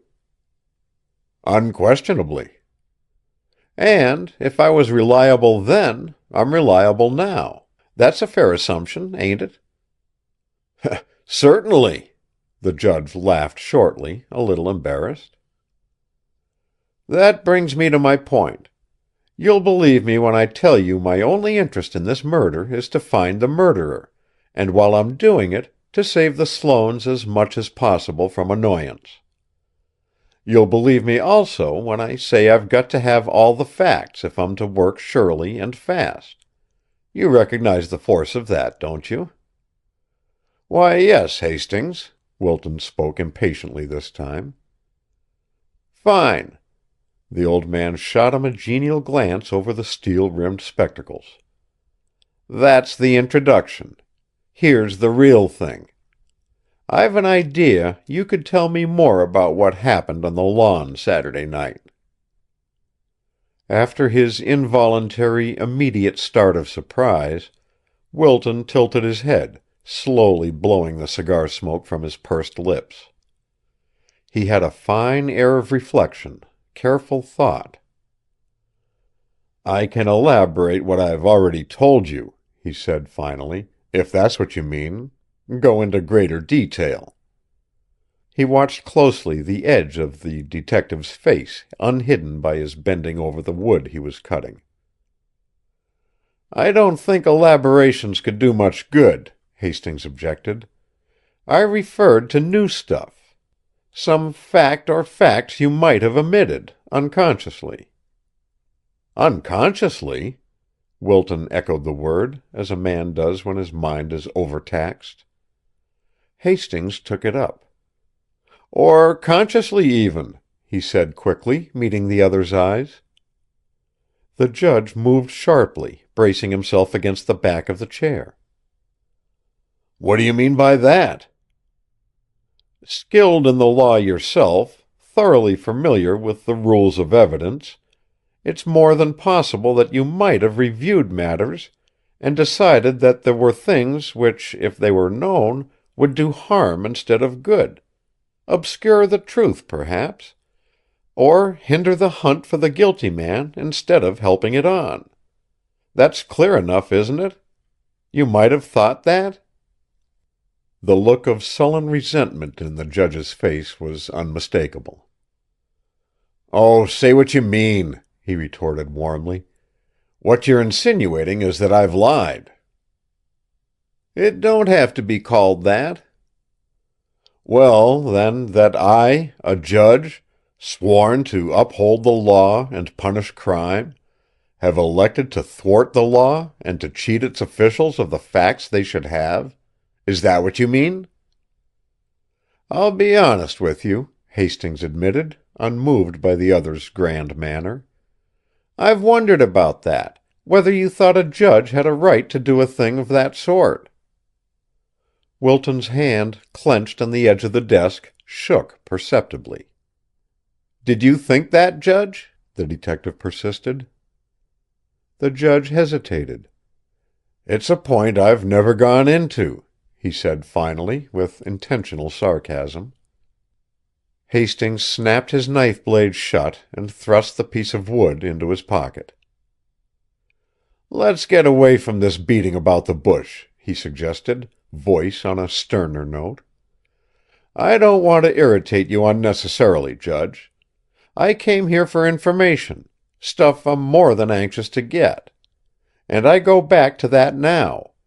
Won't you tell me anything more about the discovery of the woman's body by the two of you, you and Webster?" "No, I won't. I've covered the whole thing, several times." "Is there anything that you haven't told? Anything you've decided to suppress?" Wilton got up from his chair and struck the desk with his fist. "See here, Hastings, you're getting beside yourself. Representing Miss Sloane doesn't warrant your insulting her friends. Suppose we consider this interview at an end. Some other time, perhaps—" Hastings also had risen.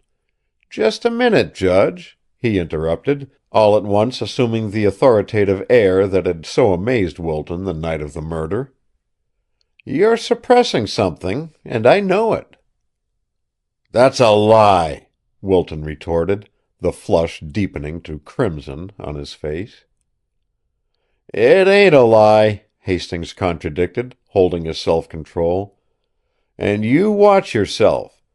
Don't you call me a liar again, not as long as you live.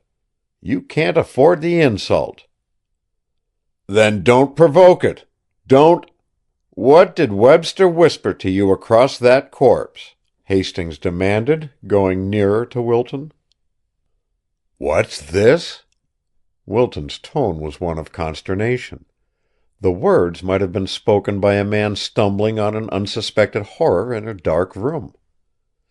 They stared at each other for several dragging seconds. The detective waved a hand toward the judge's chair. "Sit down," he said, resuming his own seat. There followed another pause, longer than the first. The judge's breathing was labored, audible. He lowered his eyes and passed his hand across their thick lids. When he looked up again, Hastings commanded him with unwavering, expectant gaze.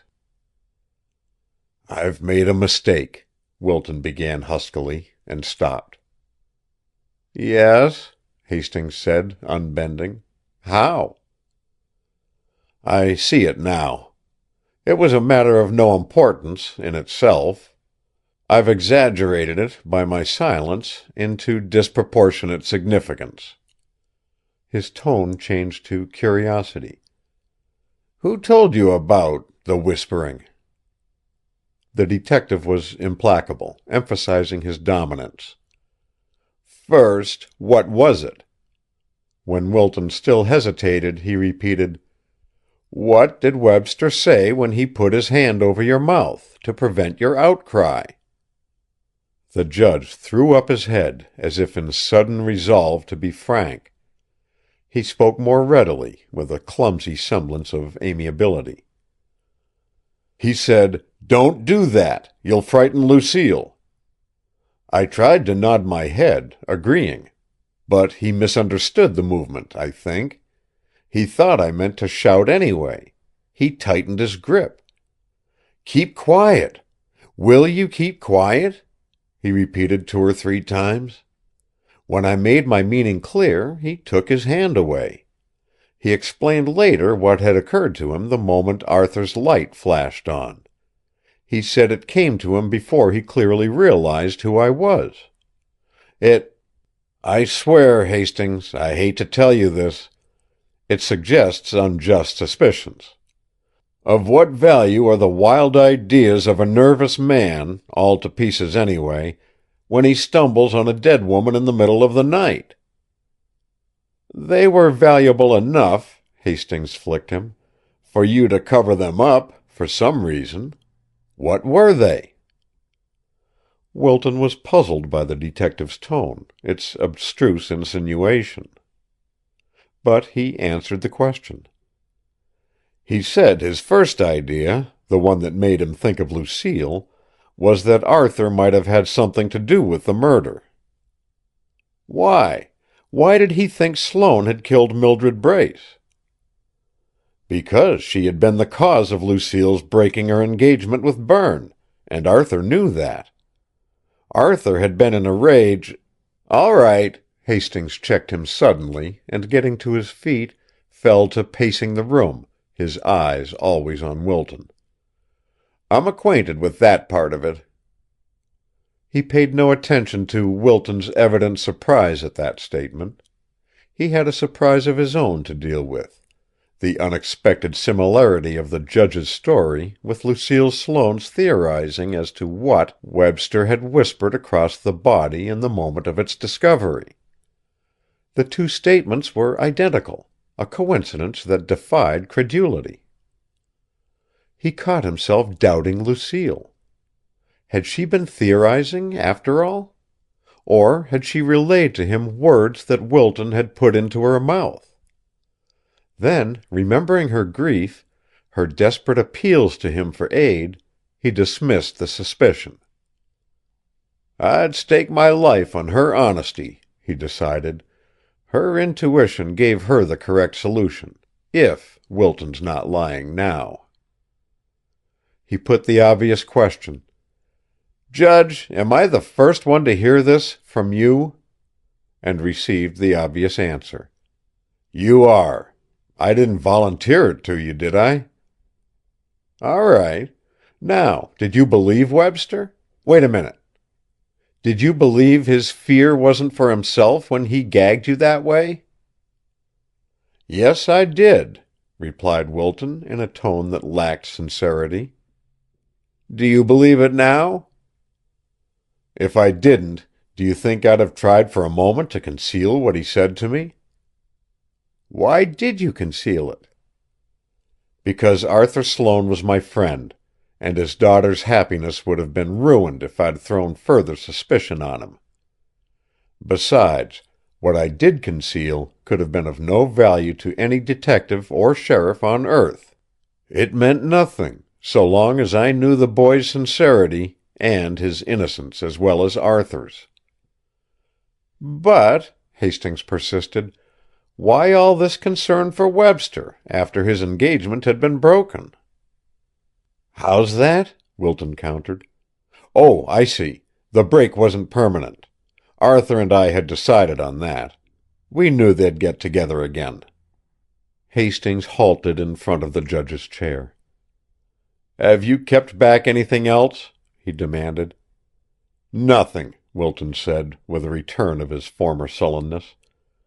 "And," he forced himself to the avowal, "I'm sorry I kept that back. It's nothing." Hastings' manner changed on the instant. He was once more cordial. "All right, Judge," he said heartily, consulting his ponderous watch. "This is all between us. I take it you wouldn't want it known by the sheriff, even now?" Wilton shook his head in quick negation. "All right. He needn't, if things go well. And the person I got it from won't spread it around. That satisfactory?" The judge's smile, in spite of his best effort, was devoid of friendliness. The dark flush that persisted in his countenance told how hardly he kept down his anger. Hastings put on his hat and ambled toward the door. "By the way," he proclaimed an afterthought, "I've got to ask you one more favor, Judge. If Mrs. Brace troubles you again, will you let me know about it at the earliest possible moment?" He went out, chuckling. But the judge was as mystified as he was resentful. He had detected in Hastings' manner, he thought, the same self-satisfaction, the same quiet elation, which he and Berne had observed at the close of the music-room interview. Going to the window, he addressed the summer sky: "Who the devil does the old fool suspect? Arthur or Berne?" End of Chapter 13. Chapter 14. Mr. Crown Forms an Alliance. If you've as much as $500 at your disposal, pin money savings perhaps, anything you can check on without the knowledge of others, you can do it, Hastings urged, ending a long argument. "I? Take it to her myself?" Lucille still protested, although she could not refute his reasonings. "It's the only way that would be effective.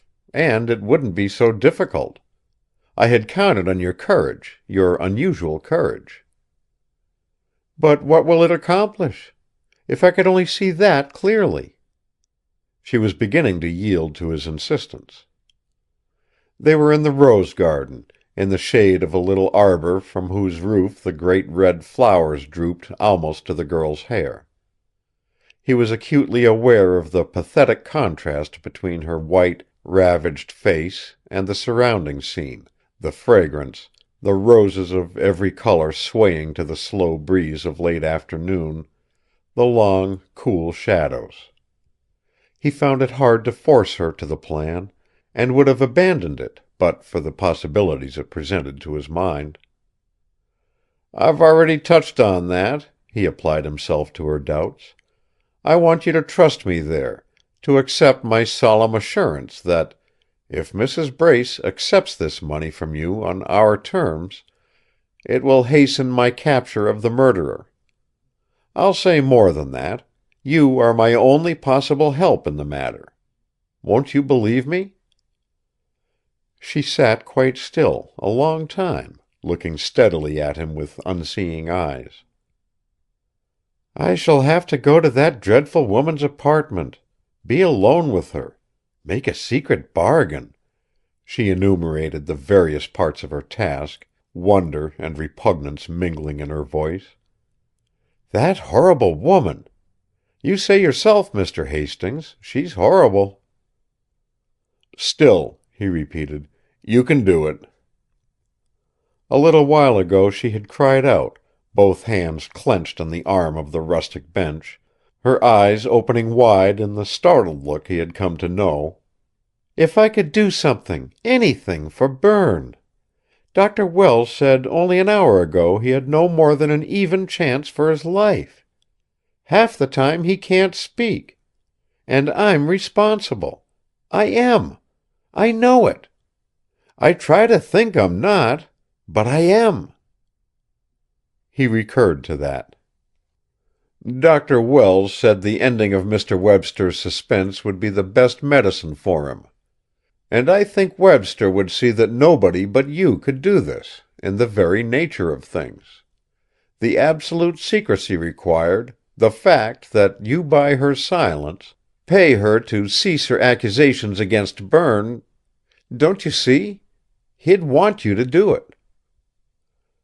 That finished her resistance. She made him repeat all his directions, precautions for secrecy. "I wish I could tell you how important it is," he said. And keep this in mind always. I rely on your paying her the money without even a suspicion of it getting abroad. If accidents happened and you're seen entering the Walman, what more natural than that you want to ask this woman the meaning of her vague threats against Sloanehurst? But of money, your real object, not a word. Nobody's to have a hint of it." "Oh, yes, I see the necessity of that." But she was distressed. "Suppose she refuses?" Her altered frame of mind, an eagerness now to succeed with the plan she had at first refused, brought him again his thought of yesterday. If she were put to it, if she could save only one, and had to choose between father and fiancé, her choice would be for the fiancé. He answered her question. "She won't refuse," he declared, with a confidence she could not doubt. "If I thought she would, I'd almost be willing to say we'd never find the man who killed her daughter." "When I think of Russell's alibi—" "Have we mentioned Russell?" he protested, laughing away her fears. "Anyway, his old alibi's no good, if that's what's troubling you. Wait and see." He was in high good humor. In that same hour the woman for whom he had planned this trap was busy with a scheme of her own. Her object was to form an alliance with Sheriff Crown.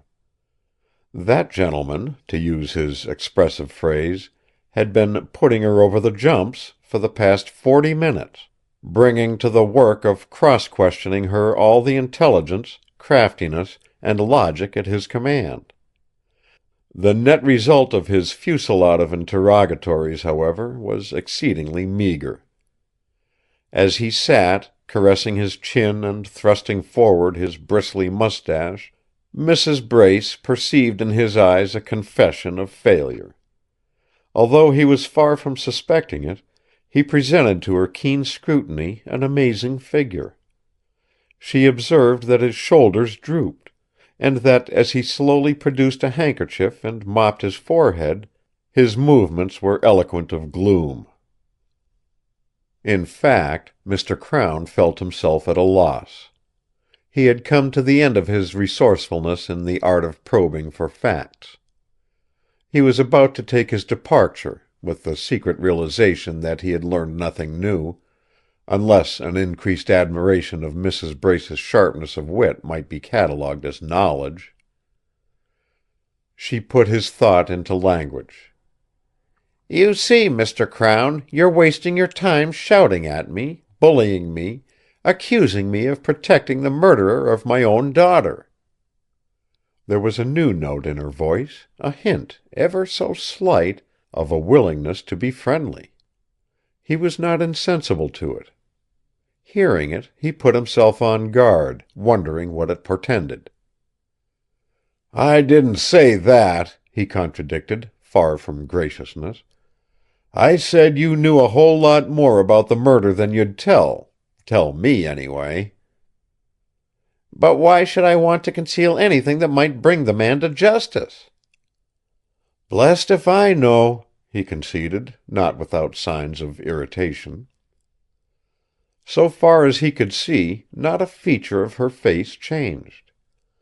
The lifted eyebrows were still high upon her forehead, interrogative and mocking; the restless, gleaming eyes still drilled into various parts of his person and attire; the thin lips continued their moving pictures of contempt. And yet he saw too that she presented to him now another countenance. The change was no more than a shadow, and the shadow was so light that he could not be sure of its meaning. He thought it was friendliness, but that opinion was dulled by recurrence of his admiration of her "smartness." He feared some imposition. "You've adopted Mr. Hastings' absurd theory," she said, as if she wondered. "You subscribe to it without question." "What theory?" "That I know who the guilty man is." "Well?" He was still on guard. "It surprises me, that's all, a man of your intellect, your originality." She sighed, marveling at this addition to life's conundrums. "Why?" he asked bluntly. "I should never have thought you'd put yourself in that position before the public. I mean, letting him lead you around by the nose, figuratively." Mr. Crown started forward in his chair, eyes popped. He was indignant and surprised. "Is that what they're saying?" he demanded. "Naturally," she said, and with the one word laid it down as an impossibility that they could have said anything else. "That's what the reporters tell me." "Well, I'll be doggoned." The knuckle-like chin dropped.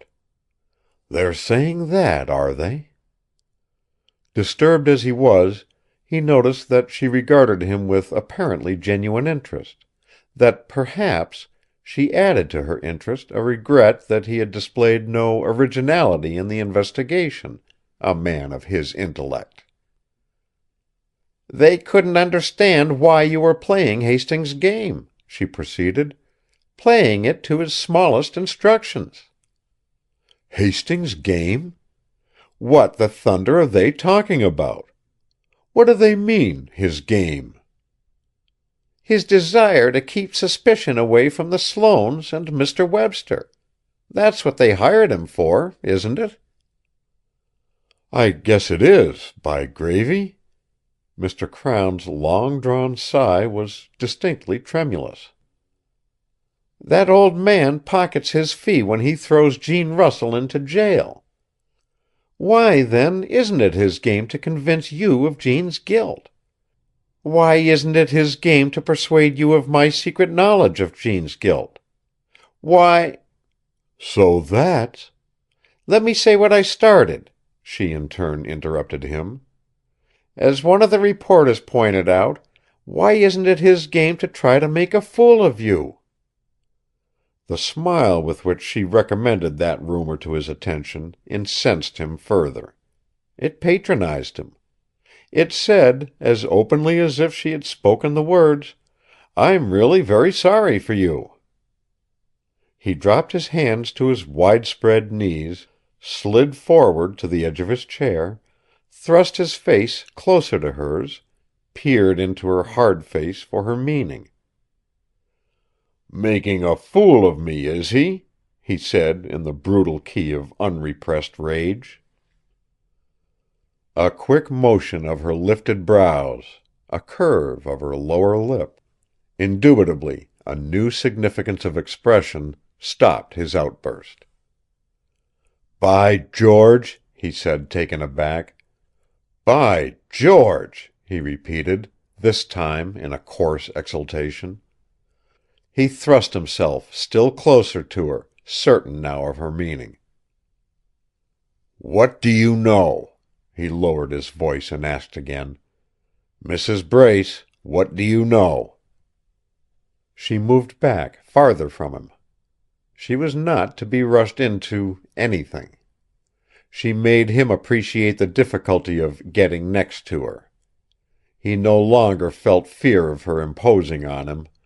She had just exposed, for his benefit, how Hastings had played on his credulity. He felt grateful to her for that. His only anxiety now was that she might change her mind, might refuse him the assistance which this new and subtle expression had promised a moment ago. "If I thought you'd use—" she began, broke off, and looked past his shoulder at the opposite wall, the pupils of her eyes sharp points of light, lips drawn to a line almost invisible.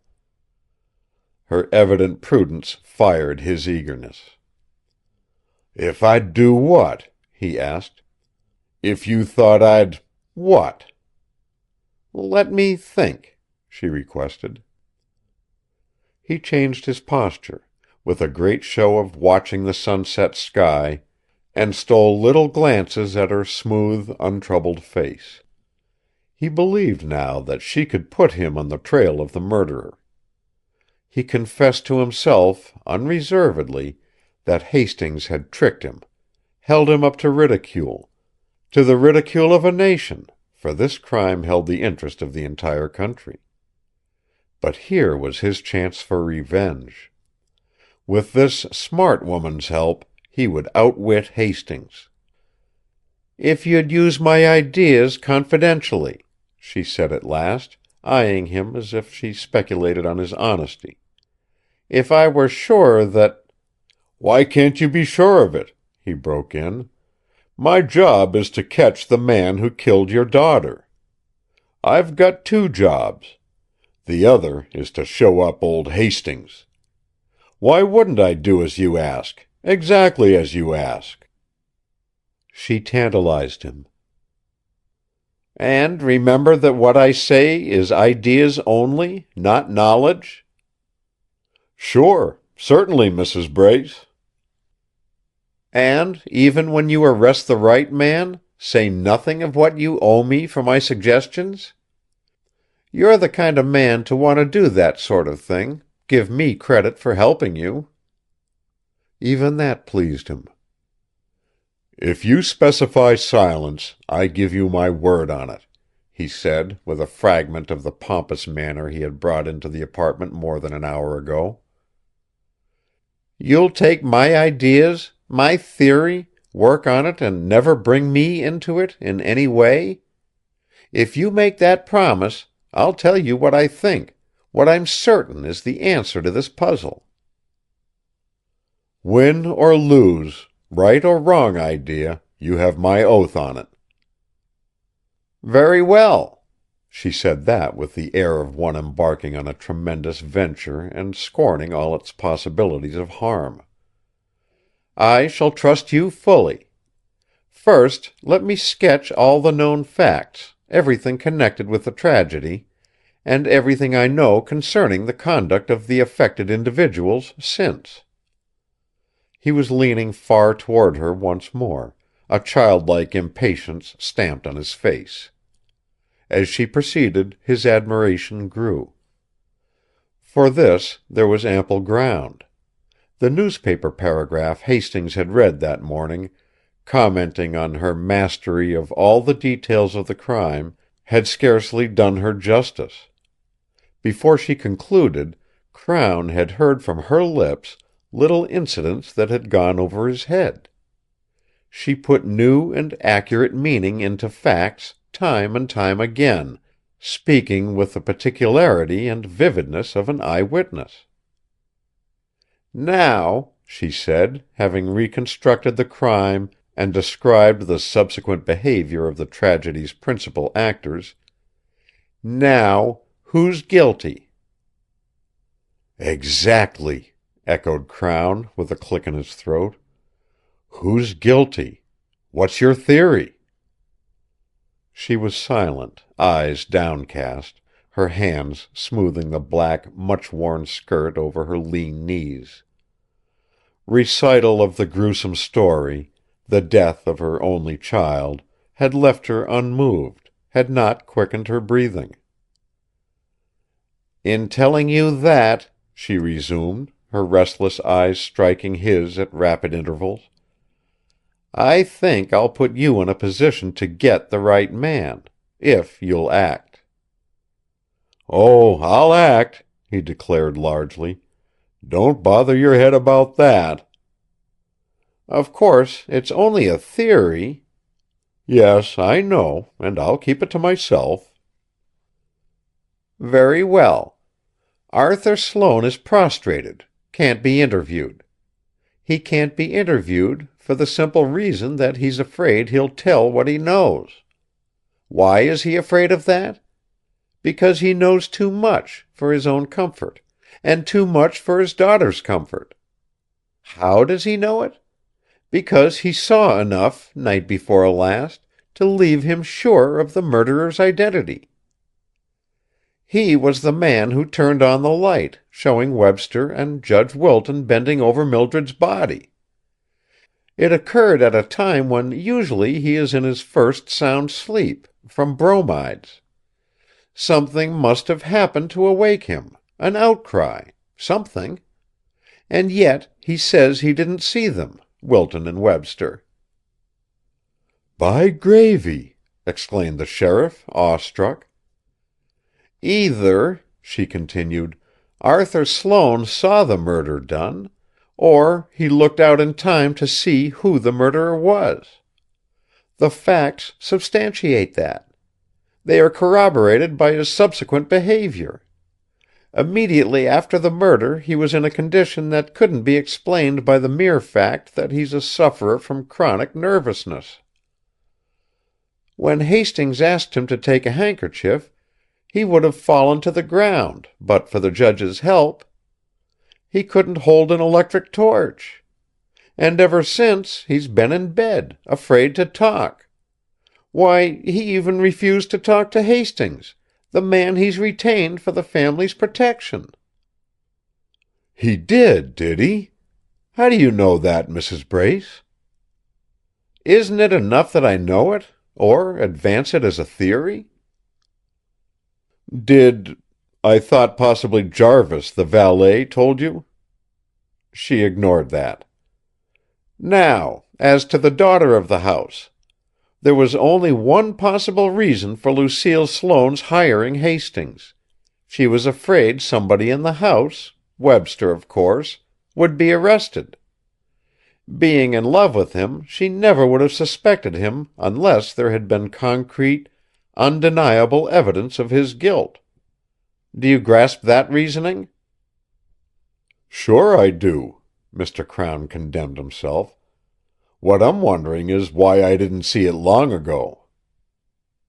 "She, too, you recall, was looking out of a window, on that side of the house, scarcely 15 yards from where the crime was done. It's not hard to believe that she saw what her father saw, the murder or the murderer. Mr. Crown, if you can make her or her father talk, you'll get the truth of this thing, the truth and the murderer. And look at Judge Wilton's part. You asked me why I went to his office this morning. I went because I'm sure he knows the truth. Didn't he stay right at Webster's side when old Hastings interviewed Webster yesterday? Why? To keep Webster from letting out, in his panic, a secret which both of them knew." The sheriff's admiration by this time was boundless. He felt driven to give it expression. "Mrs. Brace, you're a Lulu! A Lulu, by gravy! Sure, that was his reason. He couldn't have had any other." "As for Webster himself," she carried on her exposition, without emotion, without the slightest recognition of her pupil's praise, "he proves the correctness of everything we've said, so far. That secret which the judge feared he would reveal, that secret which old Hastings was blundering after, that secret, Mr. Crown, was such a danger to him that, to escape the questioning of even stupid old Hastings, he could do nothing but crumple up on the floor and feign illness, prostration. Why, don't you see? He was afraid to talk." "Everything you say hits the mark," agreed Crown, smiling happily. "Center shots! Center shots! You've been right from the very beginning. You tried to tell me all this yesterday morning, and fool that I was, fool that Hastings was." He switched to a summary of what she had put into his mind. "It's right. Webster killed her, and Sloane and his daughter saw him at it. Even Wilton knows it, and he a judge. It seems impossible. By gravy, he ought to be impeached." A new idea struck him. Mrs. Brace, imperturbable, exhibiting no elation, was watching him closely. She saw his sudden change of countenance. He had thought, "She didn't reason this out. Russell saw the murder, the coward, and he's told her. He ran away from—" Another suspicion attacked him. But that was Jarvis's night off. Has she seen Jarvis? Impelled to put this fresh bewilderment into words, he was stayed by the restless, brilliant eyes with which she seemed to penetrate his lumbering mind. He was afraid of losing her cooperation. She was too valuable an ally to affront. He kept quiet. She brought him back to her purpose. "Then you agree with me? You think Webster's guilty?" "Think?" He almost shouted his contempt of the inadequate word. "Think? I know. Guilty? The man's black with guilt." "I'm sure of it," she said, curiously skillful in surrendering to him all credit for that vital discovery. "What are you going to do, now that you know?" "Make him talk. Turn him inside out. Playing sick, is he? I'm going back to Sloanehurst this evening. I'm going to start something. You can take this from me. Webster'll loosen that tongue of his before another sun rises." But that was not her design. "You can't do it," she objected, her voice heavy with disappointment. "Dr. Garnet, your own coroner, says questioning will kill him. Dr. Garnet's as thoroughly fooled as Hastings, and," she prodded him with suddenly sharp tone, "you." "That's right." He was crestfallen, plucking at his chin. "That's hard to get around. But I've got to get around it. I've got to show results, Mrs. Brace. People, some of the papers even, are already hinting that I'm too easy on a rich man and his friend." "Yes," she said evenly. "And you I understood you'd act on our theory." "I've got to. I've got to act." His confusion was manifest. He did not know what to do, and he was silent, hoping for a suggestion from her. She let him wait. The pause added to his embarrassment. "What would that is," he forced himself to the appeal. "I was wondering. Anything occur to you? See any way out of it?" "Of course, I know nothing about such procedure," she replied to that slowly, as if she groped for a new idea. "But if you've got the proof from somewhere else, enough to warrant the arrest of Webster," her smile deprecated her probable ineptness, "if Arthur Sloane—" He fairly fell upon the idea. "Right!" he said, clapping his hands together. "Sloane's no dying man, is he? And he knows the whole story. Right you are, Mrs. Brace. He can shake and tremble and whine all he pleases, but tonight he's my meat. My meat, right! Talk? You bet he'll talk." She considered, looking at the opposite wall.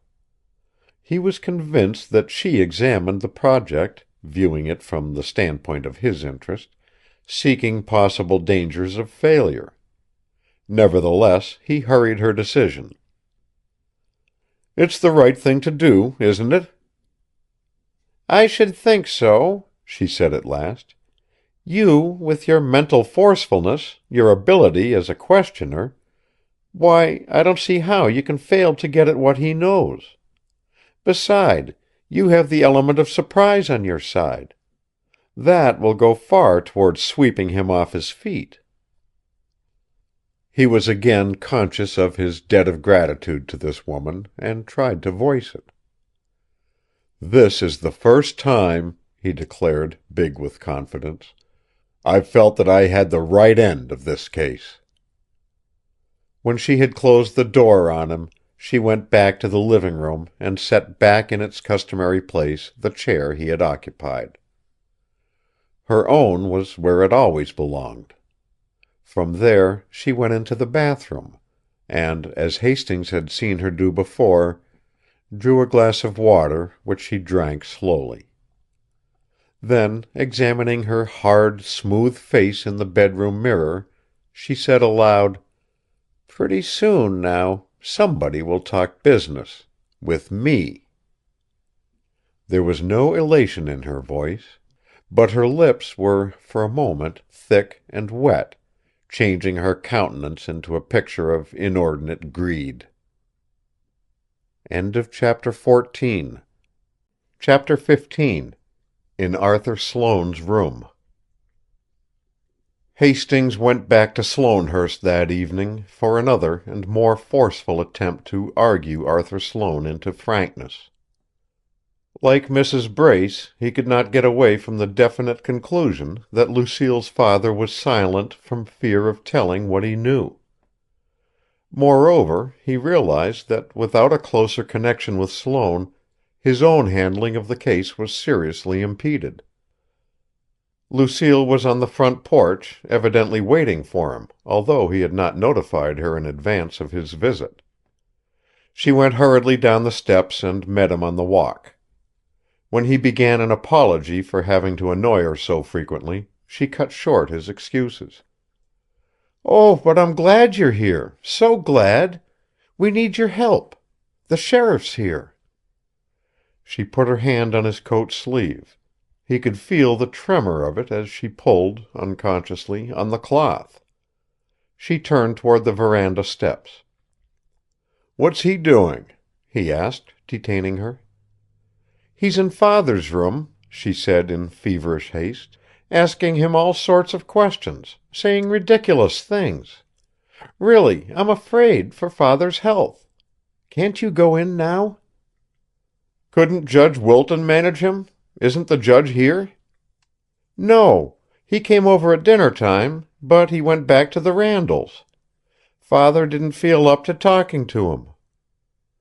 Crown, she explained, had literally forced his way into the bedroom, disregarding her protests and paying no attention to the pretense of physical resistance displayed by Jarvis. "The man seems insane," she said. "I want you to make him leave Father's room, please." She halted near the library door, leaving the matter in Hastings' hands. Since entering the house he had heard Crown's voice, raised to the key of altercation. And now, when he stepped into Sloane's room, the rush of words continued. The sheriff, unaware of the newcomer, stood near the bed, emphasizing his speech with restless arms and violent motions of his head, as if to galvanize into response the still and prostrate form before him. On the opposite side of the bed stood the sepulchral Jarvis, flashing malign looks at Crown, but chiefly busy, with unshaking hands, preparing a beverage of some sort for the sick man. Sloane lay on his back, eyes closed, face under the full glare of the reading light. His expression indicated both boredom and physical suffering.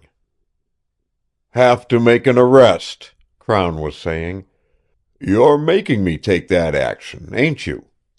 I come in here, considerate as I know how to be, and I ask you for a few facts. Do you give them to me? Not by a long shot. You lie there in that bed and talk about leaping angels and say I bore you. Well, Mr. Sloane, that won't get you a thing. You're where I said you were. It's either Webster that'll be arrested or yourself. Now, I'm giving you another chance. I'm asking you what you saw, and you can tell me, or take the consequences." Hastings thought, "He's up that gum stump of his again, and don't know how to quit talking." Sloane made no answer. "Well," thundered Crown, "I'm asking you." "Moaning martyrs!" Sloane protested in a thin, querulous tone. "Jarvis, the bromide!" "All right," the sheriff delivered his ultimatum. "I'll stick to what I said. Webster may be too sick to talk, but not too sick to have a warrant served on him. He'll be arrested because you won't tell me—" Hastings spoke then. "Gentlemen," he greeted pleasantly. "Mr. Sloane, good evening. Mr. Sheriff, am I interrupting a private conference?" "Fiery friends!" wailed Sloane. "Another!" Hastings gave his attention to Crown. He was certain that the man, balked by Sloane's refusal to talk, would welcome an excuse for leaving the room. "Let me see you a moment, will you?" He put a hand on the sheriff's shoulder, persuading, "It's important. Right now." "But I want to know what Mr. Sloane's going to say," Crown blustered. "If he'll tell—" Hastings stopped him with a whisper. "That's exactly what he'll do. Soon." He led the sheriff into the hall. They went into the parlor.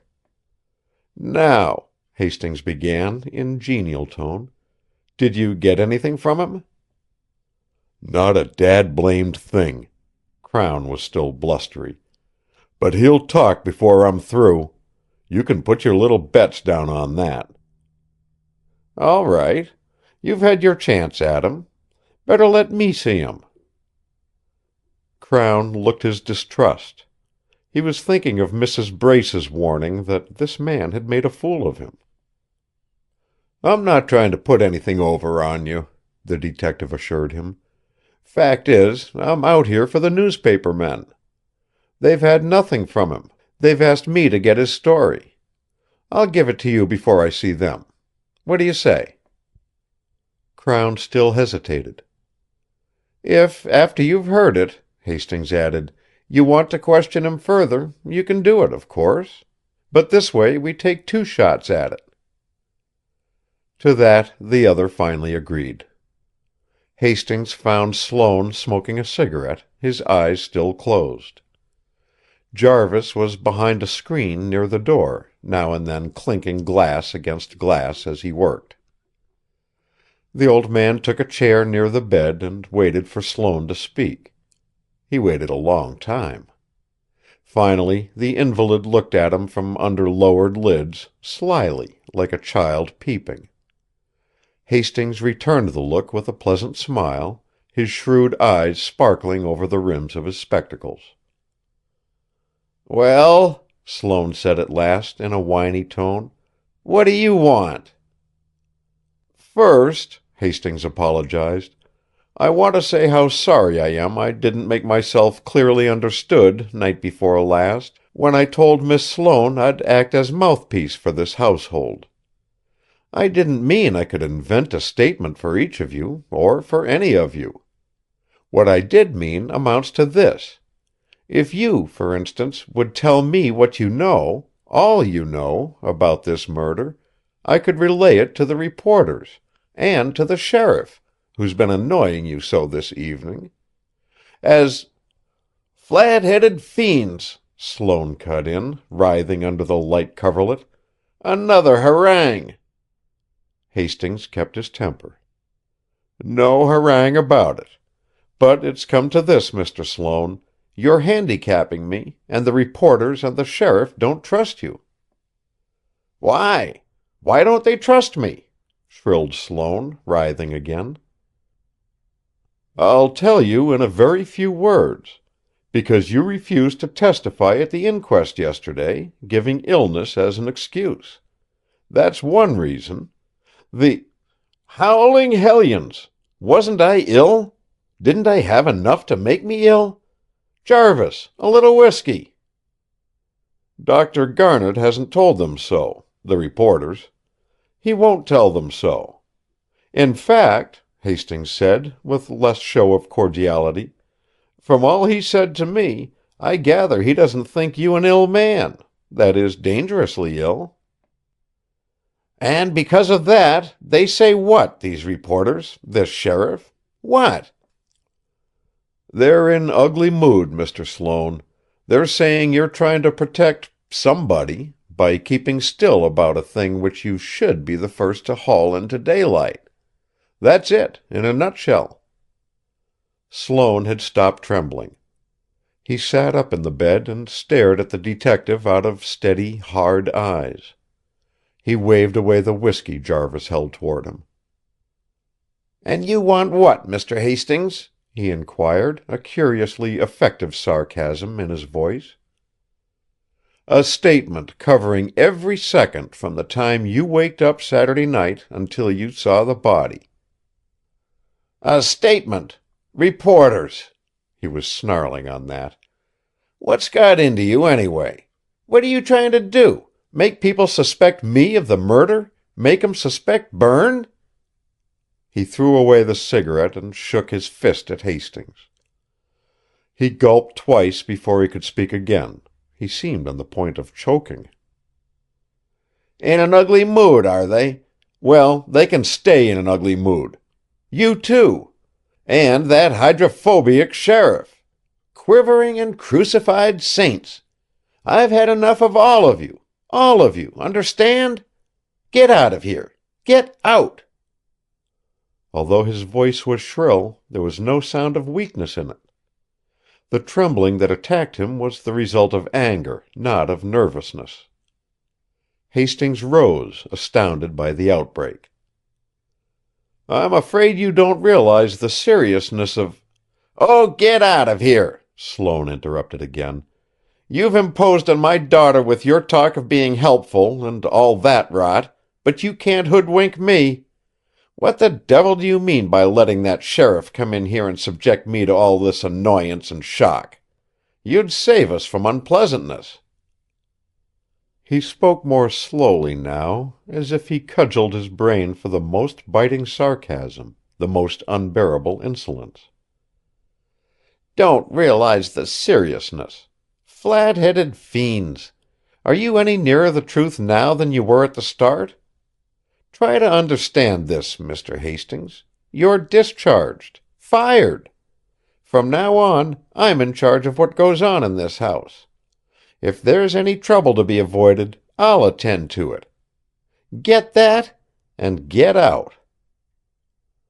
Hastings, opening his mouth for angry retort, checked himself.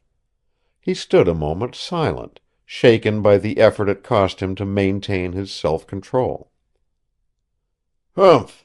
Sloane's nasal, twangy exclamation was clearly intended to provoke him further. But, without a word, he turned and left the room. Passing the screen near the door, he heard Jarvis snicker, a discreet echo of Sloane's goading ridicule. On his way back to the parlor, the old man made up his mind to discount Sloane's behavior. I've got to take a chance, he counseled himself, but I know I'm right in doing it.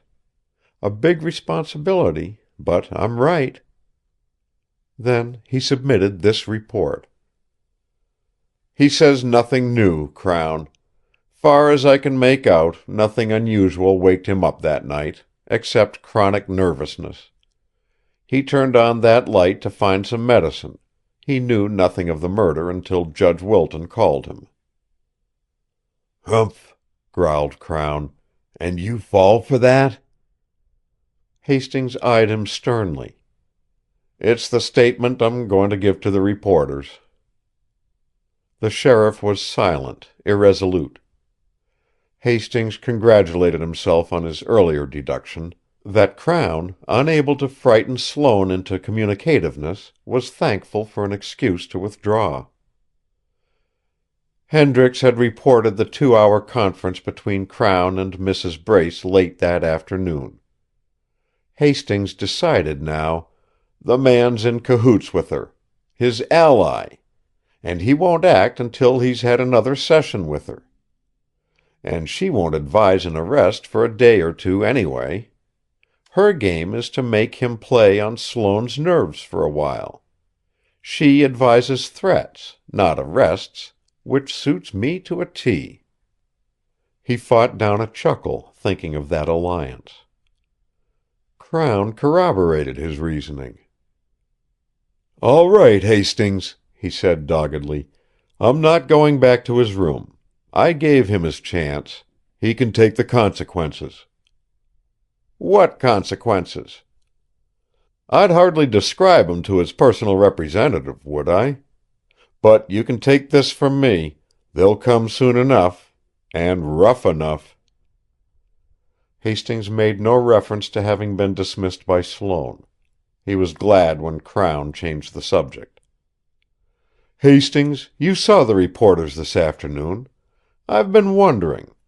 They asked me, Did they ask you whether you suspected the valet, Jarvis?" "Of what?" "Killing her." "No, they didn't ask me." "Funny," said Crown, ill at ease. "They asked me." "So you said," Hastings reminded, looking hard at him. "Well," Crown blurted it out, "do you suspect him? Are you working on that line at all?" Hastings paused. He had no desire to mislead him, and yet there was no reason for confiding in him, and delay was at present the Hastings plan. "I'll tell you, Crown," he said finally. "I'll work on any line that can lead to the guilty man. What do you know?" "Who? Me?" Crown's tone indicated the absurdity of suspecting Jarvis. "Not a thing." But it gave Hastings food for thought.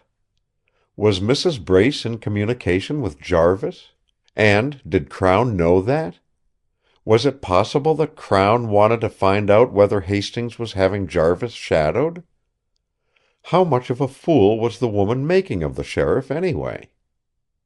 Another thing puzzled him.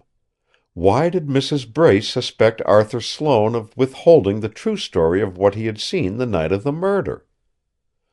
Hastings' suspicion, amounting to certainty, came from his knowledge that the man's own daughter thought him deeply involved in the crime. But Mrs. Brace, was she clever enough to make that deduction from the known facts? Or did she have more direct information from Sloanehurst than he had thought possible? He decided not to leave the sheriff entirely subject to her schemes and suggestions. He would give Mr. Crown something along another line, a break, as it were, on impulsive action. "You talk about arresting Webster right away, or Sloane," he began, suddenly confiding. "You wouldn't want to make a mistake, would you?" Crown rose to that. "Why? What do you know, specially?" "Well, not so much, maybe. But it's worth thinking about. I'll give you the facts, confidentially, of course. Hub Hill's about 100 yards from this house, on the road to Washington. When automobiles sink into it, hub deep, they come out with a lot of mud on their wheels, black, loamy mud. Ain't any other mud like that Hub Hill mud anywhere near here. It's just special and peculiar to Hub Hill. That so?" "Yes," agreed Crown, absorbed. "All right. How, then, did Eugene Russell keep black, Hub Hill mud on his shoes that night if he went the 4 miles on foot to where Otis picked him up?" "Eh?" said Crown, chin fallen. "By the time he'd run 4 miles, his shoes would have been covered with the red mud of that mile of dirt road, or the thin gray mud of the 3 miles of pike, wouldn't they? They'd have thrown off that Hub Hill mud pretty quick, wouldn't they?" "Thunder!" marveled Crown. "That's right. And those shoes were in his room. I saw 'em." He gurgled far back in his throat. "Say, how did he get from Hub Hill to where Otis picked him up?" "That's what I say," declared Hastings, very bland. "How?" To Lucille, after Crown's departure, the detective declared his intention to stand by her, to stay on the case. He repeated his statement of yesterday. He suspected too much and knew too little to give it up. He told her of the responsibility he had assumed in giving the sheriff the fictitious Sloane statement. "That is, it's not fictitious in itself. It's what your father has been saying. But I told Crown, and I'm going to tell the newspaper men, that he says it's all he knows, really. And I hate to do it, because honestly, Miss Sloane, I don't think it is all. I'm afraid he's deceiving us." She did not contradict that. It was her own opinion. "However," the old man made excuse. "I had to do it, in view of things as they are. And he's got to stick to it, now that I've made it official, so to speak. Do you think he will?" She did not see why not. She would explain to him the importance, the necessity of that course. "He's so mistaken in what he's doing," she said. "I don't understand him, really. You know how devoted to me he is. He called me into his room again an hour or two ago and tried to comfort me. He said he had reason to know everything would come out as it should. But he looked so uncertain. Oh, Mr. Hastings, who did kill that woman?" "I think I'll be able to prove who did it. Let's see." He spoke with a light cheerfulness and at the same time with sincerity. "I'll be able to prove it in less than a week after Mrs. Brace takes that money from you." She said nothing to that, and he leaned forward sharply, peering at her face, illegible to him in the darkness of the veranda. "So much depends on that, on you," he added. "You won't fail me tomorrow?" "I'll do my best," she said earnestly, struggling against depression. "She must take that money," he declared with great emphasis. "She must." "And you think she will?" "Miss Sloane, I know she will," he said, a fatherly encouragement in his voice. "I am seldom mistaken in people, and I know I've judged this woman correctly. Money's her weakness. Love of it has destroyed her already. Offering this bribe to anybody else situated as she is would be ridiculous. But she'll take it." Lucille sat a long time on the veranda after Hastings had gone. She was far more depressed than he had suspected. She had to endure so much, she thought. The suspense, which grew heavier as time went by, the notoriety, Berne Webster still in danger of his life, her father's inexplicable pose of indifference toward everything, the suspicions of the newspapers and the public of both her father and Berne, and the waiting, waiting, waiting. For what? A little moan escaped her. What if Mrs. Brace did take the marked money? What would that show? That she was acting with criminal intent, Hastings had said. But he had another and more definite object in urging her to this undertaking. He expected from it a vital development which he had not explained, she was sure. She worried with that idea. Her confidence in Hastings had been without qualification. But what was he doing? Anything? Judge Wilton was forever saying, "Trust Hastings, he's the man for the case." And that was his reputation. People declared that if anybody could get to the bottom of all this mystery, he could. Yet 2 whole days had passed since the murder, and he had just said another week might be required to work out his plan of detection, whatever that plan was. Another week of this. She put her hot palms to her hotter temples, striving for clarity of thought. But she was dazed by her terror, her isolated terror, for some of her thoughts were such that she could share them with nobody, not even Hastings. "If the sheriff makes no arrest within the next few days, I'll be out of the woods," he had told her. "Delay is what I want." There, again, was discouragement, for here was the sheriff threatening to serve a warrant on Berne within the next 24 hours. She had heard Crown make the threat, and to her it had seemed absolutely final. Unless her father revealed something which Crown wanted, whether her father knew it or not, Berne was to be subjected to this humiliation, this added blow to his chance for recovery.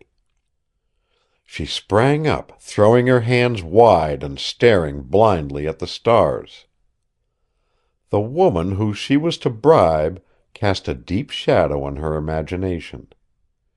Sharing the feeling of many others, she had reached the reluctant conclusion that Mrs. Brace in some way knew more than anybody else about the murder and its motives. It was, she told herself, a horrid feeling, and without reason. But she could not shake it off. To her, Mrs. Brace was a figure of sinister power, an agent of ugliness, waiting to do evil. Waiting for what? By a great effort she steadied her jangled nerves. Hastings was counting on her. And work, even work in the dark, was preferable to this idleness, this everlasting summoning up of frightful possibilities without a ray of hope. She would do her best to make that woman take the money. Tomorrow she would be of real service to Berne Webster. She would atone, in some small measure, for the sorrow she had brought upon him, discarding him because of empty gossip. Would he continue to love her? Perhaps, if she had not discarded him, Mildred Brace would not have been murdered. A groan escaped her. She fled into the house, away from her thoughts. End of chapter 15. Chapter 16. The Bribe. It was 9 o'clock the following evening when Lucille Sloane, sure that she had entered the Walman unobserved, rang the bell of Mrs. Brace's apartment. Her body felt remarkably light and facile, as if she moved in a tenuous, half-real atmosphere. There were moments when she had the sensation of floating. Her brain worked with extraordinary rapidity. She was conscious of an unusually resourceful intelligence, and performed a series of mental gymnastics, framing in advance the sentences she would use in the interview confronting her. The constant thought at the back of her brain was that she would succeed. She would speak and act in such a way that Mrs. Brace would take the money. She was buoyed by a fierce determination to be repaid for all the suspense, all the agony of heart, that had weighed her down throughout this long, leaden-footed day, the past 24 hours unproductive of a single enlightening incident. Mrs. Brace opened the door, and, with a scarcely perceptible nod of the head, motioned her into the living room. Neither of them spoke until they had seated themselves on the chairs by the window. Even then the silence was prolonged, until Lucille realized that her tongue was dry, and uncomfortably large for her mouth. An access of trembling shook her. She tried to smile, and knew that her lips were twisting in a ghastly grin. Mrs. Brace moved slowly to and fro on the armless rocker, her swift, appraising eyes taking in her visitor's distress. The smooth face wore its customary, inexpressive calm. Lucille, striving desperately to arrive at some opinion of what the woman thought, saw that she might as well try to find emotion in a statue. I, the girl finally attained a quick, flurried utterance, want to thank you for having this talk with me. What do you want to talk about, Miss Sloane? The low, metallic voice was neither friendly nor hostile. It expressed, more than anything else, a sardonic, bullying self-sufficiency. It both angered and encouraged Lucille. She perceived the futility of polite introductory phrases here. She could go straight to her purpose, be brutally frank. She gave Mrs. Brace a brilliant, disarming smile, a proclamation of fellowship. Her confidence was restored. "I'm sure we can talk sensibly together, Mrs. Brace," she explained, dissembling her indignation. "We can get down to business at once." "What business?" inquired the older woman, with some of the manner Hastings had seen, an air of lying in wait. "I said on the phone it was something of advantage to you, didn't I?" Yes, you said that. And, of course, I want something from you. Naturally. I'll tell you what it is." Lucille spoke now with cool precision, as yet untouched by the horror she had expected to feel. "It's a matter of money." Mrs. Brace's tongue came out to the edge of the thin line of her lips. Her nostrils quivered, once, to the sharply indrawn breath. Her eyes were more furtive. Money? She echoed. For what? "There's no good of my making long explanations, Mrs. Brace," Lucille said. "I've read the newspapers, every line of them, about our trouble. And I saw the references to your finances, your lack of money." "Yes." Mrs. Brace's right hand lay on her lap. The thumb of it began to move against the forefinger rapidly, the motion a woman makes in feeling the texture of cloth, or the trick of a bank clerk separating paper money. "Yes. I read, also, what you said about the tragedy. Today I noticed that the only note of newness in the articles in the papers came from you, from your saying that, in a few days, 3 or 4 at the outside, that was your language, I'm quite sure, you'd produce evidence on which an arrest would be made. I've intelligence enough to see that the public's interest in you is so great, the sympathy for you is so great, that your threats, I mean predictions or opinions, color everything that's written by the reporters. You see?"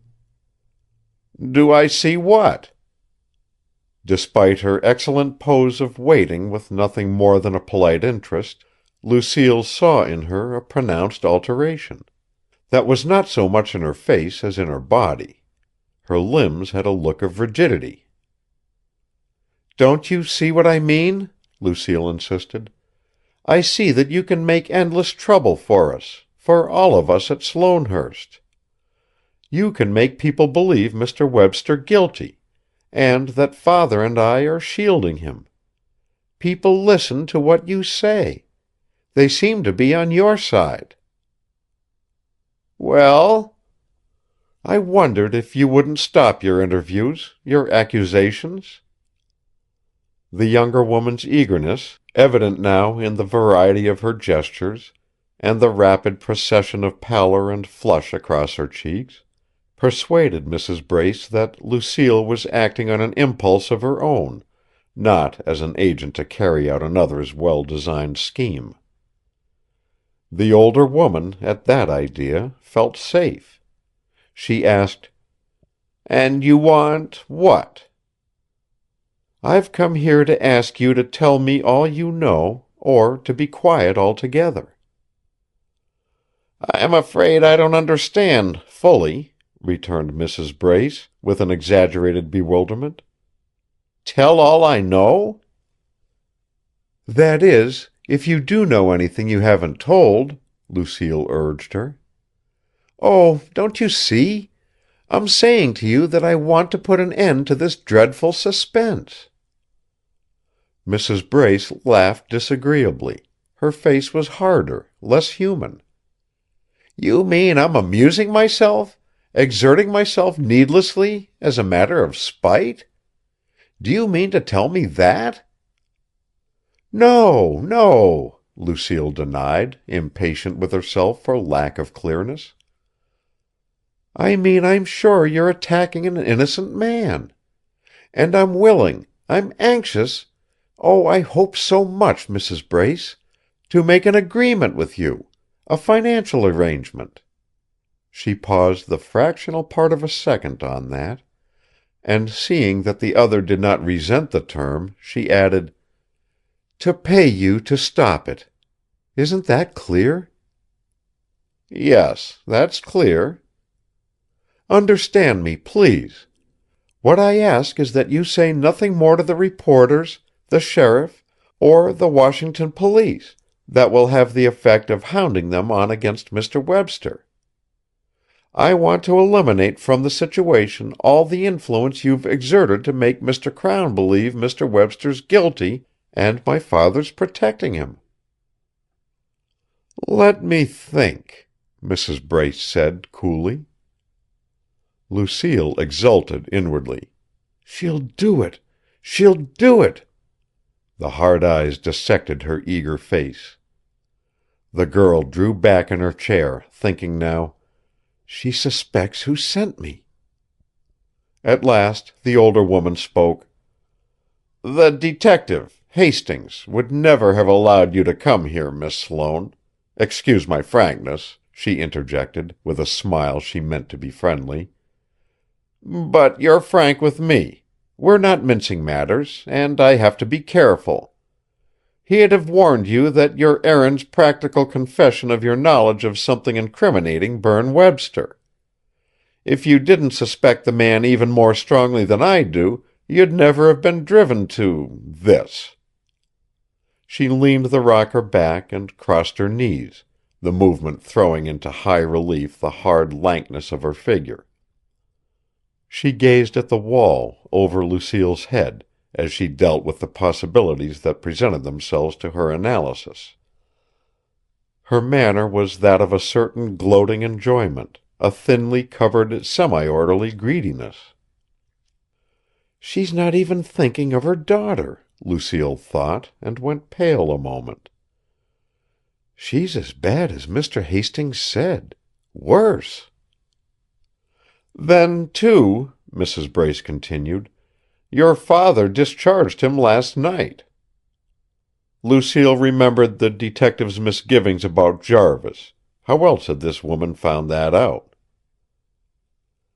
"And you've taken matters into your own hands. Did your father send you here, to me?" "Why, no."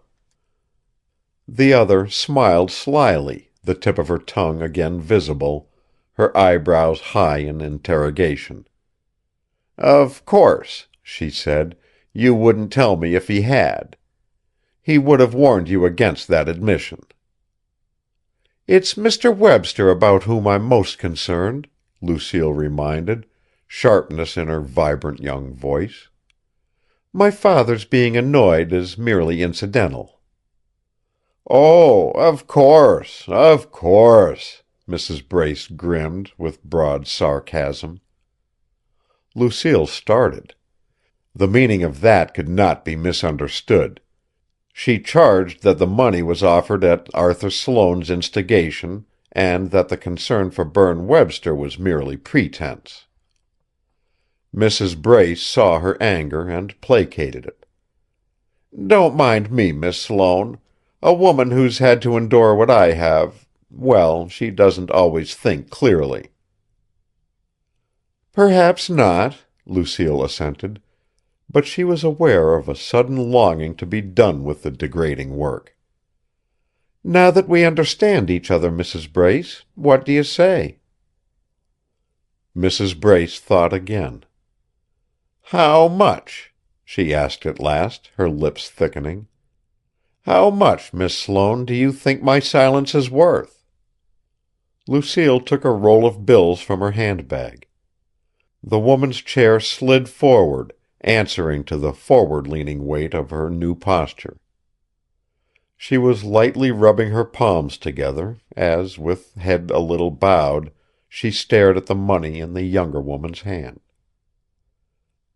"I have here $500, Lucille began. "What?" Mrs. Brace said that roughly, and, in violent anger, drew back, the legs of her chair grating on the floor. For a moment Lucille gazed at her, uncomprehending. "Oh," she said uncertainly, "you mean it isn't enough?" "Enough?" Mrs. Brace's rage and disappointment grew, her lowered brows a straight line close down to her eyes. "But I could get more," Lucille exclaimed, struggling with disgust. "This," she added, with ready invention, "can serve as a part payment, a promise of—" "Ah!" the older woman exclaimed. "That's different. I misunderstood." She put down the signals of her wrath, succeeding in that readjustment so promptly that Lucille stared at her in undisguised amazement. "You must pardon me, Miss Sloane. I thought you were making me the victim of your ridicule, some heartless joke." "Then we can come to an agreement? That is, if this money is the first—" She broke the sentence. Mrs. Brace had put up her hand, and now held her head to one side, listening. There was a step clearly audible outside in the main hall. The next moment the doorbell rang. They sat motionless. When the bell rang again, Mrs. Brace informed her with a look that she would not answer it. But the ringing continued, became a prolonged jangle. It got on Lucille's already strained nerves. "Suppose you slip into the bedroom," Mrs. Brace whispered. "Oh, no," Lucille whispered back. She was weighed down by black premonition. She hoped Mrs. Brace would not open the door. The bell rang again. "You'll have to," Mrs. Brace said at last. "I won't let anybody in. And I have to answer it." "You'll send them away, whoever it is, at once?" "At once. I don't want you seen here, any more than you want to be seen." Lucille started toward the bedroom. At the first step she took, Mrs. Brace put a hand on her arm. "That money," she demanded, in a low whisper. "I'll take it." "And do what I asked? Stop attacking us?" "Yes. Yes." Lucille gave her the money. There were no lights in the bedroom. Lucille, for fear of stumbling or making a noise, stood to one side of the door frame, close to the wall. Mrs. Brace's footsteps stopped. There was the click of the opening door.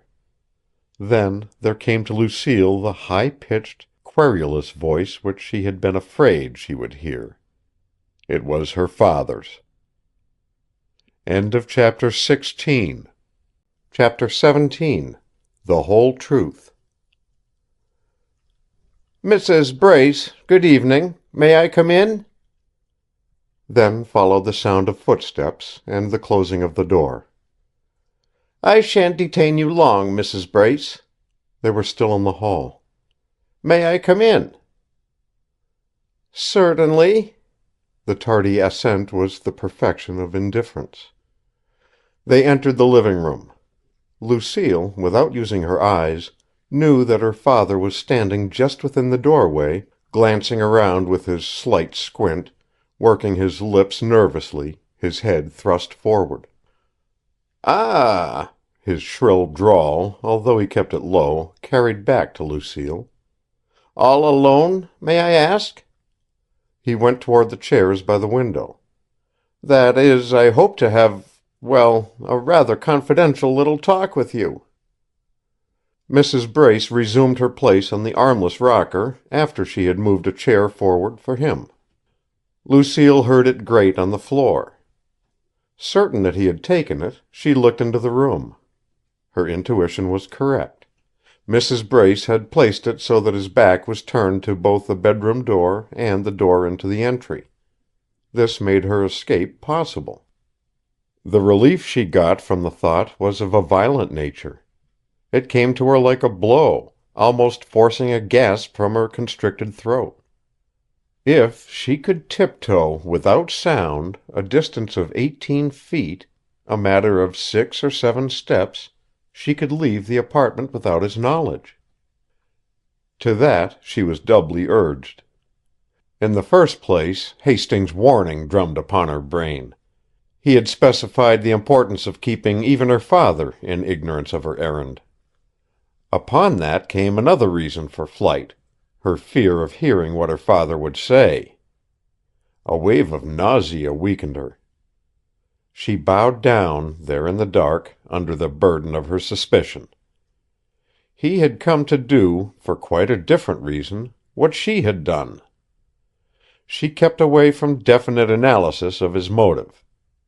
Fear for Berne, or fear for himself, it was equally horrible to her consideration. "I admire your spirit, Mrs. Brace," he was saying in ingratiating tone, "and your shrewdness. I've followed all you said, in the papers, and I'm in hopes that we may—" He stopped, and Lucille, judging from the thin edges of sounds that she caught, had a mental picture of his peering over his shoulder. He resumed: "I must apologize, I'm sure. But you'll realize my concern for secrecy, after I've explained. May do you mind if I look about, for possible hearers?" "It's unnecessary," came the calm, metallic assurance. "I've no objection to your searching my apartment, if you insist." She laughed, a mirthless deprecation of his timidity, and coolly put herself at his disposal in another sentence. "I've sense enough to form an idea of what you'll propose, and I'd scarcely want others to hear it, would I?" "Ah!" he drawled, expressing a grudging disposition to accept her assurance. "Certainly not. Well, that's very reasonable, and obliging, I'm sure." Again, by the thin fringes of sound, Lucille got information of his settling into his chair. "Why," he began, "why, in the name of all the unfathomable, inscrutable angels—" "First, Mr. Sloane," Mrs. Brace interrupted him, and Lucille heard the rattle of a newspaper.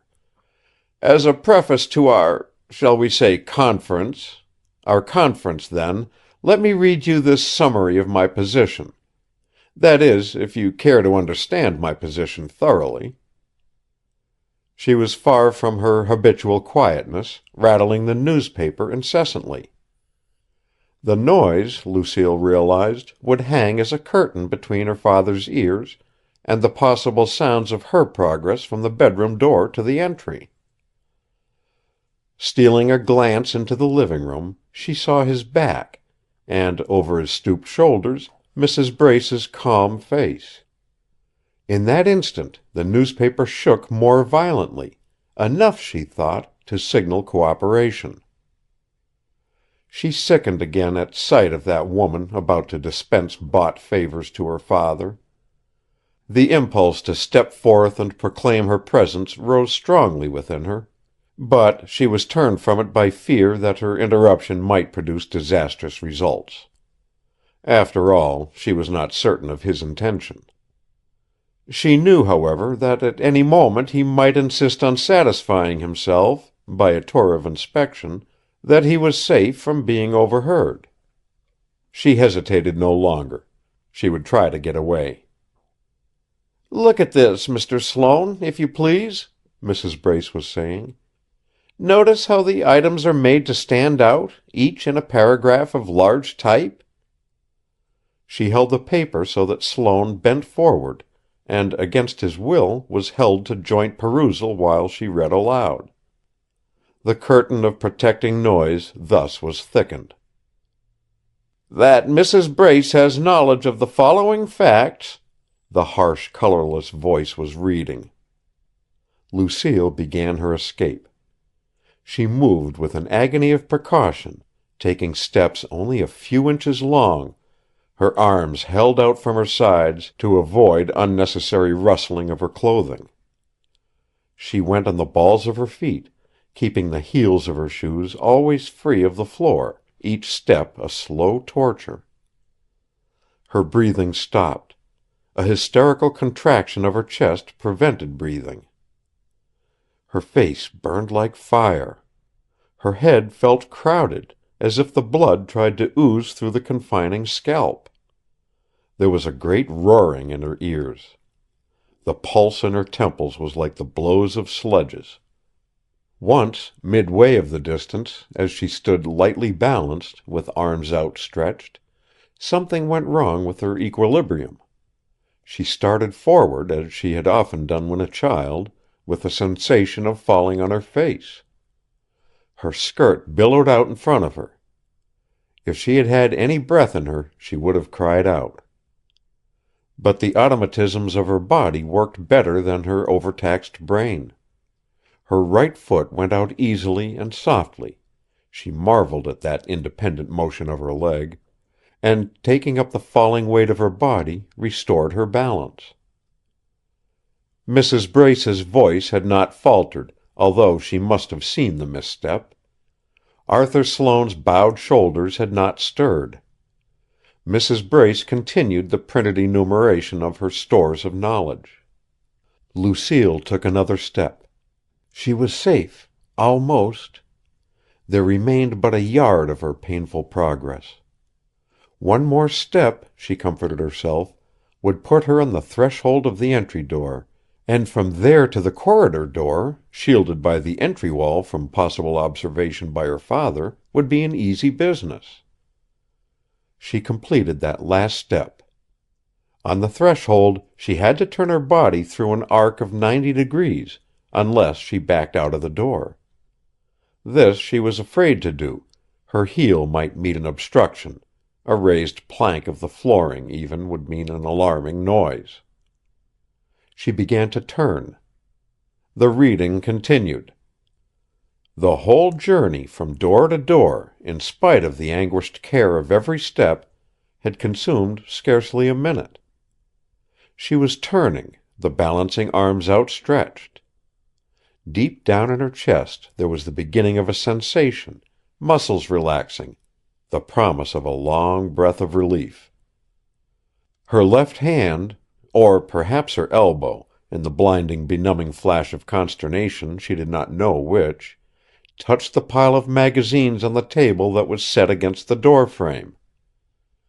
The magazines did not fall to the floor, but the fluttering of the loose cover of the one on top made a noise.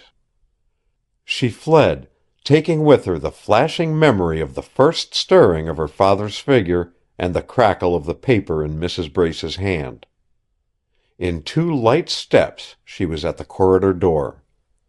Her hands found the latch and turned it. She ran down the stairs with rapid, skimming steps, the door clicking softly shut as she made the turn on the next landing. Her exit had been wonderfully quiet. She knew this, in spite of the fact that her straining senses had exaggerated the flutter of the magazine cover and the click of the door into a terrifying volume of sound. It was entirely possible that Mrs. Brace had been able to persuade her father that he had heard nothing more than some outside noise.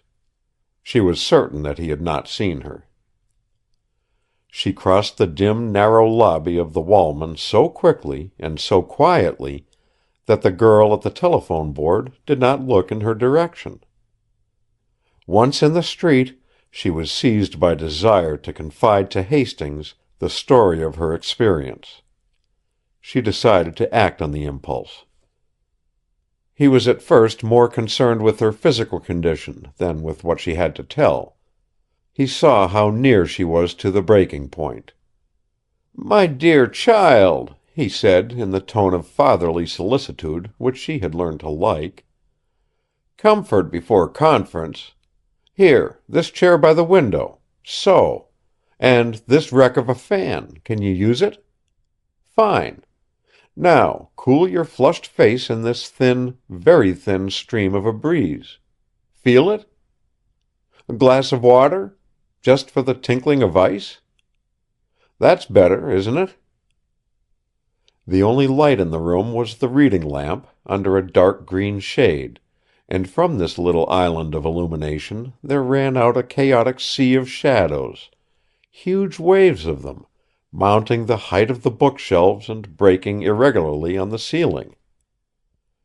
In the dimness, as he walked back and forth hunting for the fan or bringing her the water, he looked weirdly large. Like, she thought dully, a fairy giant curiously draped. But the serenity of his expression touched her. She was glad she had come. While she told her story, he stood in front of her, encouraging her with a smile or a nod now and then, or ambled with soft step among the shadows, always keeping his eyes upon her. For the moment, Her tired spirit was freshened by his lavish praise of the manner in which she had accomplished her undertaking. Following that, his ready sympathy made it easier for her to discuss her fear that her father had planned to bribe Mrs. Brace. Nevertheless, the effort taxed her severely. At the end of it, she leaned back and closed her eyes, only to open them with a start of fright at the resultant dizziness. The sensation of bodily lightness had left her. Her limbs felt sheathed in metal. An acute, throbbing pain racked her head. She was too weary to combat the depression which was like a cold, freezing hand at her heart. "You don't say anything," she complained weakly. He stood near her chair, gazing thoughtfully before him. "I'm trying to understand it," he said. "Why your father did that. You're right, of course. He went there to pay her to keep quiet. But why?" He looked at her closely. "Could it be possible," he put the inquiry at last, "that he knew her before the murder?" "I've asked him," she said. "No, he never had heard of her. Neither he nor Judge Wilton. I even persuaded him to question Jarvis about that. It was the same. Jarvis never had, until last Sunday morning." "You think of everything," he congratulated her. "No. Oh, no." Some quick and overmastering emotion broke down the last of her endurance. Whether it was a new and finer appreciation of his persistent, untiring search for the guilty man, or the realization of how sincerely he liked her, giving her credit for a frankness she had not exercised, whatever the pivotal consideration was, she felt that she could no longer deceive him. She closed her lips tightly, to keep back the rising sobs, and regarded him with questioning, fearful eyes. "What is it?" he asked gently, reading her appealing look. "I've a confession to make," she said miserably. He refused to treat it as a tragedy. "But it can't be very bad," he exclaimed pleasantly. "When we're overwrought, imagination's like a lantern swinging in the wind, changing the size of everything every second." "But it is bad," she insisted. "I haven't been fair. I couldn't bring myself to tell you this. I tried to think you'd get along without it." "And now?" She answered him with an outward calmness which was, in reality, emotional dullness. She had suffered so much that to feel vividly was beyond her strength. "You have the right to know it," she said, looking at him out of brilliant, unwinking eyes. "It's about Father. He was out there, on the lawn, before he turned on the light in his room. I heard him come in, a minute before Berne went down the back stairs and out to the lawn. And I heard him go to his window and stand there, looking out, at least 5 long minutes before he flashed on his light." He waited, thinking she might have more to tell. Construing his silence as reproof, she said, without changing either her expression or her voice: "I know. It's awful. I should have told you. Perhaps I've done great harm." "You've been very brave," he consoled her with infinite tenderness. "But it happens that I'd already satisfied myself on that point. I knew he'd been out there." She was dumb, incapable of reacting to his words. Even the fact that he was smiling, with genuine amusement, did not affect her. "Here comes the grotesque element, the comical, that's involved in so many tragedies," he explained. "Your father's weakness for cure of nervousness, and his shrinking from the ridicule he's suffered because of it, there's the explanation of why he was out there that night." She could not see significance in that, but neither could she summon energy to say so. She wondered vaguely why he thought it funny. That night, rather the early morning hours following, while the rest of you were in the library, I looked through his room, and I found a pair of straw sandals in the closet, such as a man could slip on and off without having to bend down to adjust them. And they were wet, inside and out. Sunday morning, when Judge Wilton and I were at his bedside, I saw on the table a quack pamphlet on the dew treatment for nervousness, the benefit of the wet, cooling grass upon the feet at night. You know the kind of thing. So—" "Oh," she breathed, tremulous and weak. "So that's why he was out there. Why didn't I think? Oh, how I've suspected him of—" "But remember," he warned, "that's why he went out. We still don't know what happened after he got out there, or why he's refused to say that he ever was out there. When we think of this, and other things, and, too, his call tonight on Mrs. Brace, for bribery, leaving what we thought was a sick bed—" "But he's been up all day," she corrected. "And yet—" he said, and stopped, reflecting. "Tell me," she implored. "Tell me, Mr. Hastings, do you suspect my father, or not, of the—" He answered her unfinished question with a solemn, painstaking care. "Miss Sloane, you're not one who would want to be misled. You can bear the truth. I'd be foolish to say that he's not under suspicion. He is. Any one of the men there that night may have committed the murder. Webster, your father, Wilton, only there suspicion seems totally gratuitous, Eugene Russell, Jarvis, I've heard things about him. Any one of them may have struck that blow. May have." "And father," she said in a grieved bewilderment, "has paid Mrs. Brace to stop saying she suspects Berne." She shuddered, facing the alternative. "Or himself." "You see," he framed the conclusion for her, "how hard he makes it for us to keep him out of trouble, if that gets out? He's put his hand on the live wire of circumstantial evidence, a wire that too often thrashes about, striking the wrong man." "And Berne?" she cried out. "I think I could stand anything if only I knew—" But this time the mutinous sobs came crowding past her lips. She could not finish the inquiry she had begun. Chapter 18. The Man Who Rode Away.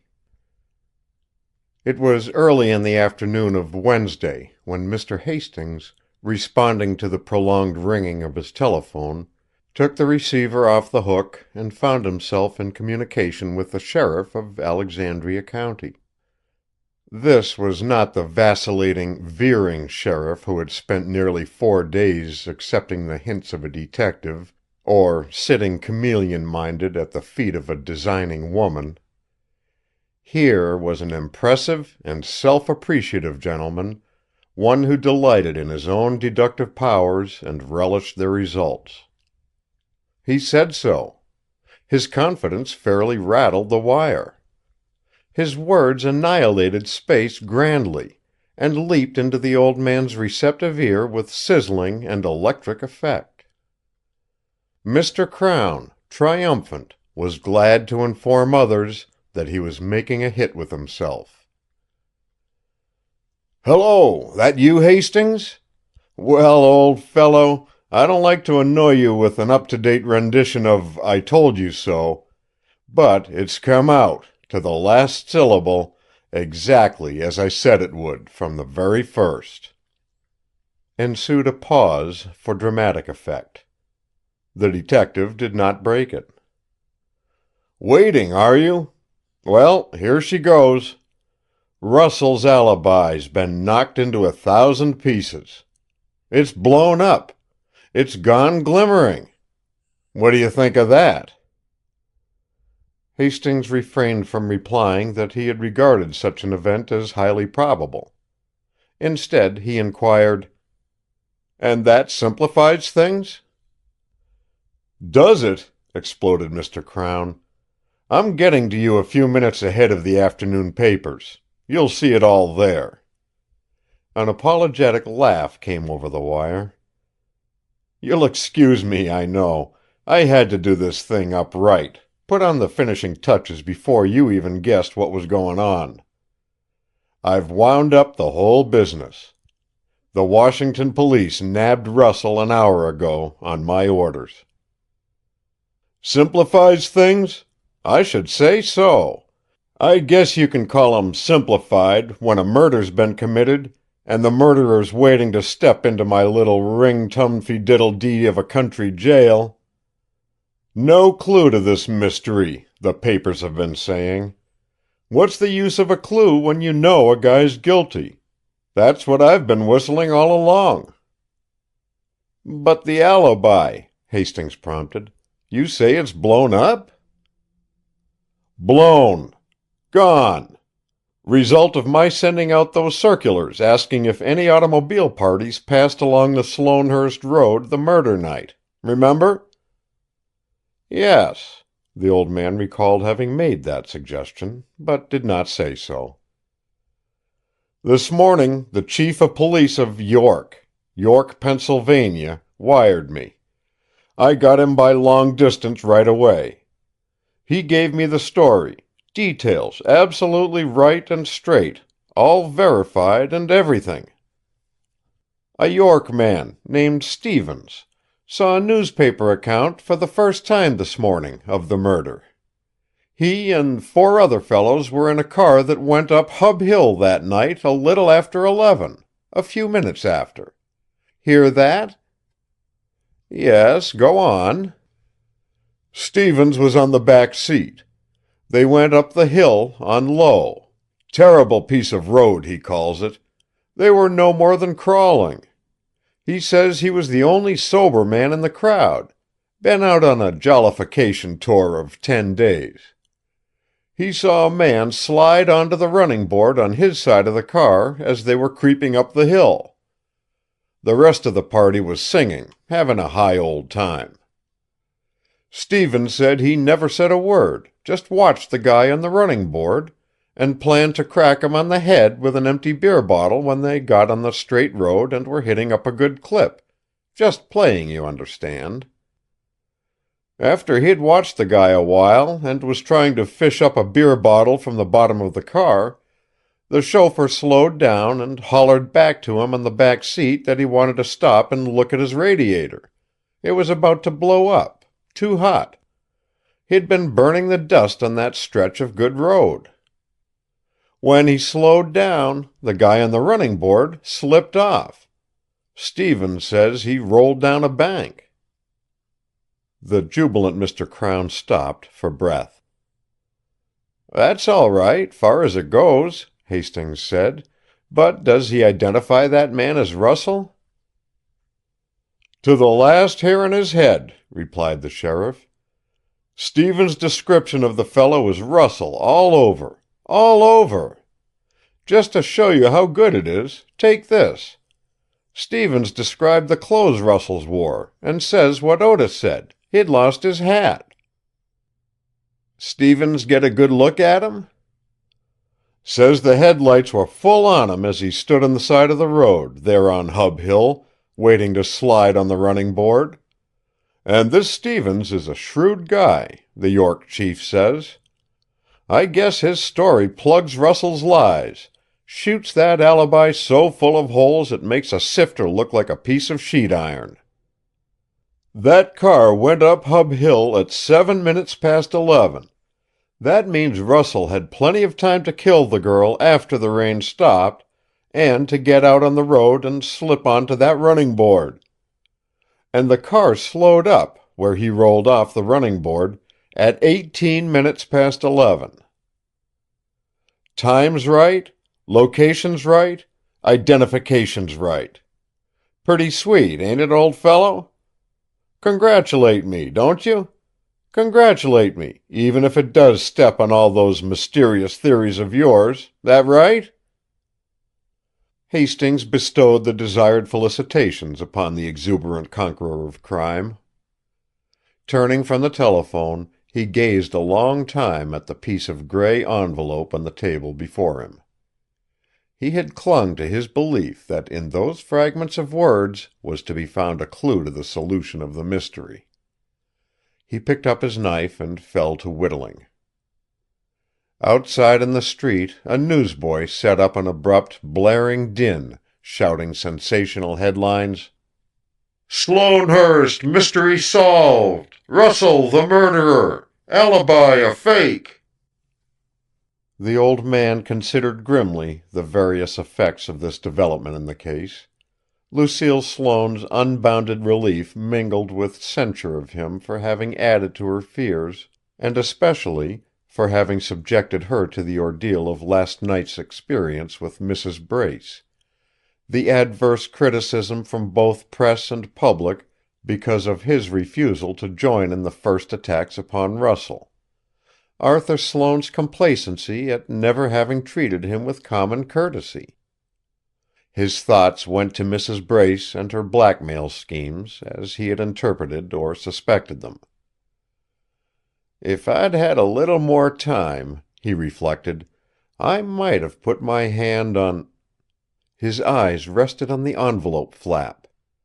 His mind flashed to another and new idea. His muscles stiffened. He put his hands on the arms of his chair and slowly lifted himself up, the knife dropping from his fingers and clattering on the floor. He stood erect and held both hands aloft, a gesture of wide and growing wonder. "Cripes!" he said aloud. He picked up the gray paper with a hand that trembled. His pendant cheeks puffed out like those of a man blowing a horn. He stared at the paper again, before restoring it to its envelope, which he put back into one of his pockets. "Cripes!" he said again. "It's a place! Pursuit! That's where the—" He became a whirlwind of action, covering the floor with springy step. Taking a book of colossal size from a shelf, he whirled the pages, running his finger down a column while he murmured: "Pursuit. P-U-R. P-U. But there was no such name in the postal directory. He went back to older directories. He began to worry. Was there no such post office as Pursuit? He went to other books, whirling the pages, running down column after column. And at last he got the information he sought. Consulting a railroad folder, he found a train schedule that caused him to look at his watch. 25 minutes, he figured. I'm going. He telephoned for a cab. Then, seating himself at the table, he tore a sheet from a scratch pad and wrote: "Don't lose sight of Mrs. Brace. Disregard Russell's arrest. Hendricks, the Sloanehurst people are members of the Arlington Golf Club. Get a look at golf bags there. Did one or two contain piece or pieces of a bed slat? Gore, check up on Mrs. B's use of money. I'll be back Sunday." He sealed the envelope into which he put that, and, addressing it to Hendricks, left it lying on the table. At the station he bought the afternoon newspapers and turned to Eugene Russell's statement, made to the reporters immediately after his arrest. It ran: "I repeat that I'm innocent of the murder. Of course I made a mistake in omitting all mention of my having ridden the first 4 miles from Sloanehurst. But being innocent, and knowing the weight of the circumstantial evidence against me, I could not resist the temptation to make my alibi good. I neither committed that murder nor witnessed it. The story I told at the inquest of what happened to me and what I did at Sloanehurst stands. It is the truth. End of chapter 18. Chapter 19. Pursuit. Returning from his trip Sunday morning, the detective, after a brief conference with Hendricks, had gone immediately to Mrs. Brace's apartment. She sat now, still and watchful, on the armless rocker by the window, waiting for him to disclose the object of his visit. Except the lifted, faintly interrogating eyebrows, there was nothing in her face indicative of what she thought. He caught himself comparing her to a statue, forever seated on the low-backed, uncomfortable chair, awaiting, without emotion or alteration of feature, the outcome of her evil scheming. Her hardness gave him the impression of something hammered on, beaten into an ugly pattern. Having that imperturbability to overcome, he struck his first blow with surprising directness. "I'm just back from Pursuit," he said. That was the first speech by either of them since the monosyllabic greeting at the door. He saw that she had prepared herself for such an announcement, but the way she took it reminded him of a door shaken by the impact of a terrific blow.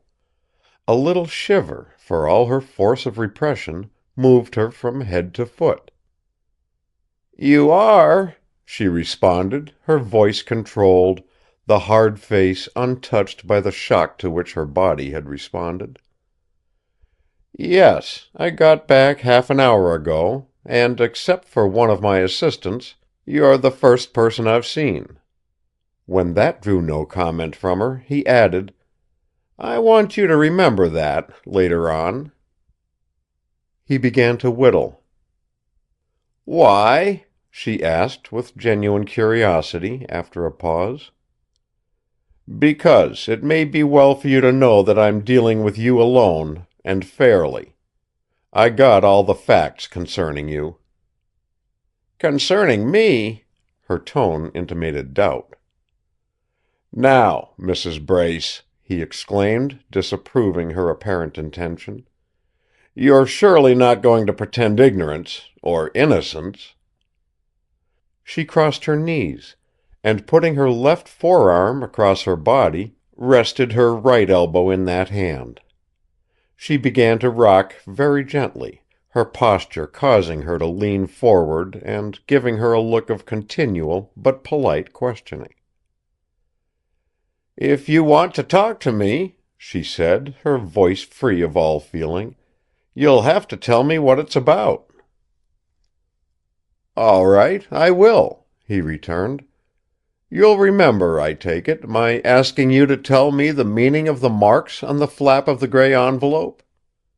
I'll admit I was slow, criminally slow, in coming to the conclusion that Pursuit referred to a place rather than an act. But I got it finally, and I found Pursuit. Not much left of it now. It's not even a post office. But it's discoverable," he continued on a sterner note, and began to shave long, slender chips from his block of wood. "I'll give you the highlights. Young Dalton was killed. His murderer made a run for it. But you, a young widow then, in whose presence the thing was done, smoothed matters out. You swore it was a matter of self-defense. The result was that after a few half-hearted attempts to locate the fugitive, the pursuit was given up." "Very well. But why bring that story here, now? What's its significance?" He stared at her in amazement. Her thin, sensitive lips were drawn back at the corners, enough to make her mouth look a trifle wider, and enough to suggest dimly that their motion was the start of a vindictive grimace. Otherwise she was unmoved, unresponsive to the open threat of what he had said. "Let me finish," he retorted. An unfortunate feature, for you, was that you seem to have made money out of the tragedy. In straitened circumstances previously, you began to spend freely, comparatively speaking, a few days after the murderer's disappearance. In fact, bribery was hinted. You had to leave the village. See any significance in that?" he concluded with irony. "Suppose you explain it," she said, still cool. "The significance is in the strengthening of the theory I've had throughout the whole week that's passed since your daughter was killed at Sloanehurst." "What's that?" She stopped rocking. Her eyes played a fiery tattoo on every feature of his face. "Your daughter's death was the unexpected result of your attempts to blackmail young Dalton's murderer. You, being afraid of him, and not confessing that timidity to Mildred, persuaded her to approach him in person." "I? Afraid of him?" she objected, aroused at last. Her brows were lowered, a heavy line above her furtive, swift eyes. Her nostrils fluttered nervously. "Granting your absurd theory," she continued, "why should I have feared him? What had he done, except strike to save his own life?" "You forget, Mrs. Brace," he corrected, "that body showed 29 wounds, 28 of them unnecessary, if the first was inflicted in mere self-defense. It was horrible mutilation." "So," she ridiculed with obvious effort, "you picture him as a butcher." "Precisely. And you, having seen to what lengths his murderous fury could take him, were afraid to face him, even after your long, long search had located him again. Let's be sensible, Mrs. Brace. Let's give the facts of this business a hearing. You had come to Washington and located him at last. But after receiving several demands from you, he'd stopped reading your letters, sent them back unopened. Consequently, in order for you to make an appointment with him, he had to be communicated with in a handwriting he didn't know. Hence, your daughter had to write the letter making that appointment a week ago last night. Then, however—" "What makes you think—" "Then, however," he concluded, overbearing her with his voice, "you hadn't the courage to face him, out there, in the dark, alone. You persuaded Mildred to go, in your place. And he killed her." "Ha!" The mocking exclamation sounded as though it had been pounded out of her by a blow upon her back. "What makes you say that? Where did you get that? Who put that into your head?" She volleyed those questions at him with indescribable rapidity, her lips drawn back from her teeth, her brows straining far up toward the line of her hair. The profound disgust with which he viewed her did not affect her. She darted to and fro in her mind, running about in the waste and tumult of her momentary confusion, seeking the best thing to say, the best policy to adopt, for her own ends. He had had time to determine that much when her gift of self-possession reasserted itself. She forced her lips back to their thin line and steadied herself. He could see the vibrant tautness of her whole body, exemplified in the rigidity with which she held her crossed knees, one crushed upon the other. "I know, I think, what misled you," she answered her own question. "You've talked to Gene Russell, of course. He may have heard—I think he did hear—Mildred and me discussing the mailing of a letter that Friday night." "He did," Hastings said, firmly. "But he couldn't have heard anything to warrant your theory, Mr. Hastings. I merely made fun of her wavering after she'd once said she'd confront Berne Webster again with her appeal for fair play." He inspected her with an emotion that was a mingling of incredulity and repugnant wonder. "It's no use, Mrs. Brace," he told her. Russell didn't see the name of the man to whom the letter was addressed. I saw him last Sunday afternoon. He told me he took the name for granted, because Mildred had taunted him, saying it went to Webster. As a matter of fact, he wanted to see if Webster was at Sloanehurst, and fastened his eyes for a fleeting glimpse on that word, and on that alone. Besides, there are facts to prove that the letter did not go to Webster. Do you see how your fancied security falls away?" "Let me think," she said, her tone flat and impersonal. She was silent, her restless eyes gazing at the wall over his head. He watched her, and glanced only at intervals at the wood he was aimlessly shaving. "Of course," she said after a while, looking at him with a speculative, deliberating air, "you've deduced and pieced this together. You've a woman's intuition, comprehension of motives, feelings." She was silent again. "Pieced what together?" he asked. "It's plain enough, isn't it? You began with your suspicion that my need of money was heavier in my mind than grief at Mildred's death. On that you built up, well, all you've just said." "It was more than a suspicion," he corrected. "It was knowledge, that everything you did, after her death, was intended to help along your scheme to, well, we'll say to get money." "Still," she persisted shrewdly, "you felt the necessity of proving I'd blackmail, if that's the word you want to use." "How?" he put in quickly. "Prove it how?" "That's why you sent that girl here with the 500. I see it now, although at the time I didn't." She laughed, a short, bitter note.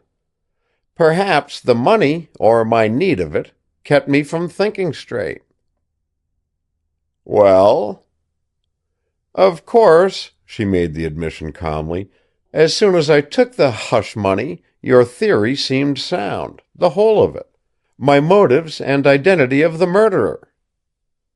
She was thinking with a concentration so intense that the signs of it resembled physical exertion. Moisture beaded the upper part of her forehead. He could see the muscles of her face respond to the locking of her jaws. "But there's nothing against me," she began again, and, moved by his expression, qualified, "nothing that I can be held for in the courts." "You've decided that, have you?" "You'll admit it," she said. "There's nothing, there can be nothing, to disprove my statement that Dalton's death was provoked. I hold the key to that. I alone. That being true, I couldn't be prosecuted in pursuit as accessory after the fact." "Yes," he agreed, "that's true." "And here," she concluded, without a hint of triumph, even without a special show of interest, "I can't be proceeded against for blackmail. That money, from both of them, was a gift. I hadn't asked for it, much less demanded it. I," she said with an assured arrogance, "hadn't got that far. So you see, Mr. Hastings, I'm far from frightened." He found nothing to say to that shameless but unassailable declaration. Also, he was aware that she entertained and sought solution of a problem, the question of how best to satisfy her implacable determination to make the man pay. That purpose occupied all her mind, now that her money greed was frustrated. It was on this that he had calculated. It explained his going to her before confronting the murderer. He had felt certain that her perverted desire to "get even" would force her into the strange position of helping him. He broke the silence with a careful attempt to guide her thoughts. "But don't fool yourself, Mrs. Brace. You've got out of this all you'll ever get, financially. Every cent. And you're in an unpleasant situation. An outcast, perhaps. People don't stand for your line of stuff, your behavior." She did not resent that. Making a desperate mental search for the best way to serve her hard self-interest, he thought she was impervious to insult. "I know," she said to his immense relief. "I've been considering the only remaining point." "What's that?" "The sure way to make him suffer as horribly as possible." He pretended absorption in his carving. "Why shouldn't he have provided me with money when I asked it?" she demanded at last. The new quality of her speech brought his head up with a jerk. Instead of colorless harshness, it had a warm fury. It was not that she spoke loudly or on a high key, but it had an unbridled, self-indulgent sound. He got the impression that she put off all censorship from either her feeling or her expression. "That wasn't much to ask, as long as he continued his life of ease, of luxury, of safety, as long as I left out of consideration the debt he couldn't pay, the debt that was impossible of payment." Alien as the thing seemed in connection with her, he grasped it. She thought that she had once loved the man. "The matter of personal feeling?" he asked. "Yes. When he left Pursuit, he destroyed the better part of me, what you would call the good part." She said that without sentimentalism, without making it a plea for sympathy. She had better sense, he saw, than to imagine that she could arouse sympathy on that ground.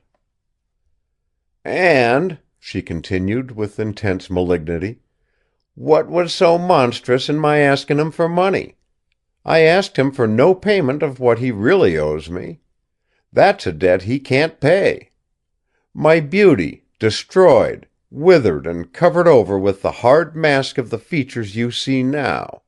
My capacity for happiness, dead, swallowed up in my long, long devotion to my purpose to find him again.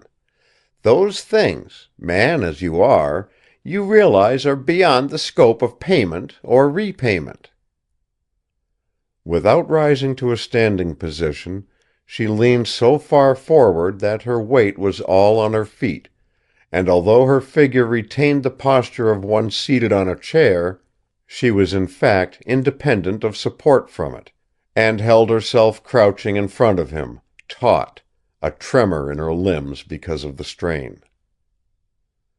Her hands were held out toward him, the tips of her stiffened, half-closed fingers less than a foot from his face. Her brows were drawn so high that the skin of her forehead twitched, as if pulled upward by another's hand.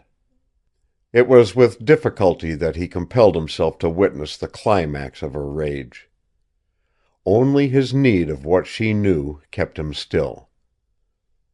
"Money," she said, her lean arms in continual motion before him. "You're right there. I wanted money. I made up my mind I'd have it. It was such a purpose of mine, so strongly grown into my whole being, that even Mildred's death couldn't lessen or dislodge it. And there was more than the want of money in my never letting loose of my intention to find him. He couldn't strip me bare and get away. You've understood me pretty well. You know it was written on the books that he and I should come together again, no matter how far he went or how cleverly. And I see now," she gave him her decision, and as she did so, rose to an upright position, her hands at her sides going half shut and open, as if she made mental pictures of the closing in of her long pursuit. "I'll say what you want me to say. Confront him. Put me face to face with him, and I'll say the letter went to him. Oh, never fear. I'll say the appropriate thing, and the convincing thing. Appropriately convincing." Her eyes glittered, countering his searching glance as she stood over him, her body flung a little forward from the waist, her arms busy with their quick, angular gesticulation. "When?" he asked. "When will you do that?" "Now," she answered instantly. "Now.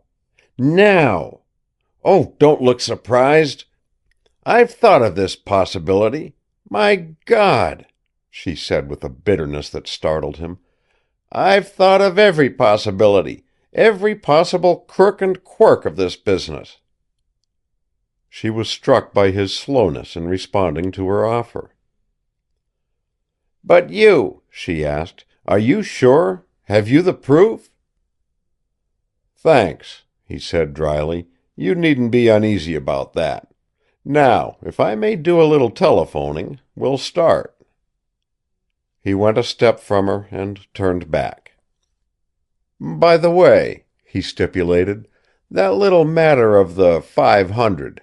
You needn't refer to it. I mean, it will have to be left out. It's not necessary." "No, it isn't," she agreed with perfect indifference. "And it's spent."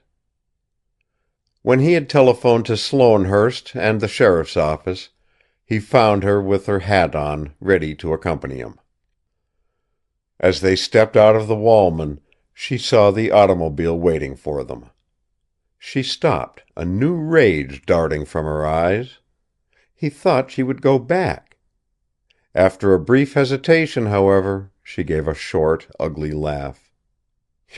"You were as sure as that, were you?" she belittled herself. "Had the car wait, to take me there."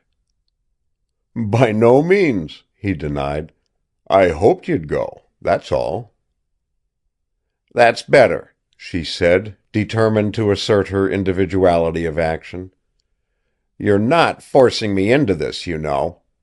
I'm doing it, after thinking it out to the last detail, for my own satisfaction." End of chapter 19. Chapter 20. Denial of the charge. Hastings, fully appreciating the value of surprise, had instructed Mrs. Brace to communicate none of the new developments to anybody until he asked for them. Reaching Sloanehurst, he went alone to the library, leaving her in the parlor to battle as best she might with the sheriff's anxious curiosity. Arthur Sloane and Judge Wilton gave him cool welcome, parading for his benefit an obvious and insolent boredom. Although uninvited to sit down, he caught up a chair and swung it lightly into such position that, when he seated himself, he faced them across the table. He was smiling, enough to indicate a general satisfaction with the world. There was in his bearing, however, that which carried them back to their midnight session with him immediately following the discovery of Mildred Brace's body. The smile did not lessen his look of unquestionable power. His words were sharp, clipped off.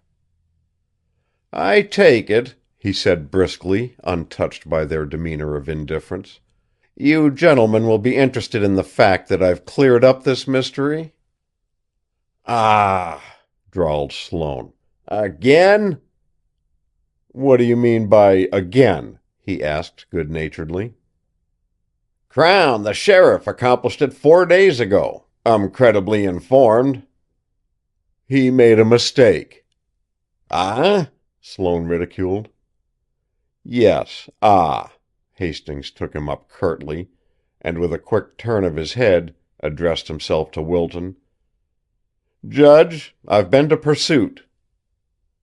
When he said that, his head was thrown back so that he squinted at Wilton down the line of his nose, under the rims of his spectacles. "Pursuit?"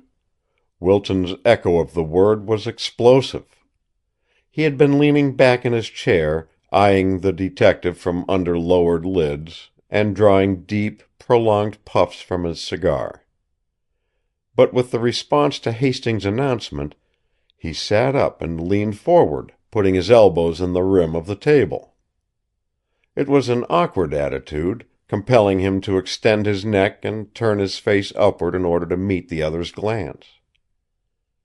"Yes," Hastings said after a measurable pause. "Interested in that?" "Not at all," Wilton replied, plainly alarmed, and fubbed out his cigar with forefinger and thumb, oblivious to the fact that he dropped a little shower of fire on the table cover.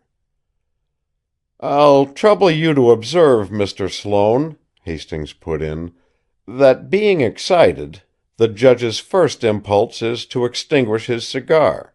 It's a habit of his. Now, Judge, in Pursuit I heard a lot about you. A lot." "All right. What?" He made the inquiry reluctantly, as if under compulsion of the detective's glance. "The Dalton case, and your part in it." "You know about that, do you?" "All about it," Hastings said, in a way that made doubt impossible. Sloane, even, bewildered as he was, got the impression of his ruthless certainty. Wilton did not contest it. "I struck in self-defense," he excused himself wearily, like a man taking up a task against his will. "It would be ridiculous to call that murder. No jury would have convicted me. None would now, if given the truth." "But the body showed 29 wounds," Hastings pressed him. "The marks of 29 separate thrusts of that knife." "Yes, that's true. Yes. I'll tell you about that, you and Arthur, if you'd care to hear." "That's what I'm here for," Hastings said, settling in his chair. He was thinking, "He didn't expect this. He's unprepared." Sloane, who had been on the point of resenting this unbelievable attack on his friend, was struck dumb by Wilton's calm acknowledgment of the charge. From long habit, he took the cap off the smelling salts with which he had been toying when Hastings came in, but his shaking hand could not lift the bottle to his nose. Wilton guilty of a murder, years ago! He drew a long, shuddering breath and huddled in his chair. Wilton rose clumsily and walked heavily to the door opening into the hall. He put his hand on the knob, but did not turn it. He repeated the performance at the door opening into Sloane's room. In all this he was unconscionably slow, moving in the manner of a blind man, feeling his way about and fumbling with knobs. When he came back to the table, his shoulders were hunched to the front and downward, crowding his chest. His face looked larger, each separate feature of it throbbing coarsely to the pumping of his heart. Pink threads stood out on the white of his eyeballs. When the back of his neck pressed against his collar, the effect was to give the lower half of the back of his head an odd appearance of inflation or puffiness. Hastings had never seen a man struggle so to contain himself. "Suffering angels!" Sloane sympathized shrilly. "What's the matter, Tom?" "All right. It's all right," he assured, his voice still low, but so resonant and harsh that it sounded like the thrumming of a viol string. He seated himself, moving his chair several times, adjusting it to a proper angle to the table. In the end he sat close to the table rim, hunched heavily on his elbows, and looked straight at Hastings.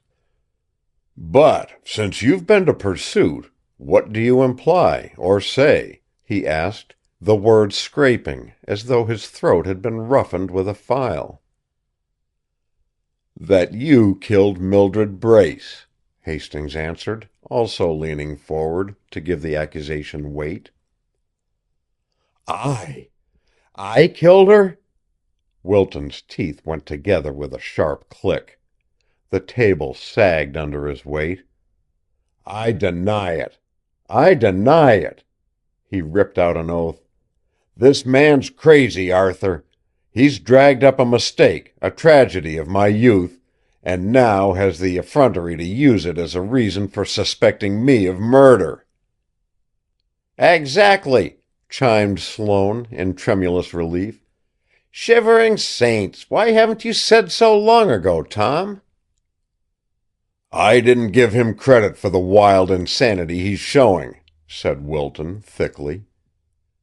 Whatever had been his first impulse, however near he had been to trying to explain away all blame in the Dalton murder, it was clear to Hastings now that he intended to rely on flat denial of his connection with the death of Mildred Brace.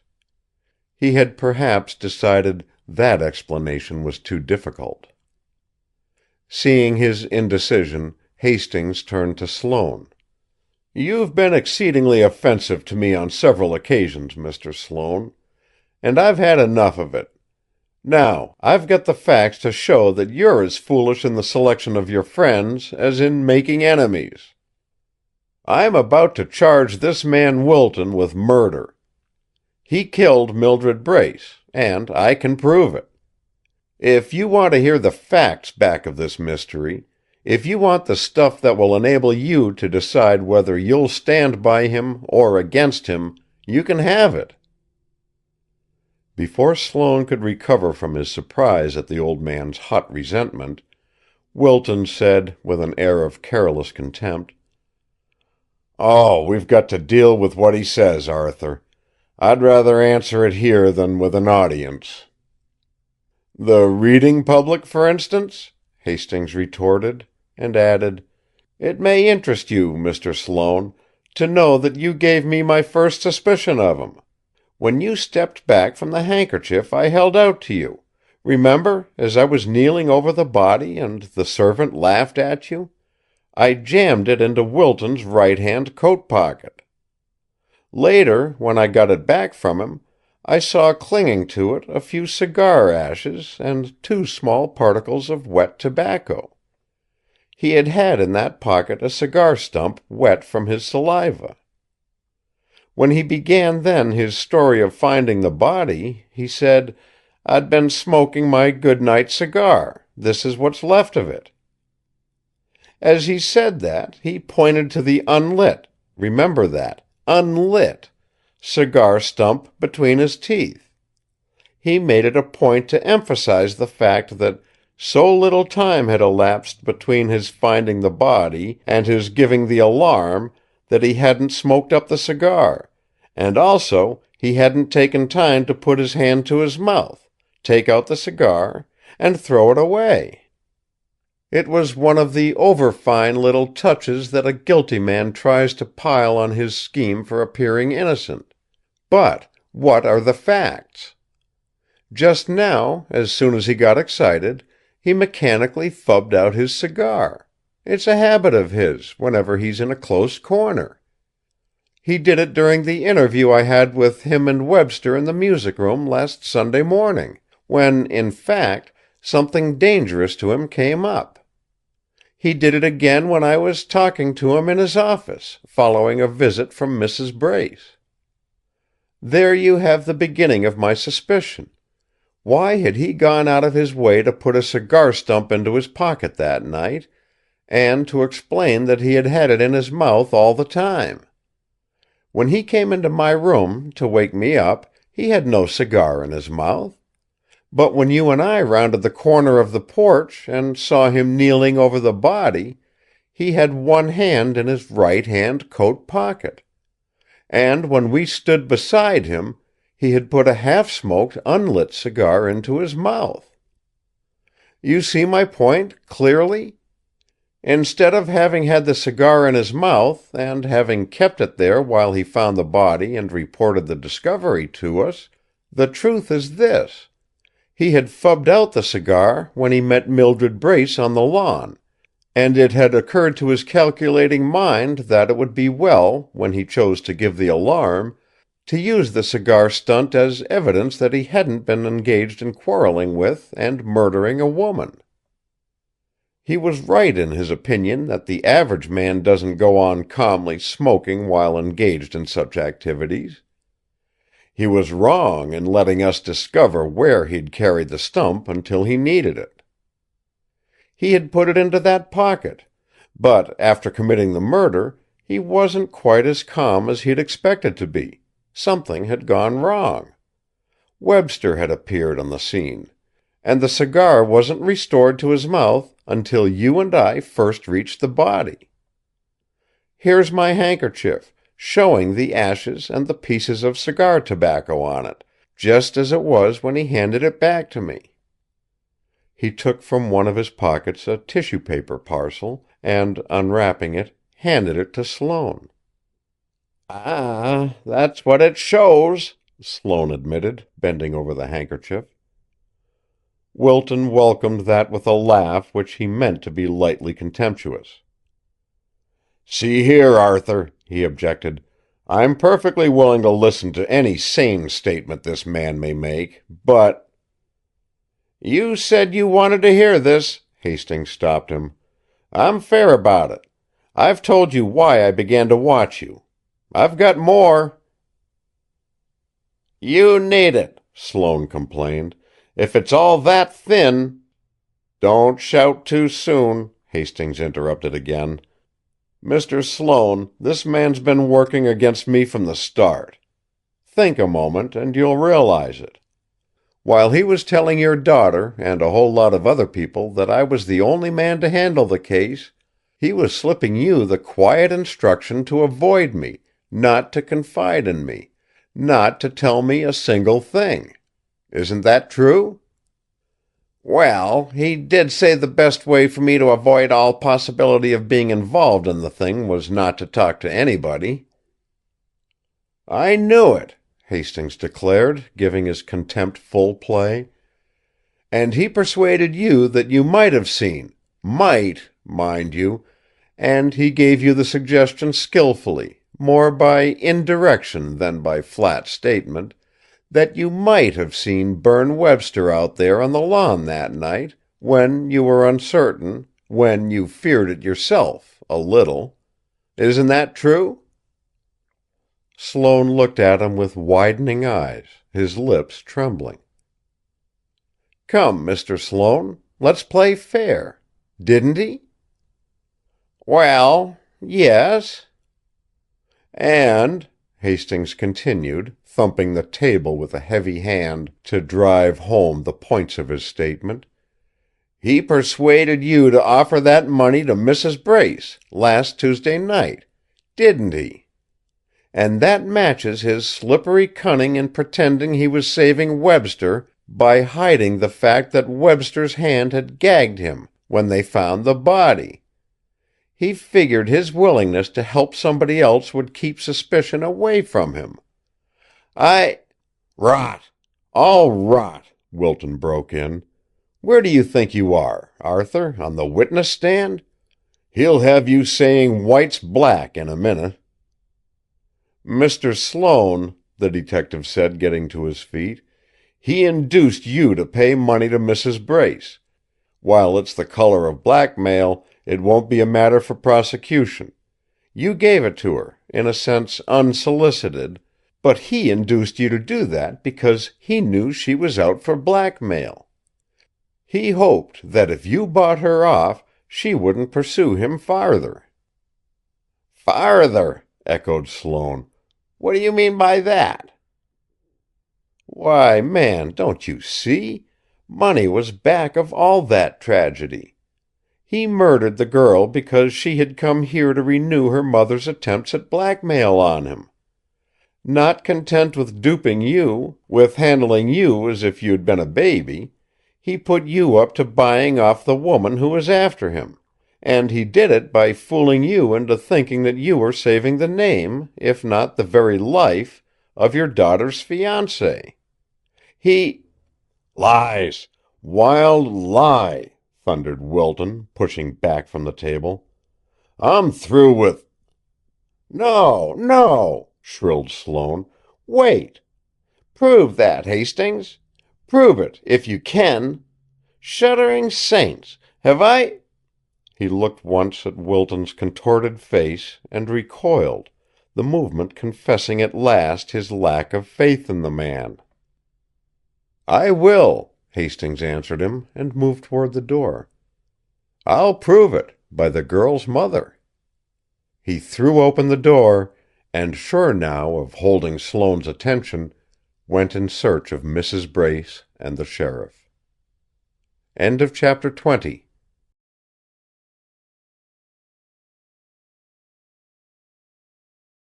Chapter 21. Ample Evidence. The two men in the library waited a long time for his return. Wilton, elbows on the table, stared straight in front of him, giving no sign of knowledge of the other's presence. Sloane fidgeted with the smelling salts, emitting now and then long-drawn, tremulous sighs that were his own special vocabulary of dissatisfaction. He spoke once. "Mute and cringing martyrs," he said in suspicious remonstrance. "If he'd say something we could deny. So far, Tom, you're mixed up in—" "Why can't you wait until he's through?" Wilton objected roughly. They heard people coming down the hall. Lucille, following Mrs. Brace into the room, went to her father. They could see, from her look of grieved wonder, that Hastings had told her of the charge against Wilton. The sheriff's expression confirmed the supposition. His mouth hung open, so that the unsteady fingers with which he plucked at his knuckle-like chin appeared also to support his fallen jaw. He made a weak-kneed progress from the door to a chair near the screened fireplace. For a full half-minute Hastings was silent, as if to let the doubts and suspense of each member of the group emphasize his dominance of the situation. He reviewed swiftly some of the little things he had used to build up in his own mind the certainty of Wilton's guilt: the man's agitation in the music room at the discovery, not that a part of the grey envelope had been found, but that it contained some of the words of the letter; his obvious alarm when found quarreling with Mrs. Brace in his office; his hardly controlled impulses: once, outside Sloane's bedroom, to accuse Berne Webster without proof, and, on the Sloanehurst porch last Sunday, to suggest that Sloane was guilty. The detective observed now that he absolutely ignored Mrs. Brace, not even looking in her direction. He perceived also how she reacted to that assumed indifference.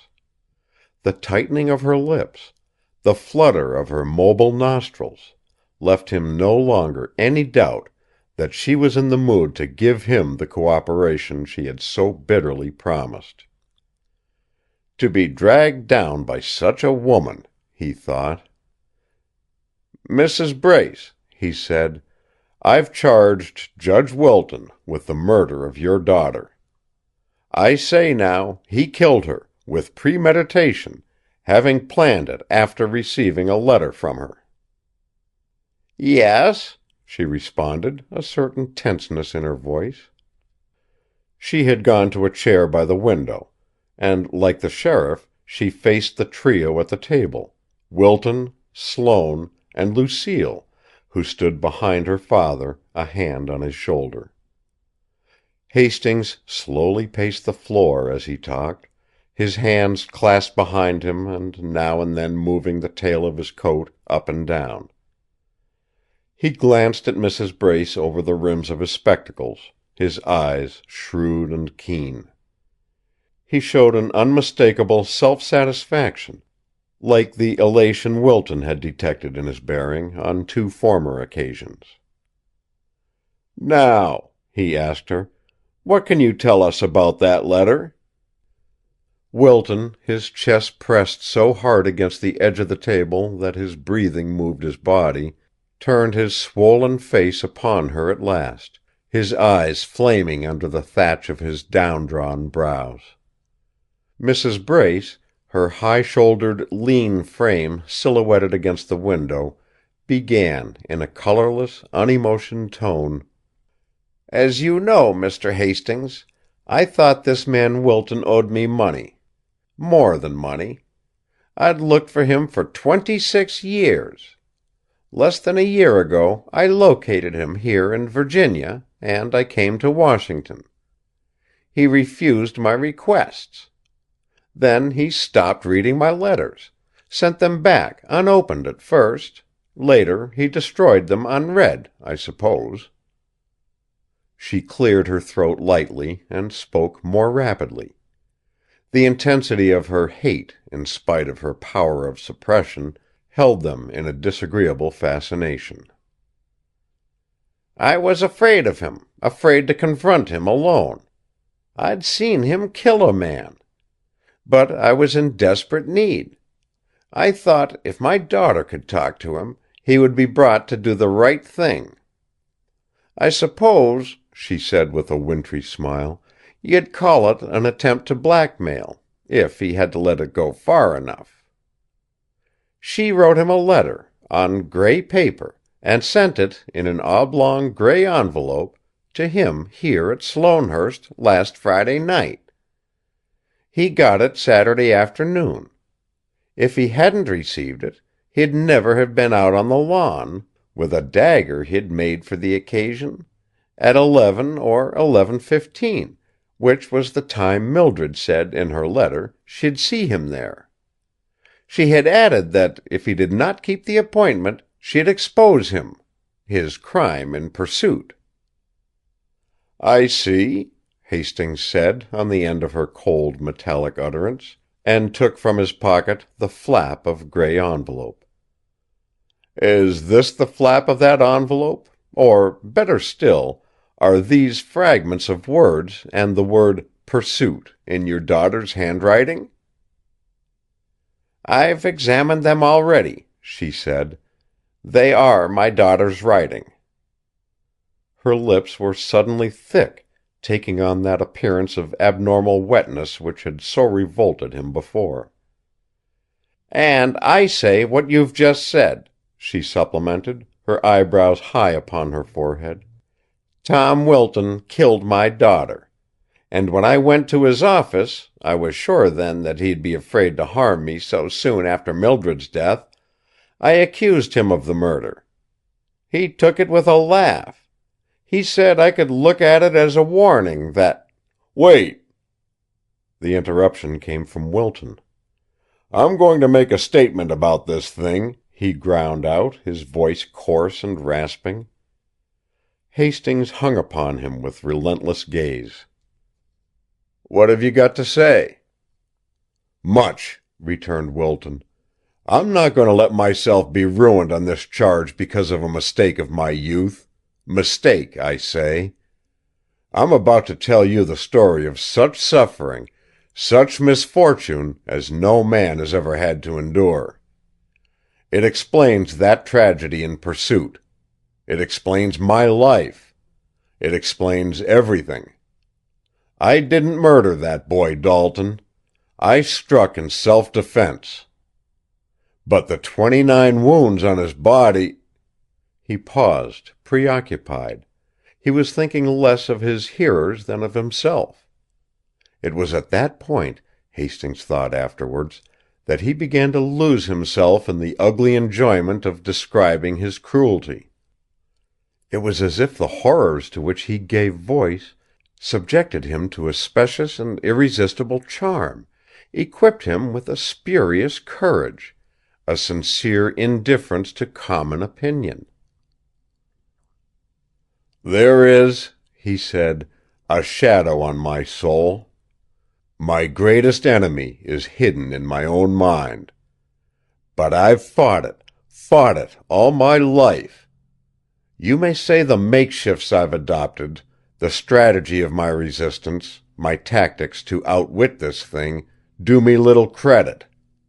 I shall leave it to you to decide. Results speak for themselves. I have broken no law. There is against me nothing that would bring upon me the penalty of man's laws." He wedged himself more closely against the edge of the table and struck his left palm with his clenched right hand. "I tell you, Hastings, to have fought this thing, in whatever way, has been a task that called for every ounce of strength I had. I've lived in hell and walked with devils against my will. Not a day, not a night have I been free of this curse, or my fear of it. There have been times when, every night for months, my slumbers were broken or impossible. The devilish thing reached down into the depths of sleep and with its foul and muddy grasp poisoned even those clear white pools, clear and white for other men. But no matter.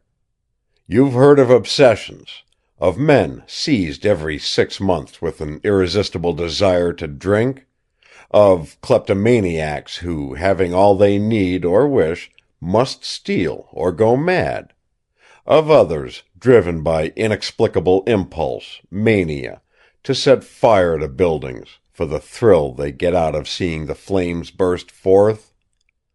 Well, from my earliest childhood until that moment when Roy Dalton attacked me, I had fought an impulse even more terrible than those. God, what a tyranny! It drove me, that obsession, at times amounting to mental compulsion, to strike, to stab, to make the blood flow. He rose, getting to his feet slowly, so that his burly bulk gained in size, like the slow upheaval of a hillside. Swollen as his face had been, it expanded now a trifle more. His nostrils coarsened more perceptibly.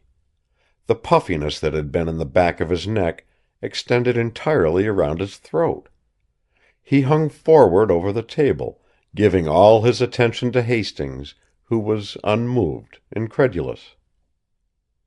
"The Brace woman will tell you I had to kill him," he proceeded more swiftly, displaying a questionable ardor, like a man foreseeing defeat. "The mistake I made was in running away.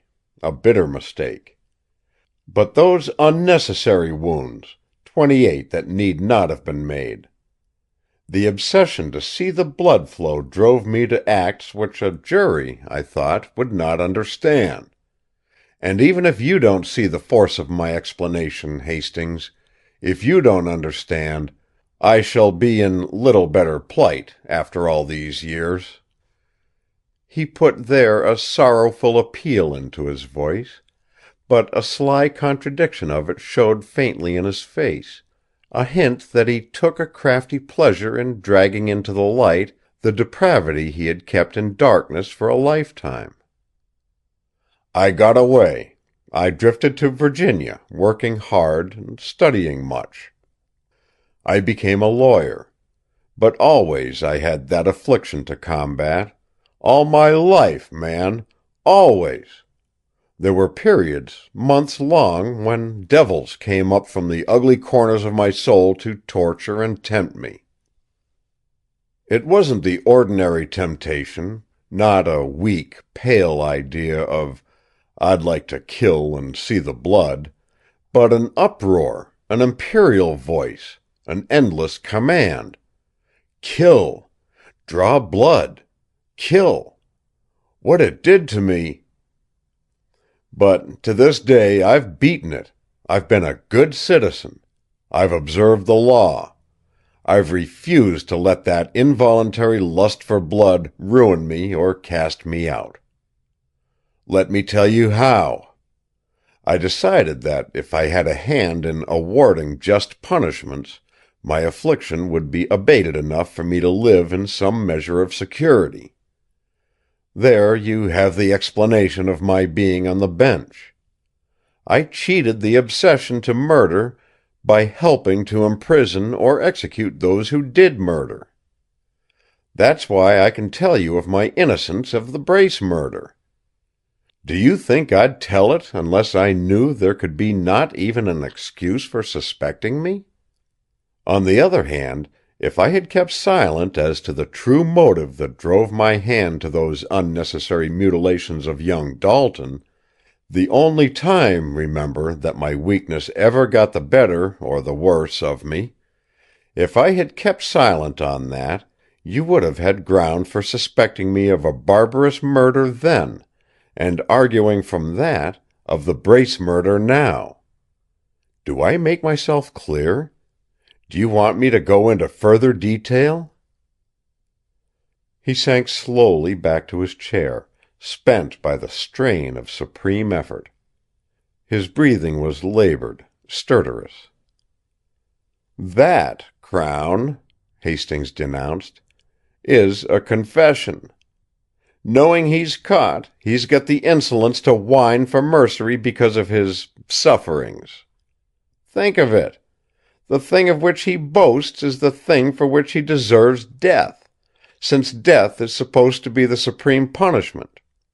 He tells us, in self-congratulatory terms, that he curbed his inhuman longings, satisfied his lust for blood, by going on the bench and helping to punish those who did murder. Too cowardly to strike a blow, he skulked behind the protection of his position. He made of the judicial robe an assassin's disguise. On the bench he was free to sate his thirst for others' sufferings, adding to a sentence 5 undeserved years here, 10 there, slipping into his instructions to juries a phrase that would mean the death penalty. He reveled in judicial murders. He gloated over the helpless people who, looking to him for justice, were merely the victims of his abhorrent cruelty. He loved the look of sick surprise in their startling eyes. He got a filthy joy out of seeing a man turn pale. He rubbed his hands in glee when a woman swooned. "I can't stand that! Can't stand it!" Sloane protested, hands over his eyes. "What more do you want to prove his guilt, his abominable guilt?" Hastings swept on. "You have the motive, hatred of this woman here and her daughter. You have the proof of the letter sent to him making the compulsory appointment. You have his own crazy explanation of his homicidal impulse, from which, by the way, he never sought relief, a queer impulse, since it gave him time, hours, to plan the crime and manufacture the weapon with which he killed." "I said at the start," Wilton put in hoarsely, "this man Hastings was only theorizing. If he had anything to connect me with—" "I have," Hastings told him, and came to a standstill in front of the sheriff, bending over him as if to drive each statement into Crown's reluctant mind. "He got that letter a little after 5 in the afternoon. He left me here, in this room, with Sloane and Webster, and was gone 3/4 of an hour. That was just before dinner. He had the second floor, on that side of the house, entirely to himself.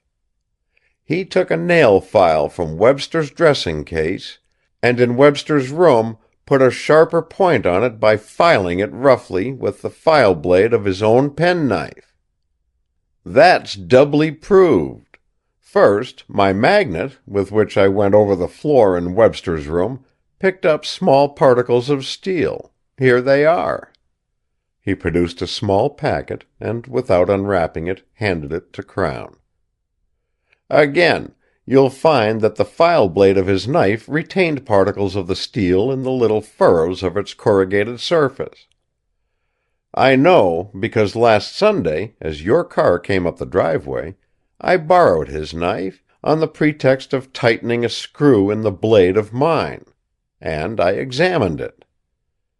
He put up a silencing hand as Wilton forced a jeering laugh. "But there's more to prove his manufacture and ownership of the weapon that killed the woman. He made the handle from the end of a slat on the bed in the room which I occupied that night. The inference is obvious. He didn't care to risk going outside the house to hunt for the wood he needed. He wouldn't take it from an easily visible place. And, having stolen something from one room, he paid his attention to mine. All this is the supercaution of the so-called smart criminal. It matches the risk he took in returning to the body to hunt for the weapon. That was why he was there when Webster found the body. The handle of the dagger matches the wood of the slat I've just mentioned. You won't find that particular slat upstairs now.